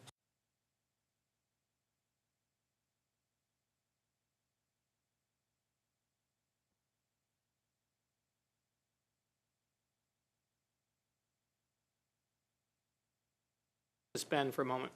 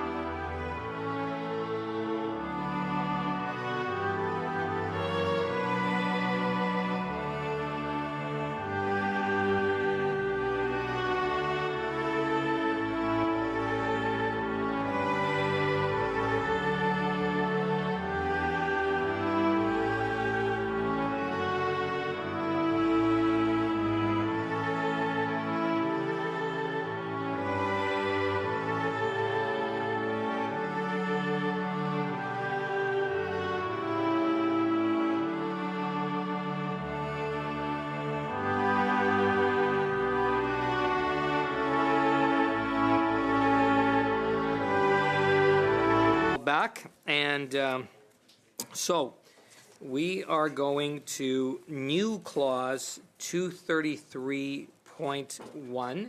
And Monsieur Maya is going to help us out here. He's going to read into what 233 new clause 233.1 is. Thank you, Mr. Chair, and Mr. Turnbull. You can correct me as we go if I aim in the wrong direction. So we would have to create a new clause 233.1 after line 30 on page 426. And the text would read as follows. 33.1, subsection 52, bracket 1.3 bracket of the Act is replaced by the following. And then the text would be the text that you sent by email regarding dip pricing, section subsection 1.3 in French and English.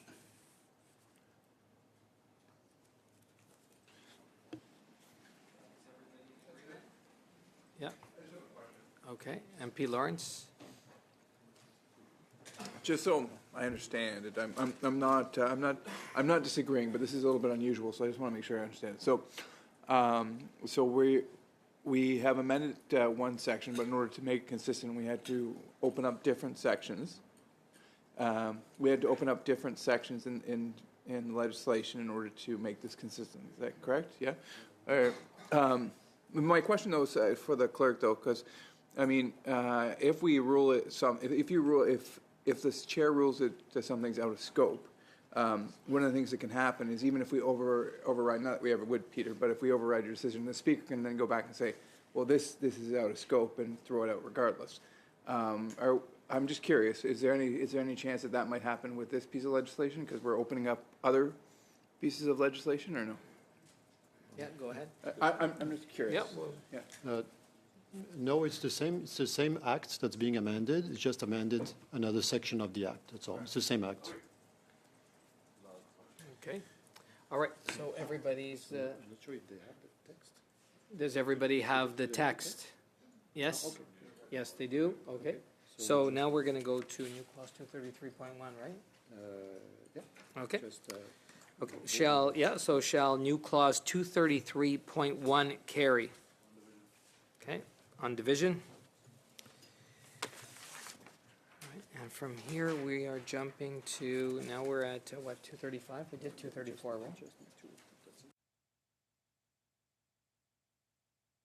Okay, we're going to suspend for a second.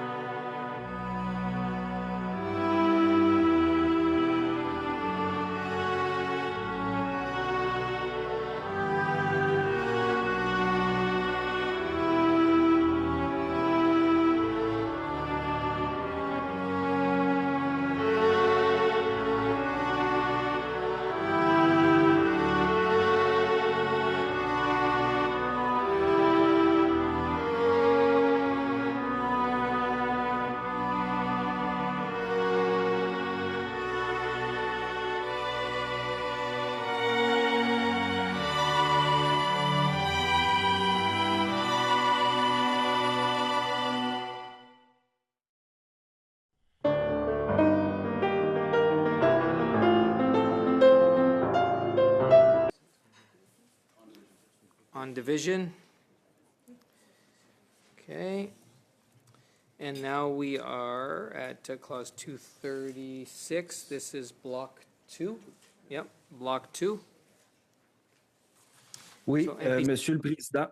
Là, écoutez-moi. Yes, Mr. Chair. So there have been a number of changes, and I hope I will be able to explain myself clearly. So instead of BQ2, I would like to propose the amendment that was sent to you, the amendment that was sent by email by the clerk at 3:40. That new amendment is in the same spirit as BQ2. And I would like to highlight the work that was done by Mr. Whaler to make it so. I would like to say that I'd like to recognize, and I appreciate the fact that the government is trying to stop greenwashing, but the amendment goes even further. I have done some work that has led to what I am proposing, and I took inspiration from what Mr. Weiler might have proposed, but I've added something at the end. So the amendment that I am proposing, that is not BQ2, it's the one that was sent by the clerk by email in mid-afternoon. So that is that Bill C-59 in Clause 236 be amended by replacing lines 14, 20, and 20 and 21, page 429, but 15 and 14, 428 in the English version. Benefits for protecting or restoring the environment or mitigating the environmental, social, and ecological causes or effects of climate, by adding, after line 18 on page 428, the following. Or representations by a business with regard to the mitigation of social, environmental, ecological causes or effects of climate change, unless there are sufficient and appropriate corroborative facts that have been proven internationally, and it is up to the person who gives those indications. And I would add that the proof must be made public on demand. So the idea here is that greenwashing must be stopped. So if a company makes claims, that company must be able to prove it. And what I have added to Mr. Whaler's work is that people must be able to get access to the data that was used to prove the claim and make it possible to put in the advertising that the product is good for the environment. There's Mr. Davies, who also worked on this section very hard, so I hope that I will get his support as well, and that is my proposal. Thank you. I do have MP Weiler to speak to this, and members, MP Samadi, it was sent through the clerk 3:40 is when it was sent out. So MP Weiler.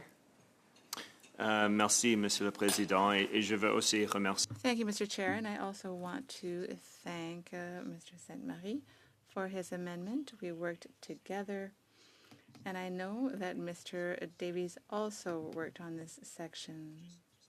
To be clear, so the Act originally made some changes to the Competition Act that would deal with greenwashing with respect to specific products and products that you could actually test. So you'd actually have to prove that that the product has the environmental claims that you say that it does. And this amendment that Monsieur Sainte-Marie has put forward would actually expand this further for claims that are made by a business, and this is incredibly important because there are some things that you can't fully prove through a test, but what this new change will require is to provide evidence to substantiate this claim. And so, to give you an example, a company may say that we are on track to be net zero emissions by a certain year, but actually not have done that. And so that can be a form of greenwashing. And so this will get at claims like that. And so I appreciate Monsieur Saint-Marie for bringing this forward. I do want to comment on the last part of the claim that is a little bit, or maybe before that. First, I do also want to thank a lot of the testimony that we heard at this committee, including from the Quebec Environmental Law Centre and the Canadian Association of Physicians for the Environment. But to the last point that Monsieur Saint-Marie made is that this evidence be made publicly available on request.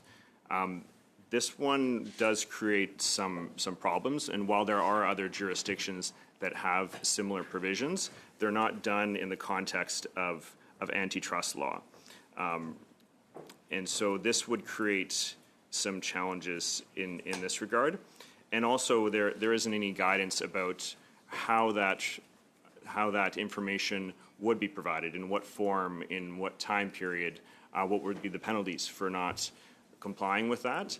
And it would put undue burden on small and medium enterprises, and it could actually have the negative effect of leading to a process called green hushing, where companies would be deterred from actually speaking to some of the environmental attributes about their products. And so I would oppose that last change that was put forward, and I would propose to sub-amend the amendment that Monsieur Saint-Marie has put forward at the end of B2, where after it says the proof of which lies on the person making the representation, to delete the next part of that amendment, which reads, and the evidence for which must be made publicly available on request. All that? Do you want to, do you need that to be repeated? If MP Weiler, if we can get that, do you have that in writing? If you could send that to the clerk so we could distribute. I will get that in writing, but just to, before I'm able to send that out, just to be clear, this is the clause 236, subsection B, which is by adding after line 18 on page 428 the following, keeping that whole quotation, but removing the last part which says, and the evidence for which must be made publicly available on request.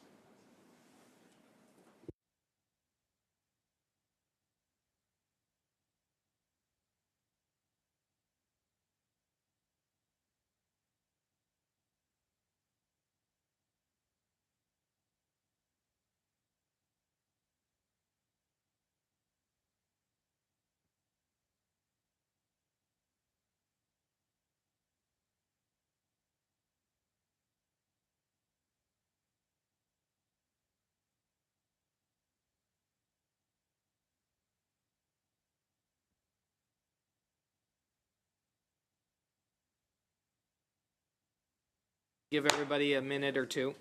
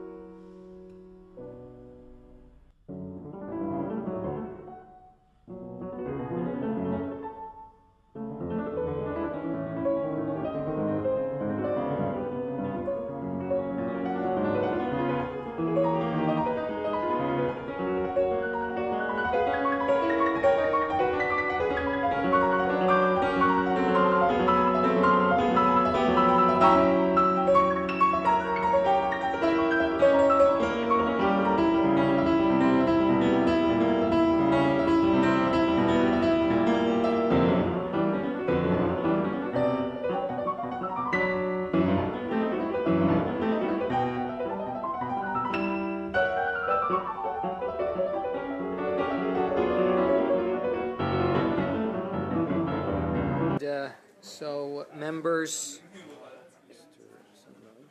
MP Samari, yep. Oui, merci, Monsieur le Président. Yes, thank you, Mr. Chair. So once again, I would like to thank Mr. Weiler for his work. I would have preferred to keep the amendment as I had proposed it without the sub-amendment, but obviously in politics, it's important to make compromises. So I think that with a sub-amendment, it would be an excellent compromise. And I would agree to it. Thank you. MP Samari, so first members on the sub-amendment. We are good on the sub-amendment, yes? Okay, sub-amendment is carried. And now we are going to block 13048007. And that's the reference number. That you'll find that reference number. That's just so you on the yeah. So listen, you will find that reference number is to the top of the page, page 428, top left, and just so that we are all on the same page, it's to that reference number, and that was from the email that went out at 3:40. Yeah. So that's what we're making reference to. So block 13048007. It's the new block 2. That's the new block 2, yeah. As amended. Yes, as amended. As amended. Yeah. Okay, so on that, on division, members? Okay, on division. There we go.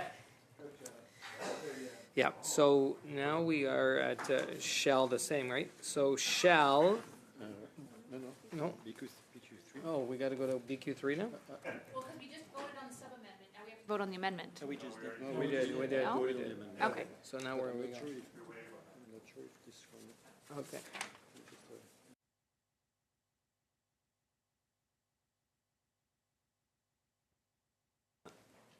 MP Samari, just wanting to see if you want to move BQ3?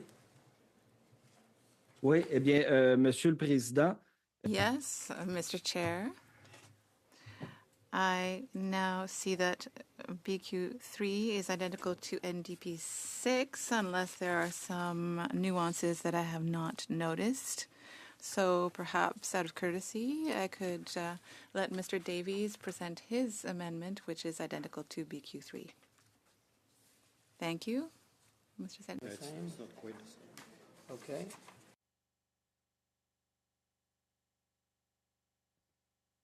There, text is a little bit different, I understand, MP Samari. Did you read both texts? Oui. Yep. Yes, it's more similar than identical. So perhaps if Mr. Davies wants to present NDP 6, I will not present BQ3. But if he decides not to present his, I'll present mine. I hope that's clear. Looking over MP Davies, you're good to go on that? Okay, so we're going to go to NDP 6. And so MP Davies. Thank you, Mr. Chair, and thank you to my colleague, Mr. Samari. They do the same thing. It basically expands the approach to greenwashing taken in Clause 236 to cover all environmental claims made to promote a product or business interest. Clause 236(1) of C59 adds a new provision to the deceptive marketing provisions of the Competition Act to help address certain types of false or misleading environmental claims.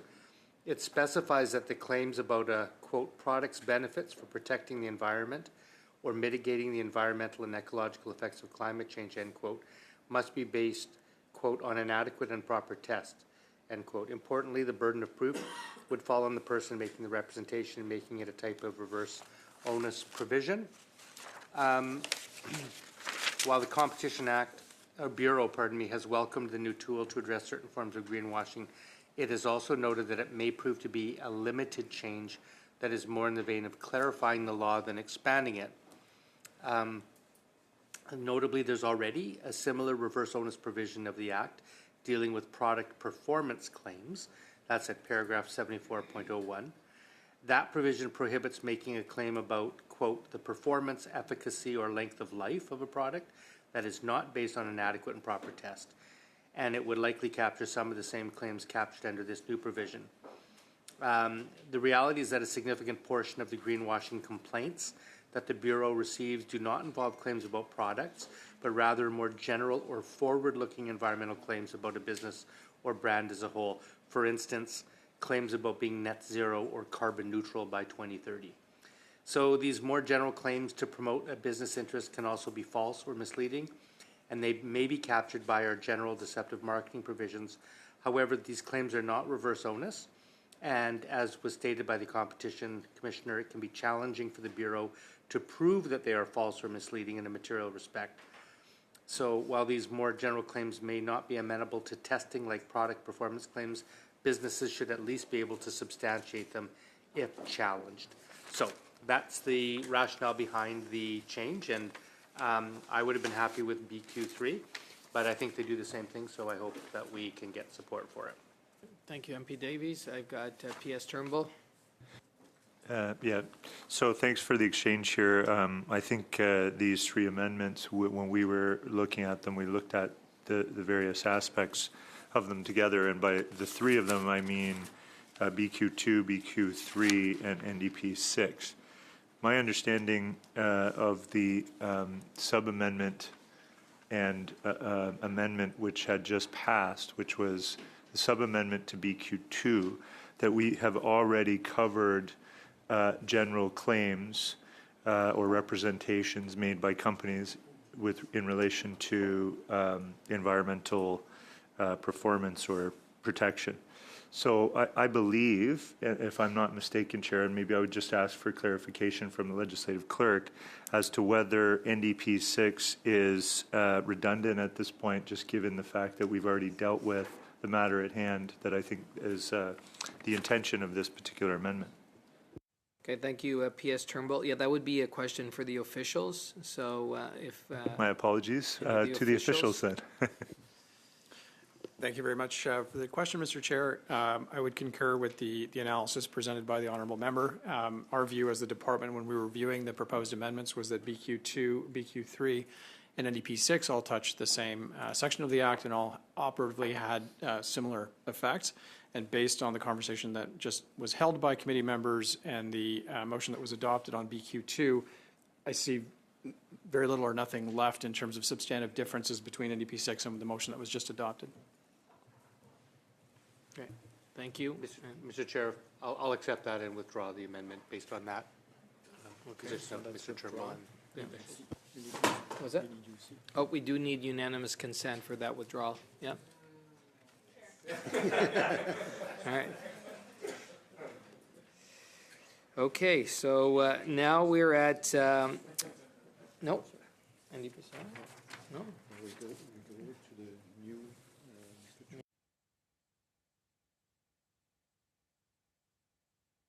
Yes.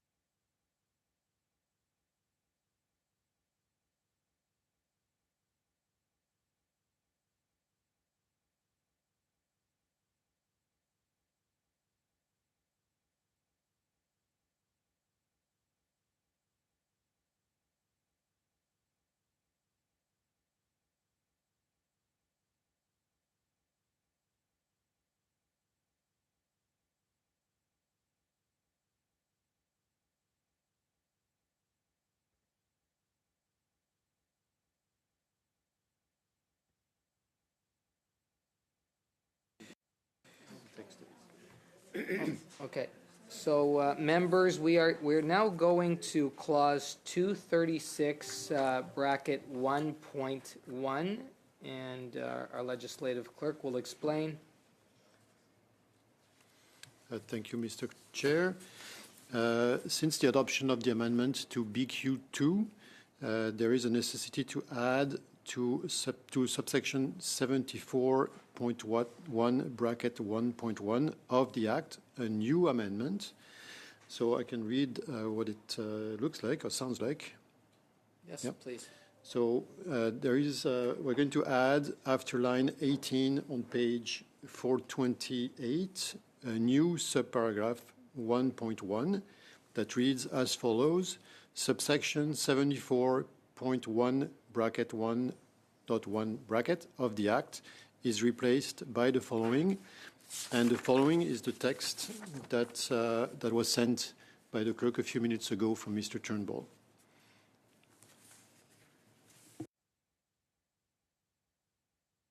It's really clear, right?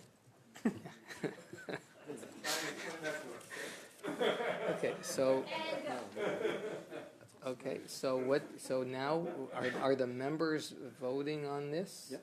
They're voting on clause 236 bracket 1.1 and what was just read into the record. Okay.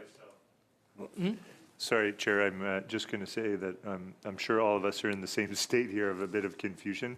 So maybe the clerk could, I know that I've provided the text in an email before, but I'm not sure what the text is that you're talking about. Okay. So just members, the bells are going, so we do need unanimous consent to continue. You seated. Okay. Do you want to vote in the House here? Yes. Okay, so we have members who want to vote in the House. We can continue for a little bit, but we need time to get back. Okay. So do we have, is the 30 minutes we have got? Check online. For the vote? Yes. 30 minutes. So how many, what do you think you need? 15 minutes? Should we? Yeah. Okay, so we'll continue for 15 more minutes. Yeah. Yes. Okay, we're going to now suspend so that everybody can understand where we are. I sent it by email as well. Okay.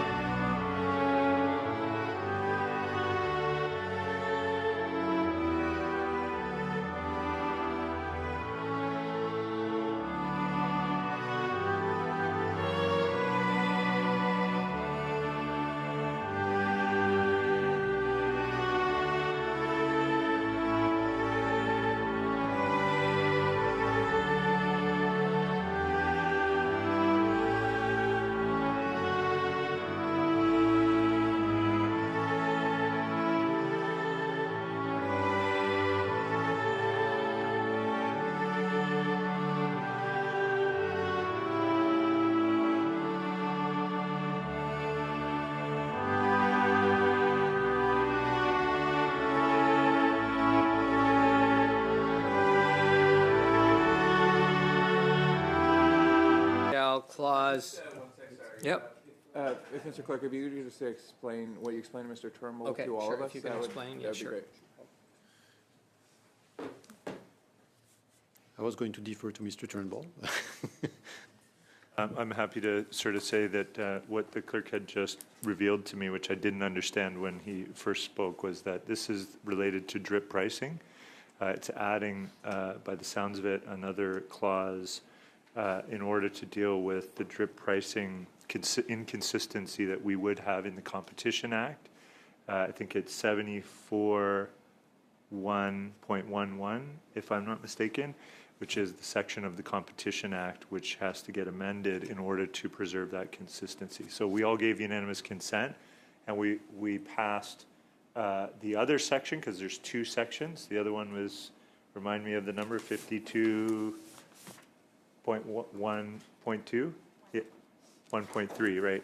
So that was what we had already voted on, but we gave unanimous consent to amend two sections. The clerk is just saying that we need to now add a clause into C59 in order to make it this additional amendment to the Competition Act. Okay. All right. So to proceed, the first thing we need to do is vote on the amendment that Mr. Trimble just brought up to clause 236 1.1. Okay. Okay, we're voting on that. Okay, on division, that is carried. Where do I have that here? Okay. And now, Philippe? Now we go where? NDP 7. Okay. And now we're going to NDP 7. Yes. Okay, members, so NDP 7, MP Davies, would you like to move this? I would indeed, Mr. Chair. Basically, NDP 7 amends 236.2 of C59 so that sellers would bear the burden of proving that discounts are genuine. That follows a recommendation by the Competition Bureau. Fake discounts are a common deceptive marketing practice. In some cases, businesses promote a price as being a discount when in fact the advertised price is just the ordinary price of the product. That conduct is prohibited under the ordinary selling price provisions of the Competition Act. That's in section 74, a couple different places. Currently, Mr. Chair, the Competition Bureau bears the burden of proving that discount claims are false or misleading. This means that if a seller makes a claim like $50 off, regular price $100, the Bureau would have to obtain the data and run the numbers to verify whether the claim is truthful or not, and be prepared to prove it in court, which can be a difficult burden. This is not the most efficient approach, given that the company is the one making the savings claim based on its own sales history and is best positioned to back it up if challenged. So we would recommend that this amendment be made. Thank you, MP Davies. I've got MP Lawrence and then PS Turnbull. Thank you, and of course we believe in an efficient and effective marketplace. You need to have players that are transparent, and so for that reason we will support that.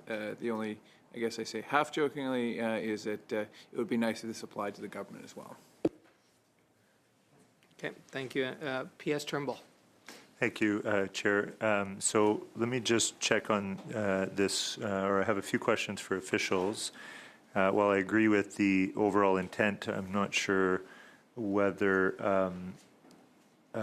this is actually a change that's necessary. So what I want to ask officials is, how is the Competition Bureau currently equipped to challenge companies that are using misleading price promotions?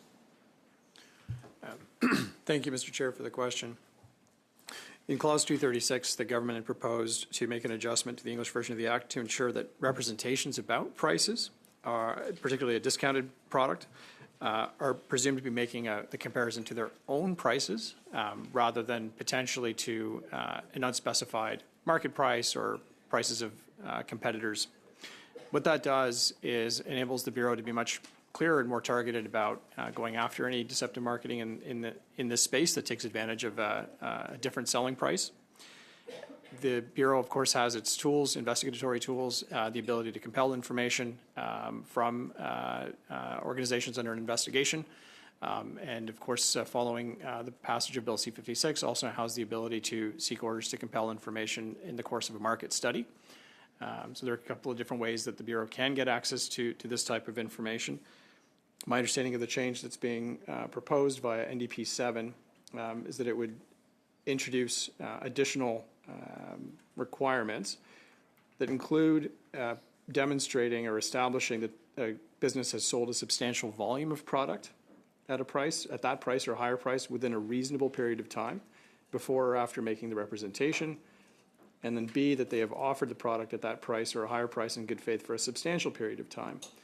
One of the considerations I think that's before the committee is about whether those time periods are testable and relatable and consistently applied across the board, whether businesses would have the ability to understand what's expected of them in that circumstance, frankly, what a substantial period might mean, whether any interim discounts that were offered for a short period of time in between, say, a Black Friday and then a Boxing Day, Does that obviate the ability to kind of demonstrate it as a discount if they've done it within previous months? So there's a few issues, I think, for the committee's consideration today. Thank you. Just to be clear, the Competition Bureau right now has subpoena powers to compel price records from companies? Correct. Okay, and given what you've talked about here, which is potentially some interpretive vagueness that would be installed into the law around time periods and whether they're testable and relatable and consistently applied, which is what you've said here, would that cause a sort of undue cost and compliance barrier on small to medium-sized enterprises or contribute to that potentially? Thank you again for the question, Mr. Chair. I think it's reasonable to assume that businesses would have to take on some degree of compliance activity in order to demonstrate compliance with this. An example of that might be a smaller kind of enterprise. A corner store might be a reasonable example. And there are many, many businesses, of course, 90% of our enterprises are small and medium enterprises.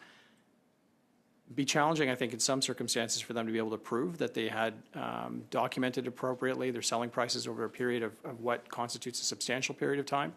And that could, in fact, introduce some burden that may not be in keeping with the benefit that could be derived from introducing this provision in the first place. So, and then the last thing I want to ask you about is there's in NDP 7, in section C, it says delete, it calls for the deletion of lines 31 and 32 on page 428. Can you talk to or speak to the utility of that, whether that's advisable and what impact that might have? Thank you again for the question, Mr. Chair. We did take note of the provision to delete lines 31 and 32 on page 428. It's not entirely clear to us as the department what effect this would have. In our view, it may be a drafting error in the sense that it seems to, the purpose of that is to mirror a DRIP provision clause in 74.011.1. The purpose of the lines 31 and 32 in this instance are to add an equivalent provision to 74.011. Which is, could you clarify? My colleague might add. Thank you. Yeah. Yes. So as mentioned, these two lines are the instruction in C59. It says, this section of the Act is amended after the following. So we were all confused about DRIP pricing earlier. It's because there's 4 instances in the Competition Act where we have DRIP pricing. C59 was amending 2 of them. And then collectively, you have now amended 3 of them.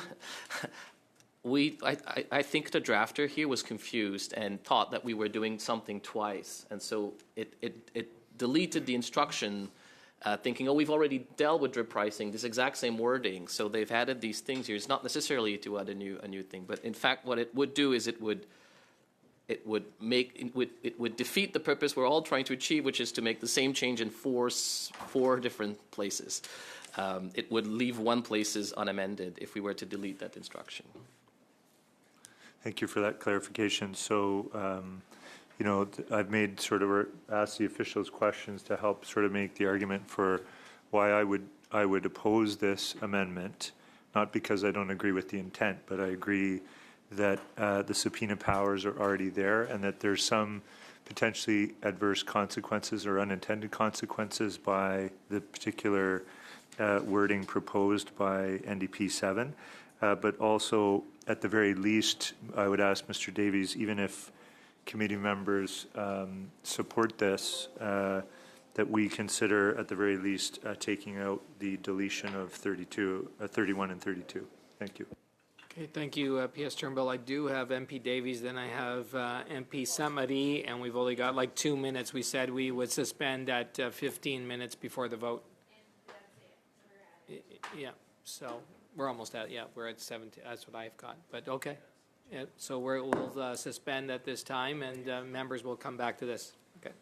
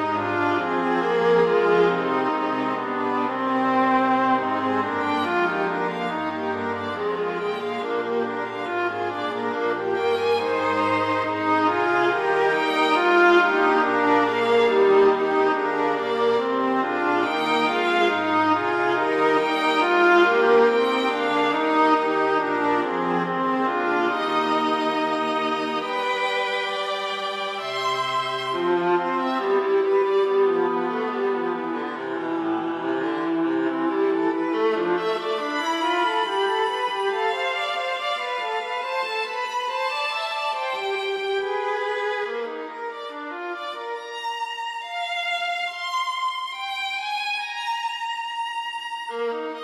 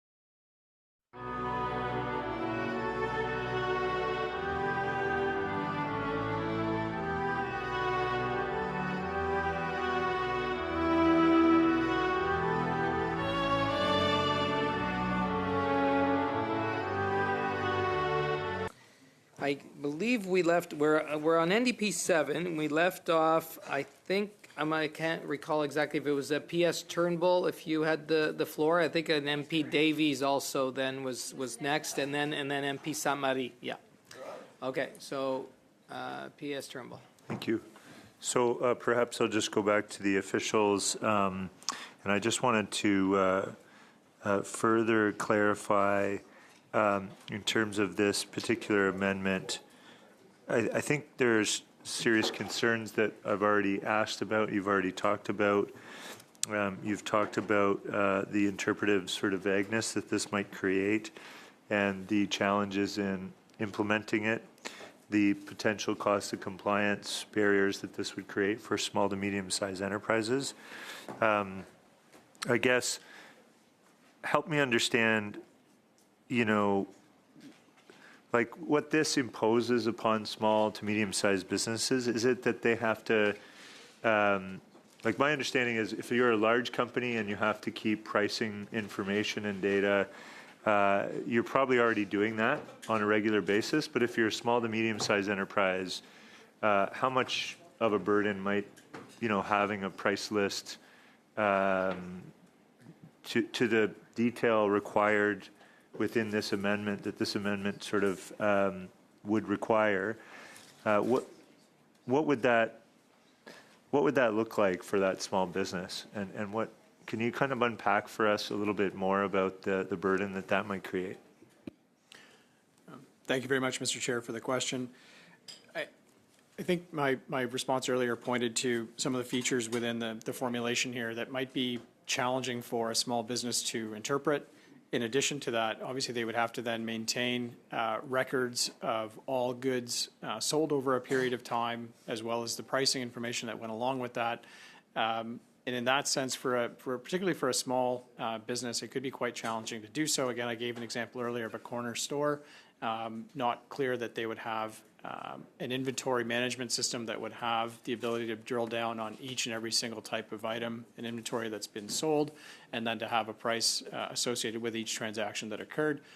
Of course, as you pointed out, larger businesses, certainly we would expect to have the degree of sophistication to be able to track those kinds of things over time, and expect from our understanding that it's done routinely. But for a smaller business, more of a mom and pop shop style, I can say my own parents had a family business and for many years, and it was not the kind of thing that was routinely kind of captured in their accounting. Was line by line, item by item, what the pricing was.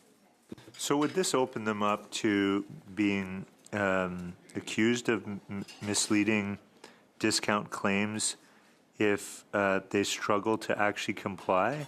That's what my worry is that in essence, like, it's one thing to say, well, okay, well, there's a cost of compliance barrier, which sounds like, okay, well, boo-hoo, you're a business, you should have to track that pricing information. I get that. But if it's actually unfeasible for them to do so, given the size and scale of the business and not having the resources to do so, potentially it could open them up to risks that would be sort of undue, in terms of they don't really deserve that level of risk, perhaps. So I don't know if you can say anything else about that, but I'm just trying to get really practical about it and think about those 600,000 small businesses, for example, that are getting, the Canada Carbon rebate for small businesses in the future, and thinking about them as the risk, how the risk would occur for them.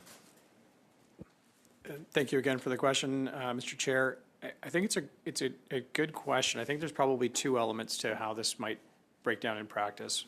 On the one hand, you can think about the risk of an enforcement action, but even before you get to the risk of an enforcement action, I think there's also the potential for a chilling effect where businesses hear about the rule set, maybe understand to some degree or partially the rule set that's being imposed, and feel that it's too burdensome to take on the risk of advertising a sale that could be challenged, and it might in some ways be read or misinterpreted as a restriction against offering kind of sales or discounts. By making the process of offering a discount potentially more complex or contestable or challengeable, it could in fact make it harder for a small retailer to put on a sale. And that extra burden might mean, in fact, that they don't go ahead and offer the discount. Well, certainly we don't want to see that. Obviously, that would be an unintended consequence that would not be desirable, given the fact that we all want to see prices for Canadians come down. If they wouldn't then feel comfortable, or if they were exposed to risk based on offering a discount, then that may deter them from doing so. So I get your point, and I just wanted to go in depth a little bit further on that. So thank you very much for that. I don't know if I've convinced my colleagues. Mr. Davies, he doesn't look convinced, so maybe I'll leave it there. Thanks. PS Turnbull, I do have MP Davies, then I've got MP Saint-Marie, and then MP Lawrence. Thank you. Yeah, I'm going to do an equivalent dive. First of all, how many mom-and-pop operations are the subject of competition tribunal investigations on fake prices? Thank you, Mr. Chair, for the question. I would think it's unlikely to capture the Competition Bureau's attention at the national level, thinking about mom and pop shops. In the last year? I wouldn't have that figure to hand, but I would agree with the assertion that it's unlikely to be contested in that manner, which is why I pointed out as well that the other point that's worth noting here is that it does create a bit of uncertainty and could give pause to business owners. I'm not asking you whether it's unlikely. How many have happened in the past year, to the best of your knowledge? How many mom-and-pop operations have been challenged on their about advertising a price that's promoted as a discount when it's just the ordinary price? Because it's currently an offense. No, it's a. I mean, you'd have to ask the Competition Bureau, but because it's the Competition Bureau who launched an investigation. Yeah. And only when there's a, it's not resolved through a consent agreement, or it goes to the tribunal. There's no case at the tribunal last year for small business. I would be. I bet you I could go back several years and not find a single case where a mom-and-pop grocery has been challenged at the competition tribunal over a price advertising. That's just my guess. But if I'm wrong with that, you can let me know. It's already against the. It's already an offense, isn't it? The only question here is the burden, right? So any business that is selling a product right now, if they are promoting a price at a discount, when they know it's actually the ordinary price of the product, is already in violation, aren't they? Correct. Now, it was the competition commissioner who came to this committee and said that he wants this changed. Are you aware of that testimony? Thank you. We are aware of that. Yes. Yeah. Now, the question here is, of course, don't you think a business is best positioned to know the prices they charge? I mean, maybe that's the question at hand. Who has the burden of proof? So right now, it's, for example, for the Bureau to build the case. So they will have a complaint by a citizen. They will send a mystery shopper, or they will look on the website and monitor the website over a period of time. So the burden to build the case is with the Bureau. This is indeed a request by the commissioner to shift the burden, saying no, all companies need to document, and if you don't document, then you're in the wrong, right? It's my amendment. Oh yeah. I know I'm shifting the burden. Yeah. Right. My question though is already the Competition Tribunal has the power to subpoena all those documents, don't they? Correct. So how is it creating an additional risk? If you're a small business, you already are at the risk of having a complaint made. You already, if a subpoena is made for your documents, you would have to prepare for that risk and keep. So how does this change any of the business practices of a business, whether small or medium or large, to be able to justify the prices that it charges, even when it could very well be called upon to defend that practice and have their documents subpoenaed as a result? It's exactly what you said. It's the burden of proof. So right now, if the company has not kept record, it's the burden of proof is on the Bureau to bring evidence to the tribunal that they were in the wrong, because they have kept records that the company doesn't have. The burden of proof means if you have not kept records. So let's say a fact scenario, a small firm doesn't keep the prices and a price list and advertise a rebate. Right now, under the current law, the Bureau has had to have some external proof to win the case. Because if they subpoena, they will find nothing, right? With the proposed amendment, if the company, even if they didn't lie, didn't keep record, now they will lose, right? So in the current scenario where there's no record, currently they win, and in the future scenario where they've not kept record, they lose. So I want to just bring back something here. The purpose of this is to protect the consumer, and to promote free competition. Wouldn't you agree with me? It's not to protect businesses who purposefully don't keep records. So in case they get subpoenaed, there's nothing to produce. And I would ask you, what kind of businesses don't keep records of their prices? So that is exactly the question for the committee. There's a trade-off between increased, I guess, protection for increased enforcement or ease of enforcement versus compliant cost for businesses. So every marketplace framework laws tries to get the balance right. And that's it's a totally legitimate debate to decide where we put the balance between compliant cost and effectiveness of the. I think that might be one way to put it. But remember, the whole purpose of this is to go after those unscrupulous businesses in the marketplace that are deliberately promoting as a fake discount a price when in fact that's the ordinary price. That's the mischief that we're getting at. And it's the competition commissioner who came here and said the burden is too hard on this. So here, I'll summarize. It's highly unlikely that we're going after any small businesses. If we do, any scrupulous business would be able to keep records and probably easily show that the prices that they're charging are legitimate. It's a legitimate discount. Their documents can all be subpoenaed in any event, so the risk issue you described, to me, is illusory, because any business would have to be keeping its records one way or the other, whether the burden's on them or whether their records could be subpoenaed. And finally, it seems like the one concern that would lie in favor of the position of Mr. Turnbull, and in sort of, I think, in fairness, the way your testimony is, or the way you're answering questions is going, is that we need to be concerned about the business that doesn't keep any records of its prices.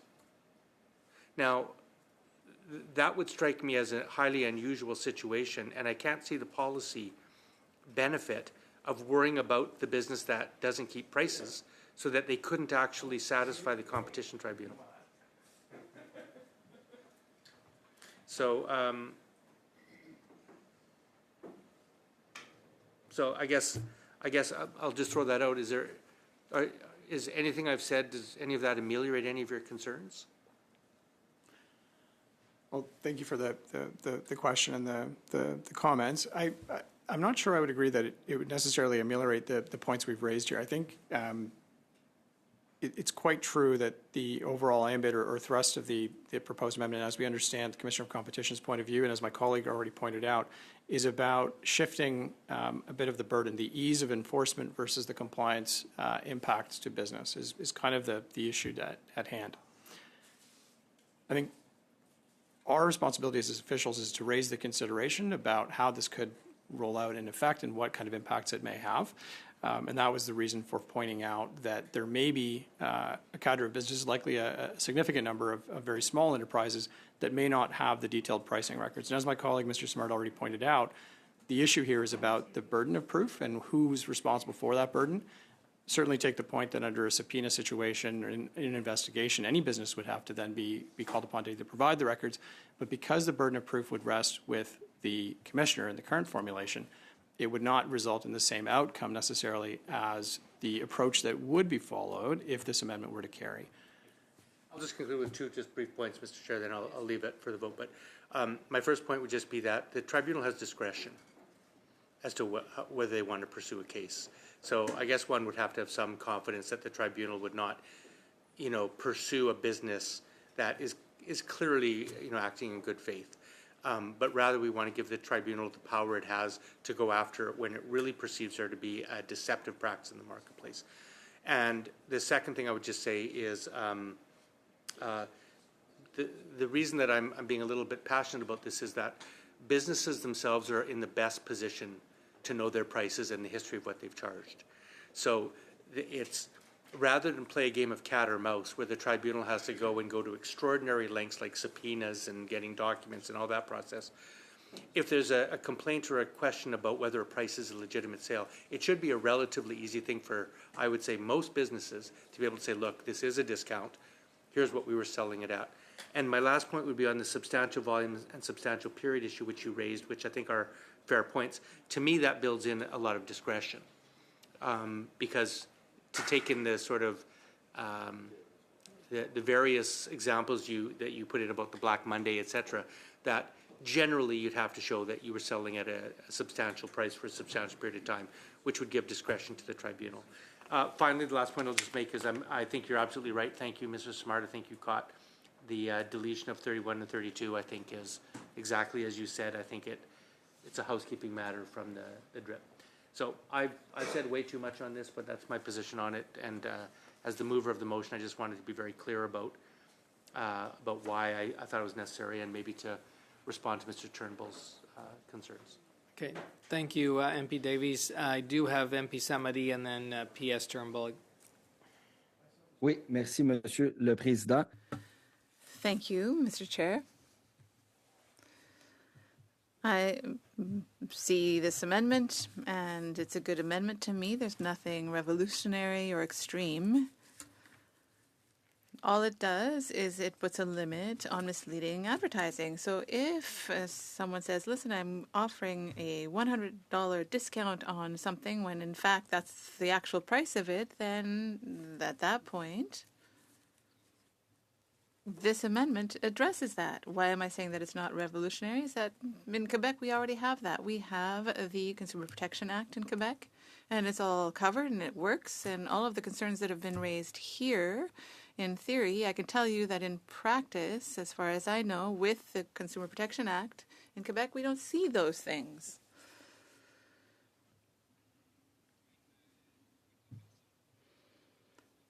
So we know that there are ways of recording all transactions using the equipment that even mom and pop shops have.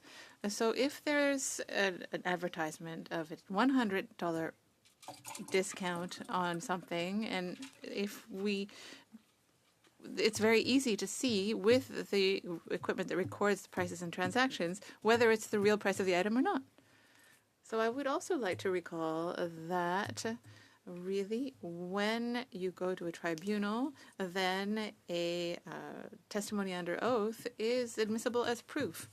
So really, I would invite colleagues to adopt this amendment. We have that system in Quebec, and I think the rest of Canada could benefit. I know that the study that we are doing here is resulting in a number of amendments to the Act, but I think that the Act should be improved. That's what our intention is, and this amendment helps. So yes, there are an awful lot of directives that will have to be issued, but I think that these amendments improve the legislation, and I will be supporting this amendment. Thank you. Thank you. Lawrence and then PS Turnbull. My apologies. Thank you very much for the debate and for the comments. I am sensitive to Mr. Turnbull's comments with respect to and the officials with respect to adding additional red tape and challenges for businesses. We all know that it's tough enough out there economically, but as many economists and many experts have said, we are in a productivity crisis, and Carolyn Rogers, of course, Deputy Governor of the Bank of Canada, said that one of the key reasons why that is, when she mentioned the break glass in the break glass speech, is a lack of competition. And I think that that's echoed by many economists and experts who have great degrees of experts. So I'll be voting for this because I believe that when in doubt, we should be on the side of competition and on the side of productivity, given the crisis of productivity we have in our country. And thank you, MP Lawrence. I have PS Turnbull now. Yeah, so I've heard obviously the arguments of my colleagues. We've brought up our concerns, and I think there's some good discussion and debate that's been had. I would like to propose to sub-amend NDP 7 to just delete C, which is would be removing C would essentially deal with the drafting error that we had identified, and I think Mr. Davies was amenable to that. And then I'm hoping we can get beyond this, and obviously we know how the other members are going to vote. So.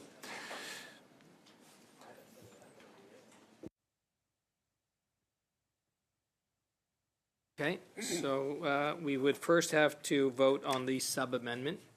Okay, members, on the sub-amendment? Yep. Okay, so on division. And now we move to... NDP 7 as amended. Okay, and now NDP 7 as amended. On division, members? Yep. Okay, so, and now the, shall NDP 7 as amended carry? 236. Are we under that? No, we have done that. Oh, we've done that, okay. So, okay, now we're at shall clause 236 carry? As amended. As amended. As amended, yeah. Carry? On, okay, on division. So now clause 237, this is NDP 8. MP Davies, would you like to move your amendment? Thank you.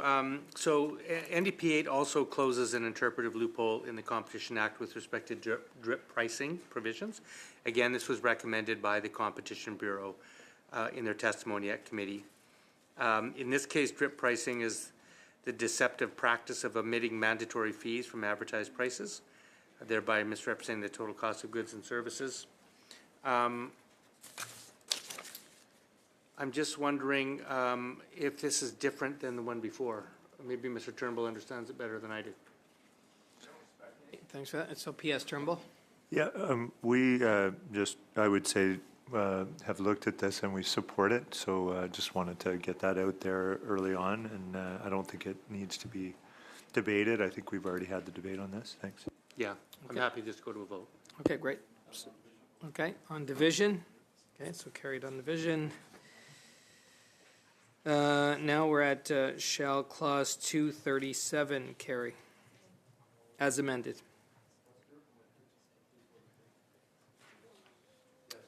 Yep, okay. Carried. And now, members, we come to clauses 238 to 243. We have no amendments to those that I know of, so can we have unanimous consent to group those? Okay, so carried on division. And now... What clauses were that, Mr. Chair? Those were clauses 238 to 243. Yes. So clause 244, this now NDP 9, and MP Davies, would you like to move that? Yes, thank you, Mr. Chair. This 9 expands the Competition Tribunal's remedial authority in cases of refusal to deal. As it's currently drafted, C-59 would allow the tribunal to order one or more suppliers of a product, including a means of diagnosis or repair in a market, to accept a person as a customer within a specified time on usual trade terms. The proposed amendment would allow the tribunal to order one or more suppliers of a product, including the means of diagnosis or repair in a market, to accept a person as a customer, or, and this is the additional part, to make the means of diagnosis or repair available to a person within a specified period and on the terms that the tribunal considers appropriate. Thank you. I've got PS Turnbull. We're prepared to support this amendment. Okay, anybody else? No? Okay, shall NDP 9 carry? Okay, carried on division. Okay, so now we're going to NDP 10. Yep. I'm going to not move that motion. You're not going to move that, okay. So and that takes us to block 4. Oui. Next, so MP Samari. Oui, merci, Monsieur le Président. Donc, je la... Yes, thank you, Mr. Chair. I would like to present my amendment, and this is in the spirit of the Act to make sure there are means of repair, and so that it includes diagnostic, maintenance, repair, and calibration information. To this, MP Hallen. Chair, I just wanted to get some clarification from the officials on this. During the Indu Committee, a study of Bill 244, right to repair, and C294, the department raised some serious issues about the inclusion of diagnosis, maintaining, and repairing in the right to repair as potentially being in violation of CUSMA. Could the officials just clarify this a little more, that that we're not going to be looking at any trading conflicts with the U.S. With regards to this amendment and anything with the right to repair? Thank you very much, Mr. Chair, for the question. The issue raised in C244 and 294 was related to the circumvention of technological protection measures.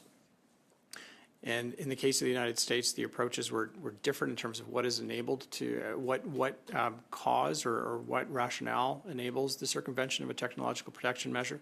And that was the reason for the flag that was provided and raised at committee. In this instance, we do not see the same issue. Perhaps my colleagues is interested in jumping in with No, man, it's very different. You're right. It's different because it's not about the copyright sections of trade agreements. However, trade secrets are also covered by trade agreements, and so it is a good consideration to raise in this committee as to the impact that the proposal could have on trade. A quick follow-up on that. I just wanted to make sure you guys were comfortable that there would not be any potential trade issues or any issues with CUSMA because of this specifically. Thank you again for the question. The department's review of this provision and the additions that are being proposed to add maintenance and calibration are that they add further specificity, but that they don't change the overall nature of the requirement. And so we've not identified as a department any issues with trade law or with CUSMA. Thank you. MP Helen, now we'll go to PS Turnbull. Thanks, Chair. So my understanding of this amendment is that it seeks to strengthen the definition of means and repair and includes maintenance and calibration as these activities are central to the aftermarket repair of products. And so I wanted to ask the officials, does the proposed change in A, which is part of the amendment, give companies sufficient tools to effectively repair products in today's economy? So we were comparing. Can you please repeat the? Sure, yeah. I wanted to know whether A, which is just a piece of the BQ4 amendment, which adds, I believe, maintenance and calibration to the definition of means and repair. What I wanted to ask whether the proposed change in A gives companies sufficient tools to effectively repair products in today's economy. Thank you for the question. Our sense is that, yes, in fact, it would provide that. And then similarly, with respect to B, which is the part that refers to trade secrets, do trade secrets need to be revealed to ensure genuine right to repair? Thank you again for the question. On the issue of the trade secret portion of this proposed amendment, there are some concerns that this could create some challenges. In the situation that we're talking about here, the way this is formulated, we understand that it essentially would attempt to override existing intellectual property law to suggest that anything that's an essential diagnostic, maintenance, or repair or calibration information does not constitute a trade secret, which is something that could not necessarily be managed appropriately through the Competition Act, but is managed through intellectual property law. And so there are some concerns about this blurring of what constitutes the provision of information that enables a repair versus the trade secret that may be behind that. So, for example, a specific lubricant that is important for the repair and maintenance of a vehicle, the provision of or access to that product would be important for the diagnosis or repair work, but it would not be necessary, for example, to reveal the formulation of that lubricant, which could constitute the trade secret. And so there is a concern around B and what's being attempted to be done there, which is essentially to try to suggest that a trade secret does not include any essential diagnostic, maintenance, or repair. there could be a bit of an unfortunate blurring there that should be considered by the committee for sure. So, and just so I'm clear, what is the risk of that if trade secrets were to be revealed? I mean, obviously that would have some pretty significant impact on the companies that have depended on those trade secrets, perhaps. I think that the concern in this scenario could be that a company feels emboldened to attempt to not provide some information, and I think that's what this is attempting to get at, is to attempt to sort of stand behind a trade secret as the reason for not providing the means for diagnosis or repair. Our assessment is that the Bureau and, of course, then the Tribunal would be able to manage that and see through it and be able to distinguish between the provision of the means for diagnosis repair versus the revealing of information that goes behind the product itself. Okay, with that testimony, I'd like to suggest a sub-amendment, and hopefully my colleague, Mr. Davies, and Mr. Saint Marie may find it sort of amenable, but it's a deletion of the portion that deals with trade secrets. So I could read it into the record if you like, Chair. So it's to delete the following from BQ4 B by adding after line 24 on page 438 the following. Trade secret does not include any essential diagnostic, maintenance, repair, or calibration information, period.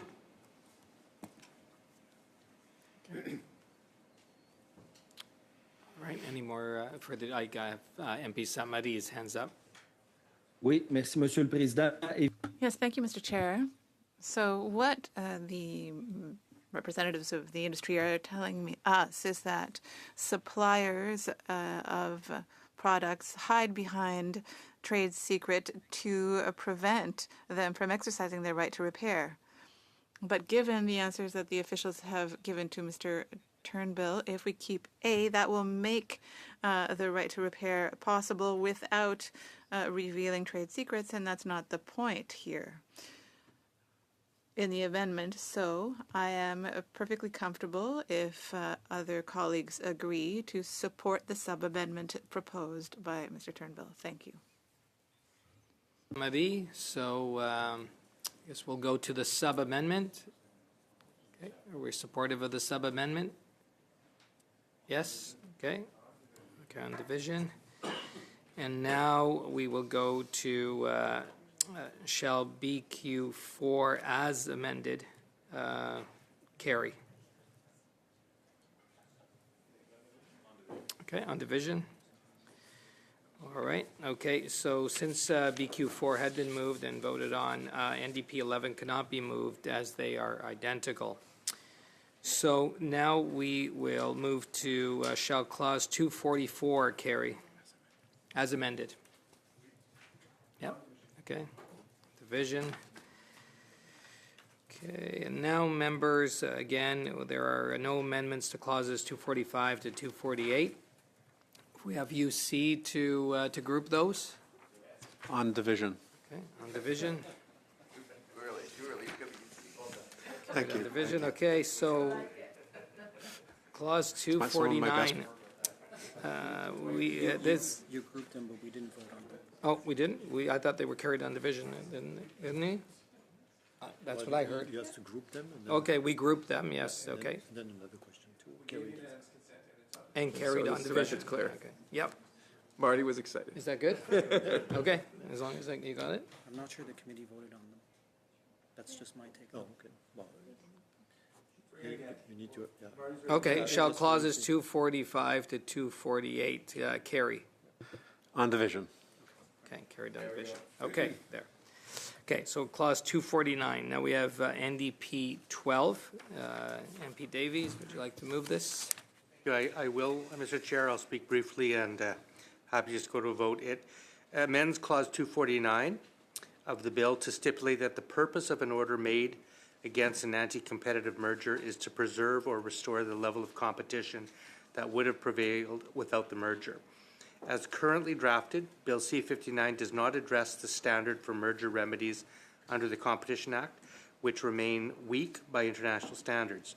Specifically, the Supreme Court of Canada has held that remedies for anti-competitive mergers need only, quote, restore competition to the point at which it can no longer be said to be substantially less than it was before the merger. And moreover, that we should favor the, quote, least intrusive remedy that meets this standard. So the emphasis, Mr. Chair, therefore, is on finding a remedy that makes the harm from anti-competitive mergers less bad or more tolerable, rather than preserving the state of competition. And even then, the tribunal has discretion not to order a remedy at all. Section 92 only says the tribunal may make various orders if it finds that a merger is anti-competitive. As explained in the Competition Bureau's February 22 and March 2023 submissions, most jurisdictions seek remedies that fully prevent the harm from anti-competitive mergers. This makes sense to us, given that anti-competitive mergers generally occur in concentrated markets where there is limited competition and little prospect of new entry in the future, such that the affected markets are unlikely to self-correct. I'm just going to end by quoting the Competition Bureau in March of 2024 when they wrote this committee, and they said, merger control should seek to preserve the level of competition in these markets as much as possible, rather than allow it to be eroded through anti-competitive consolidation that is only partially remedied.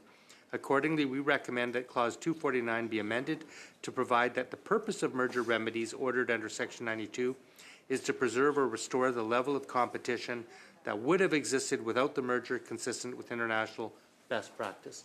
And that's exactly what we did with our amendment. Thank you, MP Davies. I do have PS Turnbull. I think this is one of the rare times that we may disagree with both the NDP and the Competition Bureau or the Commissioner. But I wanted to ask officials, can you explain how the current requirements for merger remedies in Canada compare to the requirements in the U.S. and Europe? I'm happy to try to do this. Maybe just for the consideration of the committee. The way that the Act currently works is a test is substantial lessening of prevention of competition. And mergers, the system in Canada is merger as of right, so to speak, unless the commissioner challenges a merger. So the threshold to successfully challenge a merger in Canada is substantial lessening of competition. And so what the court has said is, okay, let's say a merger is above that threshold, is challenged. When comes the time to decide the remedies, we need to bring back the merger, below the substantial lessening of competition threshold.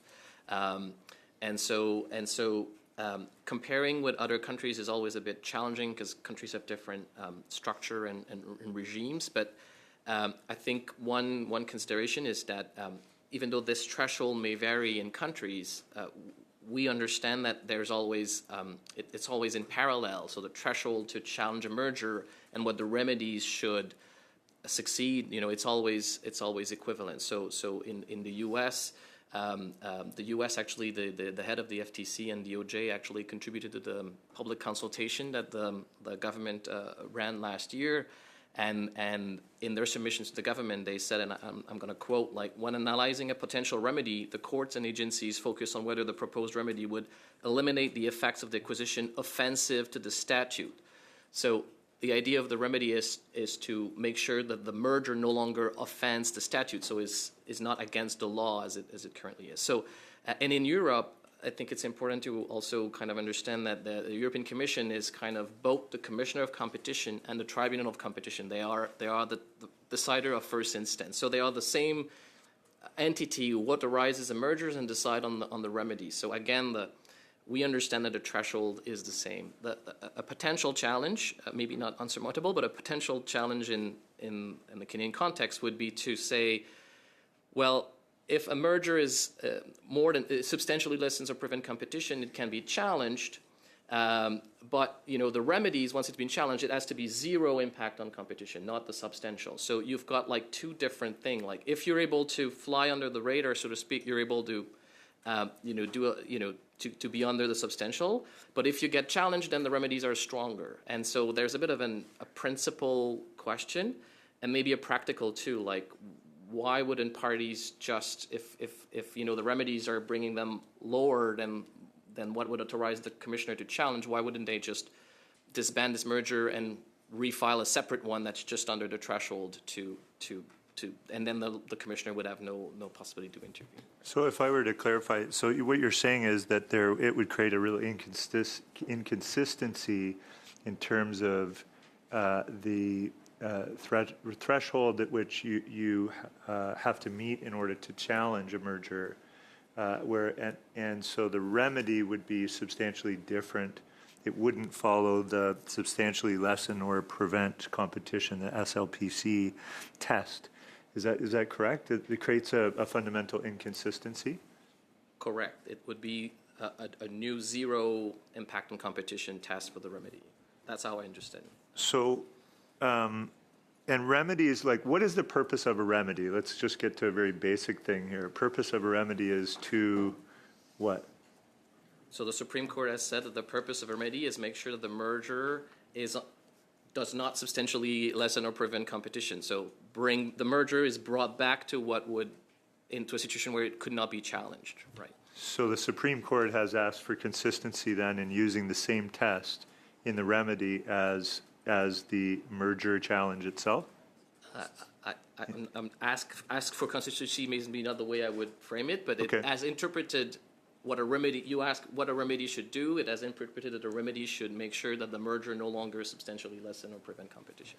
So what we're saying, or what you've said, is that in terms of what this amendment contemplates or proposes, is that you would see no change to competition at all, rather than a remedy mitigating the risk of substantially lessening or preventing competition. Is that correct?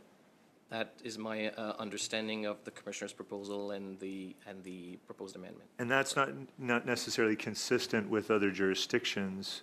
I think you've said that, but can you just, again, because this is such a technical change, I think it's really hard to understand the difference between no change to competition versus potentially substantially less or preventing competition, because what you're saying is that the threshold set for the remedy would be much lower than what it is for the challenge in the current amendment, right? Do you want to? I mean, much lower is not how I would put it, because the substantial lessening of competition is what has been established by case law. So our understanding of it is that it's not supposed to be significant impact on the competition. Like, it's not supposed to be substantial. So I wouldn't say that the threshold is much lower, but it is lower, right? Because I think the proposal is to have no impact on competition. So it's a matter of degree. It's also a bit of it should be, in any case, a bit of a dynamic standard. And so insofar like a two small company that merge to 5% market share, for example, are not substantially lessening of competition, even if 5% market share are changing. But let's say a company that is at 50%, that is acquire a 5%, that can be substantial lessening of competition. So it's a contextual standard. There's a lot of criteria in the act to determine if it's substantial. But there would be a difference introduced. I think that would be the. But my understanding is in the United States, the FTC merger guidelines does not result in harm to competition, which is not to say no change to competition. Those are not equivalent. Is that correct? Again, that would be my understanding of it. The commissioner came here and testified that, in his view, in the U.S., the authorities consider that it's zero harm to competition. At the same time, when you look at the text and the guidelines and so on, it never talks about like zero competition. It talks about remedy the problem, remedy the harm. And so, I mean, that's, to your point, a very technical area of law. What I think we feel more comfortable saying is the Canadian context, because we're not expert on like all the laws of competition around the world, but it seems that in a Canadian context, it would create a different standard for a challenge to be merged, and for the remedies. That is something we feel. What ultimate impact would that have then in terms of I mean, we often talk about interoperability in our conversations in Indu Committee, for sure that's come up a lot. I'm sure here it's the same, but what challenges does that create in terms of having a different test or standard for both challenge and remedy? I think that, you can go. Thanks for the question. I think that it's not so much of a question of interoperability in this case from a technological perspective or from a rules-based perspective, but it does speak to an inconsistency that could be created such that mergers that do not meet the threshold of creating a substantial lessening or prevention of competition could continue to move through because they could not necessarily be challenged by the commissioner in front of the tribunal. However, those that do reach that threshold of substantial lessening and prevention of competition are taken to the tribunal and are then forced to kind of be remediated to a point where they're bringing back the competition playing field to what is considered to be a zero change to the competition or concentration effects that would have prevailed otherwise. So what we're talking about here is a little bit of an inconsistency potentially where some mergers could move through without tripping that SLPC kind of threshold.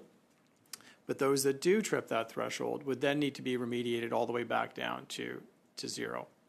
And that's where the inconsistencies hold. And I think Mr. Simard's point earlier as well is that there could be a scenario in which a firm or firms propose a merger that it is determined to kind of to trip the SLPC threshold. The commissioner takes the case forward, and then the parties simply withdraw that proposed merger and resubmit a merger that just skirts under the wire. So there's some potential logistical challenges for how this would operate in practice that we're proposing that the committee consider. So is it sort of an over-remediation then for anything that trips that SLPC standard and is challenged? Is that, I mean, I'm trying to simplify a little bit and understand what the impact would be. Like maybe an example would be helpful. I don't know if you have an example that you could use to illustrate the point. It would be helpful for us, certainly for me, because I've studied this and talked about it and debated it even with colleagues, and still I'm trying to make sure that we understand the impact.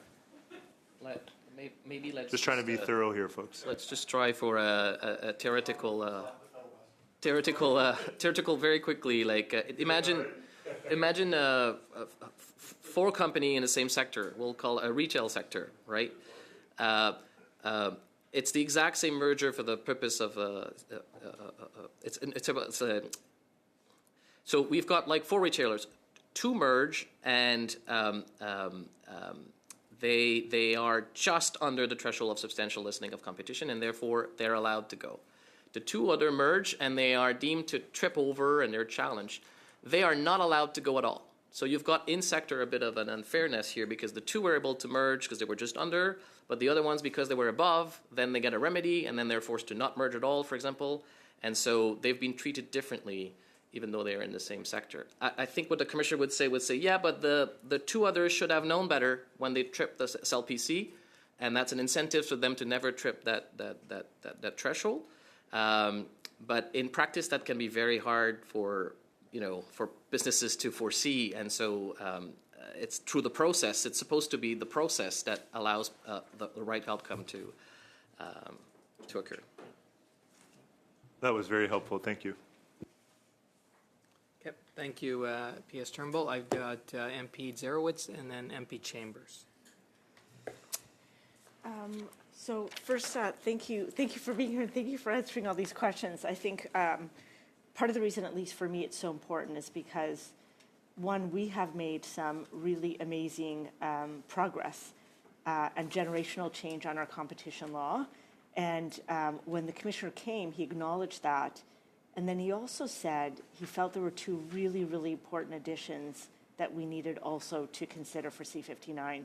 So my ears did perk up with that because I think he was very happy with C-56, C-19, and now the changes around competition here in C-59. But then he was very deliberate to say there's two things that I really feel we need to have right now. And I believe, if I'm correct, the amendment that's before us, it's when he was talking about Merger review is our first line of defense for protecting competition. However, when we find that a merger is anti-competitive, the law does not require strong remedies. So that's this one that's we're referring to. And then he says that the Supreme Court held that the goal of a merger remedy is simply to mitigate the harm from a merger so that it is no longer substantial, and to do so in a least intrusive way. As a result, we sometimes end up with a merger remedy that takes a strong competitor in a market and replaces it with a weaker one. Do you agree with his assessment on that? Like, do you agree with those statements? Well, it's kind of asking us to opine on the decision that the tribunal has taken over the years. I think that the tidbit about the least intrusive remedy, I would say, is fairly universal. So if you look at all the merger guidelines around the world, or even there's a network of enforcers, and they have this part, right? So I think the notion is you want to stop the harm, but you want to keep, if you can, the benefits of a merger, efficiencies, and so on. So I don't think Canada is unique in taking the least intrusive remedy that fixes the problem, right? So I think that's the important caveat, right? The least intrusive remedy that fixes the problem. The commissioner clearly feels, and I agree with you, it was the two things he highlighted, and he feels that the decisions over time have been too timid, and that the tribunal should be kind of constrained by the act to be more aggressive in the. It is also perhaps worth replacing this in the overall reform of C56 and C59, which generally really strengthen. So, no efficiencies defense. More, stronger abuse of dominance. So there's a lot that has been changed. And we were going to talk about the potentially structural remedies just after this. And there's already the ability for the tribunal now to think into account market share alone. So there's a lot that has been done. So even if the diagnostic is that it was too weak before, there's been a lot of change already to strengthen this. And whether this one is needed or not is the question from the committee. Two more questions, if that's okay. And then I forgot in my preamble to say the other reason why this is really of great interest to me. If you look overall in the various different sectors in Canada, what you'll see is you have high concentrations of very few players. You also have that we have very little business investment for really long periods of time, even before the pandemic when we had 10 years of low interest. There's so many different factors that actually leads you to believe that that our competition law really needed to be upgraded. And you're right, like we've made so many changes, and again, that was lauded by our competition commissioner. But from what I recall he said was that it just brings us to where everybody else is. And so I think he's saying if we really want to be competitive and we want to make sure we have a competitive marketplace, these are two other additional ones he really felt we needed to have. So he does go in, and I know you talked a little bit about this when you were talking to Ryan, when you were answering some questions. He talks about the U.S., the European Union, and the United Kingdom. So he says the U.S. accepts only merger remedies that fully maintain competition, reflecting once again, a common sense view that the public should not bear the cost of risk remedy. European Union merger remedies have to eliminate the competition concerns entirely and have to be comprehensive and effective from all points of view. And in the UK, the objective is to ensure that competition following the remedy is as effective as pre-merger competition. Is all of that in each of the countries, and you might not know this because it's technical, is this legislation that each of these countries have, or is it regulation? So what I'm trying to say is, if we don't exactly put this into our own legislation, do we have a chance of actually putting it as regulations or some sort of rules that doesn't require it to be in the laws? So it's a two-part question. Is this all legislation, the U.S., European Union, UK? That's part one. And part two, does that require us to put this into our legislation, or do we have a chance moving forward to find a way to address this concern or this recommendation that the commissioners come up with in a way that doesn't need to have this included in the legislation? I can take the first one. Yeah. The first one. So, every jurisdiction that we're aware of is, it's typically a combination of the statute and then enforcement guidelines, at least for the U.S., which we're more familiar with, which is very similar to us. So in the statute, they don't have the substantial lessening of potential competition, but it's a substantially lessened competition or tends toward monopolization. So you can see that there is similarly like eye-level test, and then it's in the FTC guidelines on merger that they give the color of what they mean by that, and I think that's what the commissioner has quoted. Their intention is to remove, to restore, to completely resolve the harm caused by a merger. That is the stated intention of the enforcement agency. So in Canada, it's the same. We have the statute, and then we have the enforcement authorities that issue guidelines of how they are going about, and then we have the ultimate arbiter, which is the tribunal and the courts if there's judicial review. And it's a bit of a feedback loop because when the tribunal adjudicates something, then it gets integrated into the guidelines and so on. So to your question, there is no regulation making power in the law about what is defining substantial lessening of competition. It is a statutory threshold that has been then interpreted by guidelines by the enforcers and then through the courts. I don't know if you want to. No? Okay. So we don't need to include into our legislation to be able to actually put this into effect for the commissioner? Like what the commissioner recommendation? That's my question. If the intention is to follow what the commissioner, we need to amend the legislation. There is no other regulatory mechanism, for example, to give instructions to the tribunal about what is a substantial lessening of competition. And then just one more question, and I'm embarrassed to almost ask you this, but I'm going to ask it anyways, because I feel I should know it. It's a process question. The commissioner made some recommendations, and you guys are part of, I think, probably a big group of team of experts that advise our government. If there's the recommendations from the commissioner, wouldn't you be meeting with them from time to time to sort of say, oh, you've made these recommendations, here's what we're thinking, here's what you're thinking. Have you had a chance to have that discussion around this? Thank you for the question. Indeed, there's a good, effective dialogue on policy and enforcement matters that we engage in routinely with Competition Bureau colleagues on these issues. We have had engagements and discussions, and it comes down to a very similar issue that we raised earlier. It's about where is the appropriate balance point between the ease of enforcement versus the compliance burden or the impacts to business. And in this case, our view is simply that it was important to raise to the committee's attention that this could have potential effects in terms of the impact on fairness, as Mr. Simard pointed out earlier, in terms of the equity with which all the proposed mergers would be treated, and then also the issue where a merger could in fact be proposed and then withdrawn and then reproposed at a slightly different formulation that would allow it to slip underneath, and that's the reason why we wanted to raise these for consideration. Pete Zerowitz, I have MP Chambers, and then P.S. Turnbull. I'm not sure if you had raised your hand again. You had? Okay, MP Chambers and then P.S. Turnbull. Oh, sorry, and MP Samari. I'd be very interested to hear what my Mr. St. Marie has to say on this, so we may find out where some others sit, but hard to follow, so just a simple question, well, maybe not simple, but does this amendment or any of the other number of amendments that you mentioned that have come to the Competition Act, would it have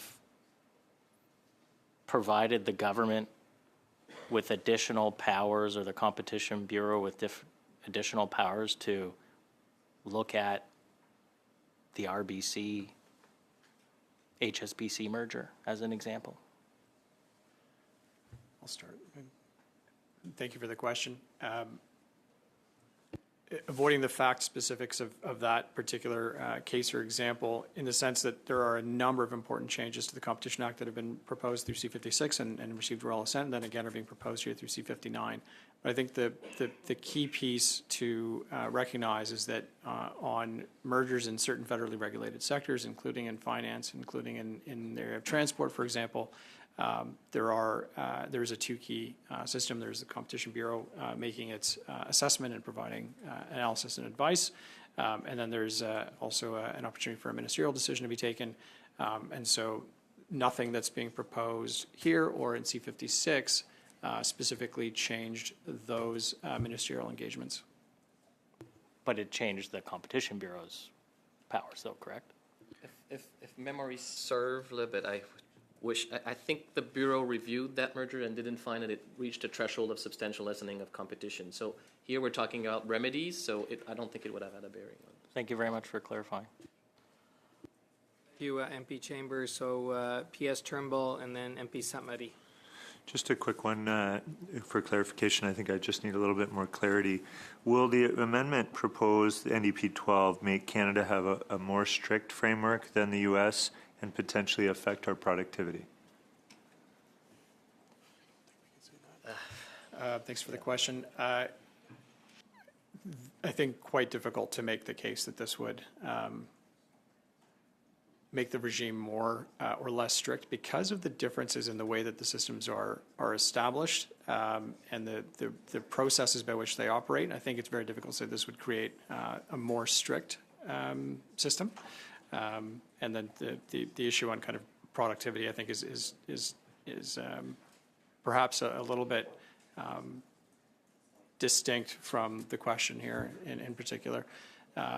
There is literature that speaks to the degree of firm size and market share, that speaks to their innovative capacity, that speaks to their ability to manage supply chains effectively. So there are, in any event, balances that need to be struck between kind of market power, efficiencies that can be gained from size and scale versus the importance of maintaining effective competition.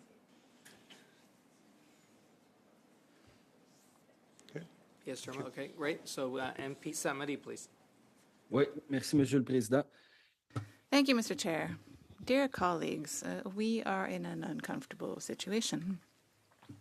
It really is not easy or obvious to see what we need to do here. There's a problem with competition in the economy. That is very true, and much has been done to correct that situation. We have the Commissioner on Competition who is suggesting amendments.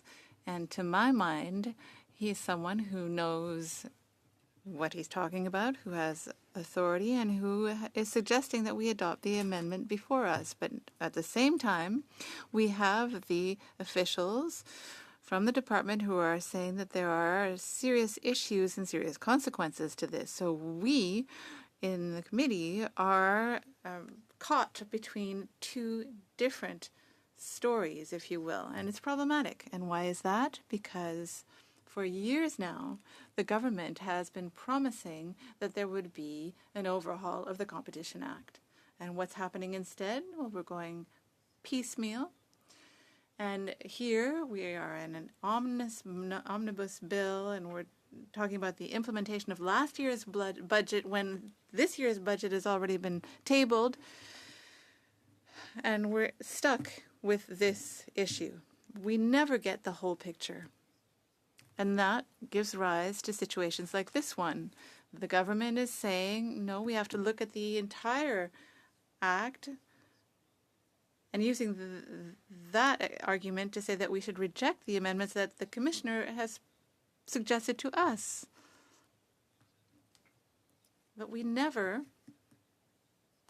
get that whole picture that we need. And to me, that means that the government is not doing its job properly. If the government were working properly, it would give us and it would give people the opportunity to see the whole picture, look at the act itself, and take the time to study it properly.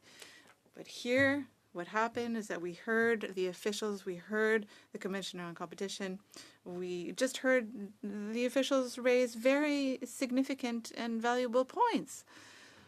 But we're half blind here because we don't have the whole picture. And the reason that we are in this situation is because the government is not working well. So yes, here in C56, the ability to block competition was that problem was mitigated, and here as well. But then the study on grocery prices raised other issues, and the Agriculture Committee accepted the Commissioner's arguments with regard to the amendment that we have that deals with what we are dealing with now. So if we don't adopt it here, but it was adopted by the Agriculture Committee, I'm not sure what that means exactly. I would have liked to have the Commissioner here with us to explain things to us. I have heard the arguments raised by the officials. They are very serious arguments, but they go against the suggestion of the Competition Commissioner. And those suggestions by the Commissioner were accepted by the Agriculture Committee. And I just must say that I am unhappy that I have to make up my mind by trying to weigh which valid argument is actually valid in this piecemeal approach. So I will, I think, vote with what the Agriculture Committee did by supporting the amendment presented by Mr. Davies. And I must say I object to the situation. Lawrence's hand has come up. Thank you for your excellent intervention, Gabrielle. And I think you've really said it all. Ryan, you were good too. Exactly. So yes, Julie was fantastic. She was the best. I was saving her last for the best. and I introduced it. Yeah. Well, okay. Yeah, but I want to end the Liberal filibuster here, so we'll continue on here relatively quickly. I understand, and that was quite a lengthy discussion, one that was suitable of Kevin Lamoureux, the discussion between the threshold and the remediation. But I'm not against there being a punitive element to mergers that would have to, I understand there's some calculation, but these are going to be large, sometimes multinational, many times million, tens of millions, hundreds of millions of corporations. These are folks who employ some very intelligent, very smart people who can calculate whether it would be a substantial, or at least getting pretty darn close. And if you're going to go ahead knowing that you're going to violate mergers legislation, I am completely fine with the RBCs of the world, the Loblaws of the world, having to face a somewhat punitive impact of going ahead with a merger that they know is reducing competition at a time in Canada when all experts, all parties agree that we need more competition. Thanks very much. I'm glad to see the end of the Liberal filibuster. Okay. So I see no, there is further debate. Yeah, okay. So MP Davies? Just one quick thing just occurred to me.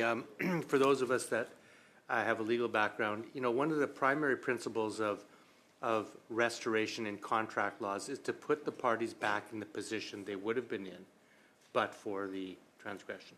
That's a very common application in law in many circumstances. And I just want to conclude by saying I thought there were a lot of good points made, and this is not a hill I would die on, but I do think that this amendment is really doing nothing more than that, and I'm fortified by my Bloc Québécois colleagues' comments that I'm fortified by the fact that the person who deals with this the most, the Competition Tribunal Commissioner, is asking for it. And so, I think we could try this. If it proves to be unworkable, if the concerns that are raised turn out to be real, we can always revisit this in a few years. But, we have a real problem in this country with concentration in a lot of industries.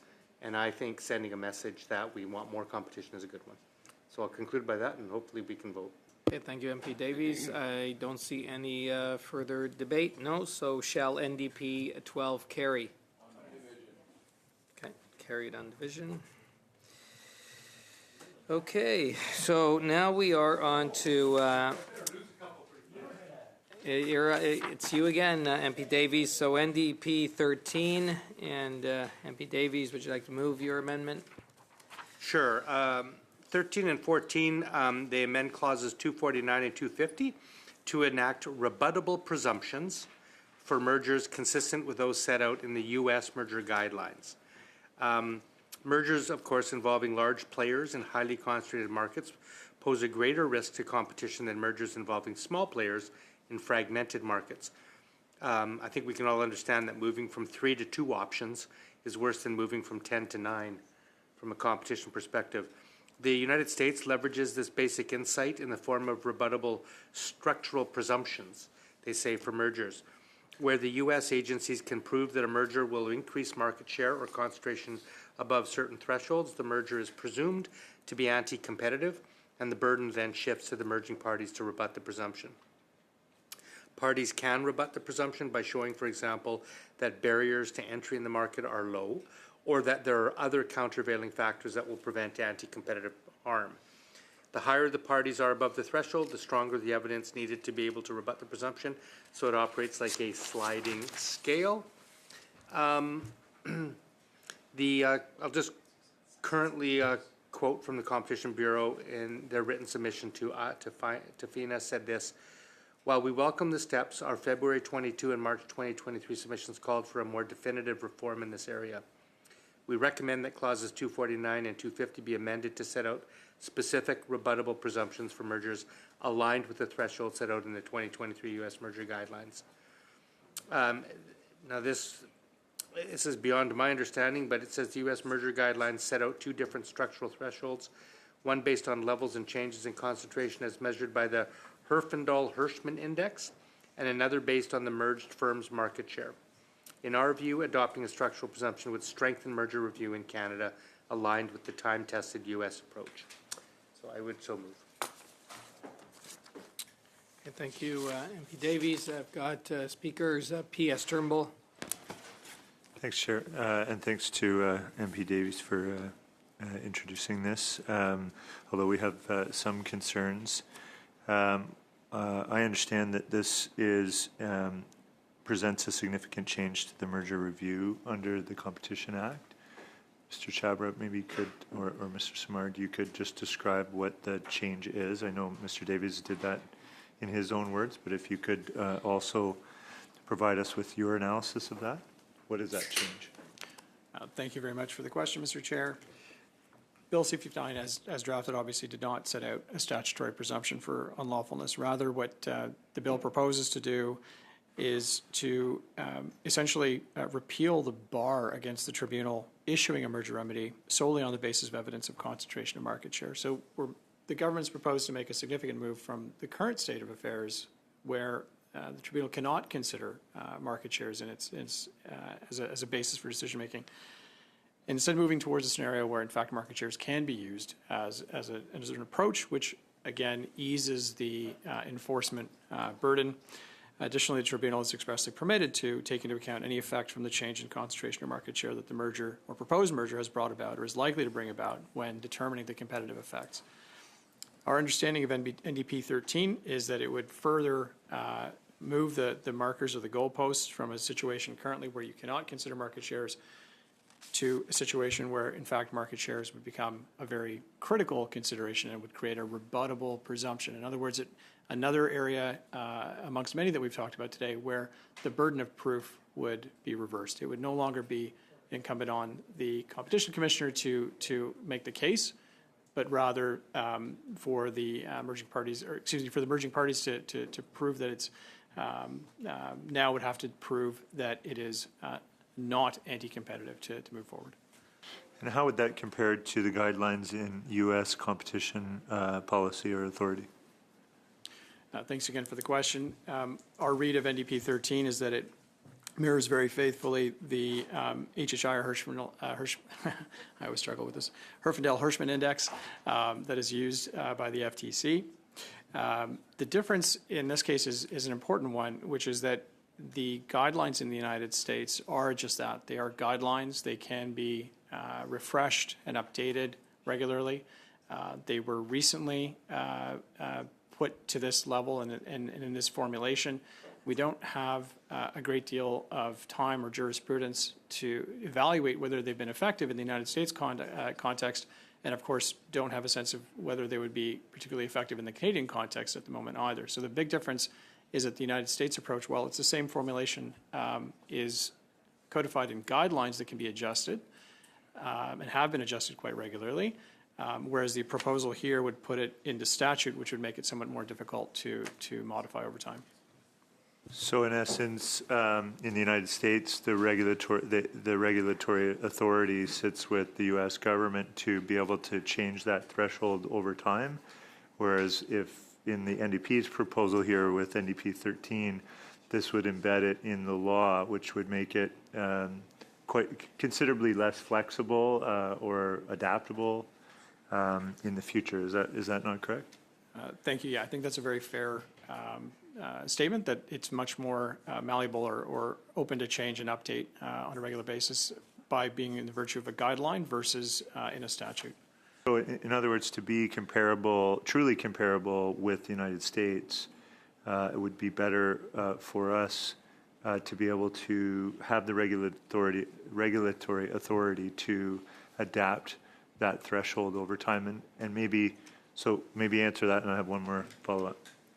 I think that's correct. It would be more comparable. And why would the threshold need to change over time? Why would that be so important?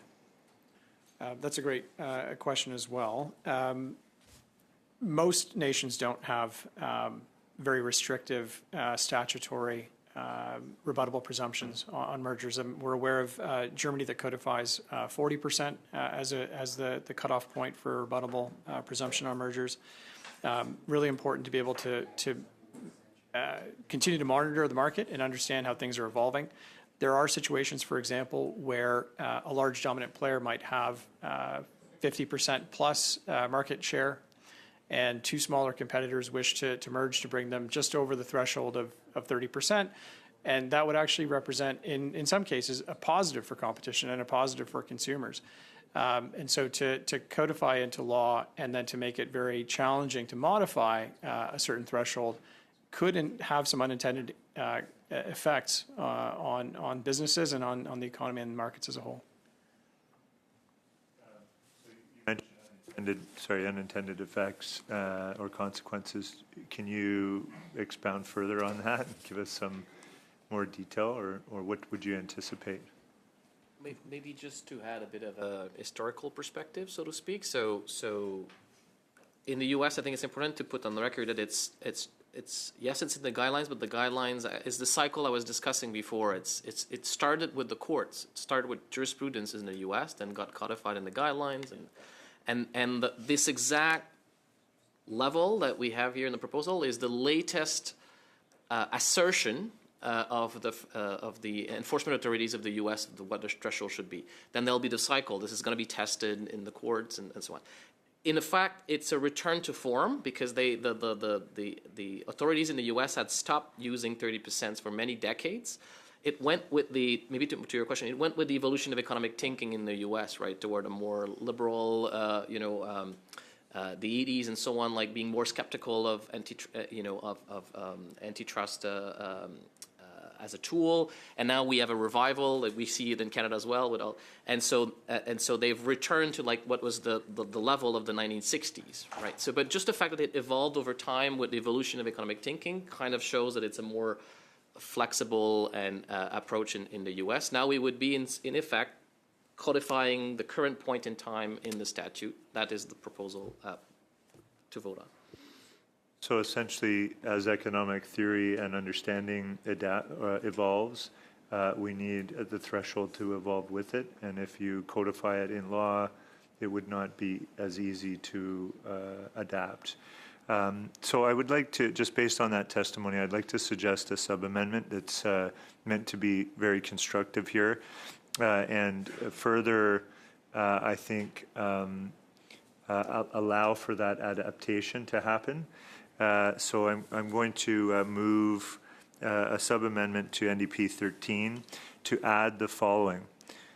5, the governor and council may, by regulation, prescribe different values than those provided in paragraph 92.3. Okay. So, got that sub-amendment. I do have some speakers that were still on the board, and that's MP Weiler and then MP Chambers. Thank you, Chair, and I appreciate my colleagues' amendment because I do think or sub-amendment rather, because I do think it gets at a really challenging issue here if we were to set this threshold at the wrong level, and frankly import something from the United States, an economy that's 10 times the size of Canada's. And maybe just getting back to this threshold level, do we have a sense of how many mergers the Bureau has reviewed and calculated this HHI for? Oh, I don't. But what I've said previously in committee is, I think we're repeating. It's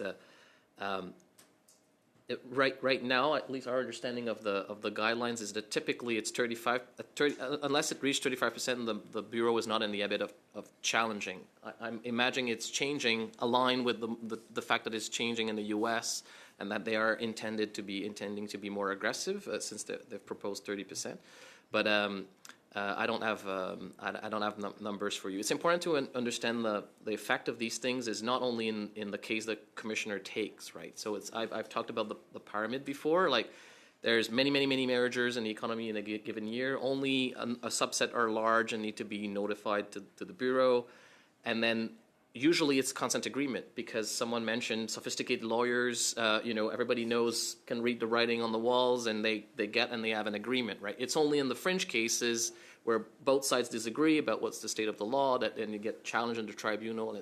But having the statutory presumption is quite meaningful because every negotiations before the tribunal happens in the shadow of what people think will happen at the tribunal. So by putting a rebuttal presumption, you are clearly strengthening the hands of the commissioner in these negotiations, in many more cases than the number that end up in a tribunal. Well, I think with this in mind, and maybe if these statistics are not being gathered for it, I mean, what other evidence would we be able to, or the Bureau, or we as MPs be able to marshal to satisfy ourselves that the benchmark gets set at the right point that captures the more problematic mergers, but at the same time doesn't actually chill the permissibly or potentially permissible mergers?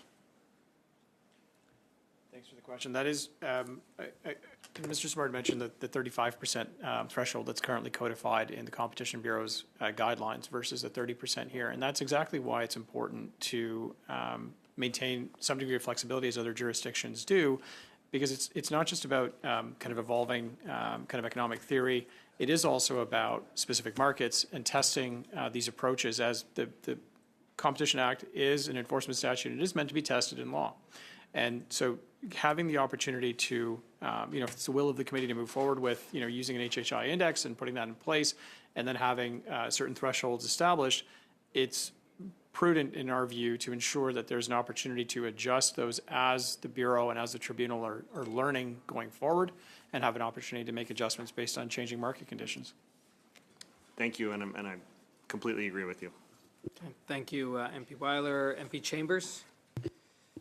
Thank you very much, Mr. Chair. Just in the interest of expediency, so the government knows. So Conservatives are also going to support NDP 14. So if there is a sub-amendment that they have to make, maybe they want to table it right away, or so. That's great. That's understandable. If the bloc is also in favor, we can move it along a little quicker. Well, look, I mean, we're that's nice. That's good. I mean, I'd like to congratulate Mr. Davies. I've actually never seen in the probably half a dozen budgets, I've never seen a budget bill get amended like it's getting amended right now.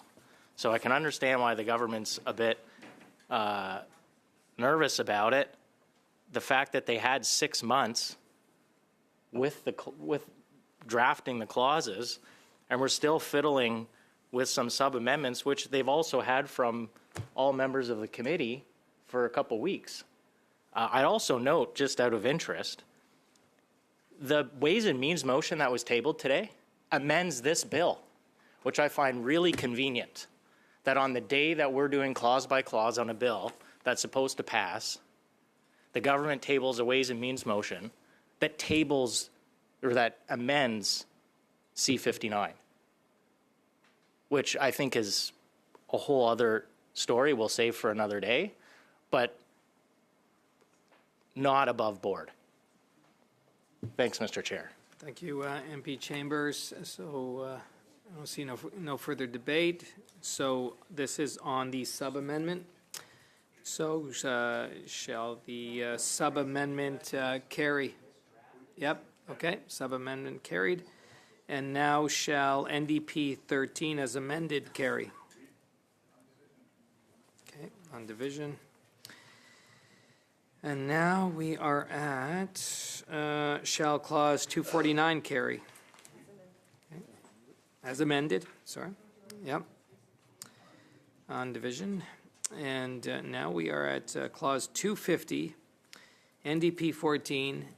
MP Davies, would you like to move your amendment? I would, Mr. Chair. It's a very small targeted amendment. We recommend amending clause 250 so that the new discretionary factor for market share and concentration under section 93 of the Act would delete the words any effect from. And this would clarify that an increase in concentration or market share brought about by a merger is itself relevant evidence that the tribunal can consider in evaluating whether merger is anti-competitive.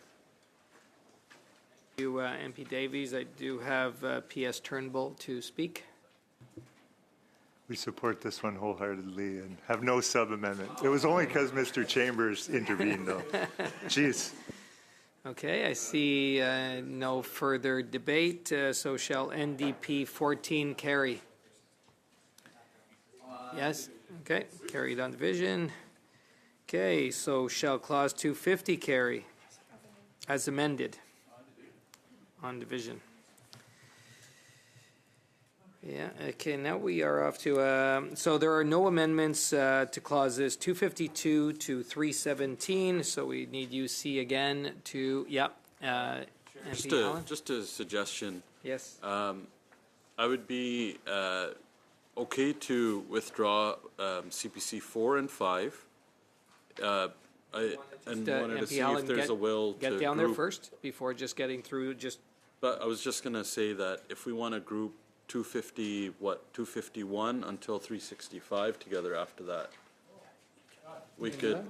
Okay, yeah, we could do that. Yep. Pass it all on division. Well, okay, that's great. So we are grouping. So this is for clauses 250. 252 to 251 to what did right to the end, okay, to 365. Yep. Okay, so shall clauses 251 to 365 carry? Carried on division, okay. There we go. Thank you for that contribution, Jess. Okay, so we have to keep hold those two. So all we have to do is get right to the end, right? Yep. All right. So shall the members, we're almost done. We're like 30 seconds away. Shall the short title carry? On division. Carried on division. Shall the title carry? On division. Okay, carried. Shall the bill as amended carry? On division. Division. Shall the chair report the bill as amended to the House? On division. Okay. Shall the committee order a reprint of the bill as amended for the use of the House at report stage? Yes. Okay. Great. Okay. Congratulations, everyone. We have concluded C-59. All right. Shall we adjourn?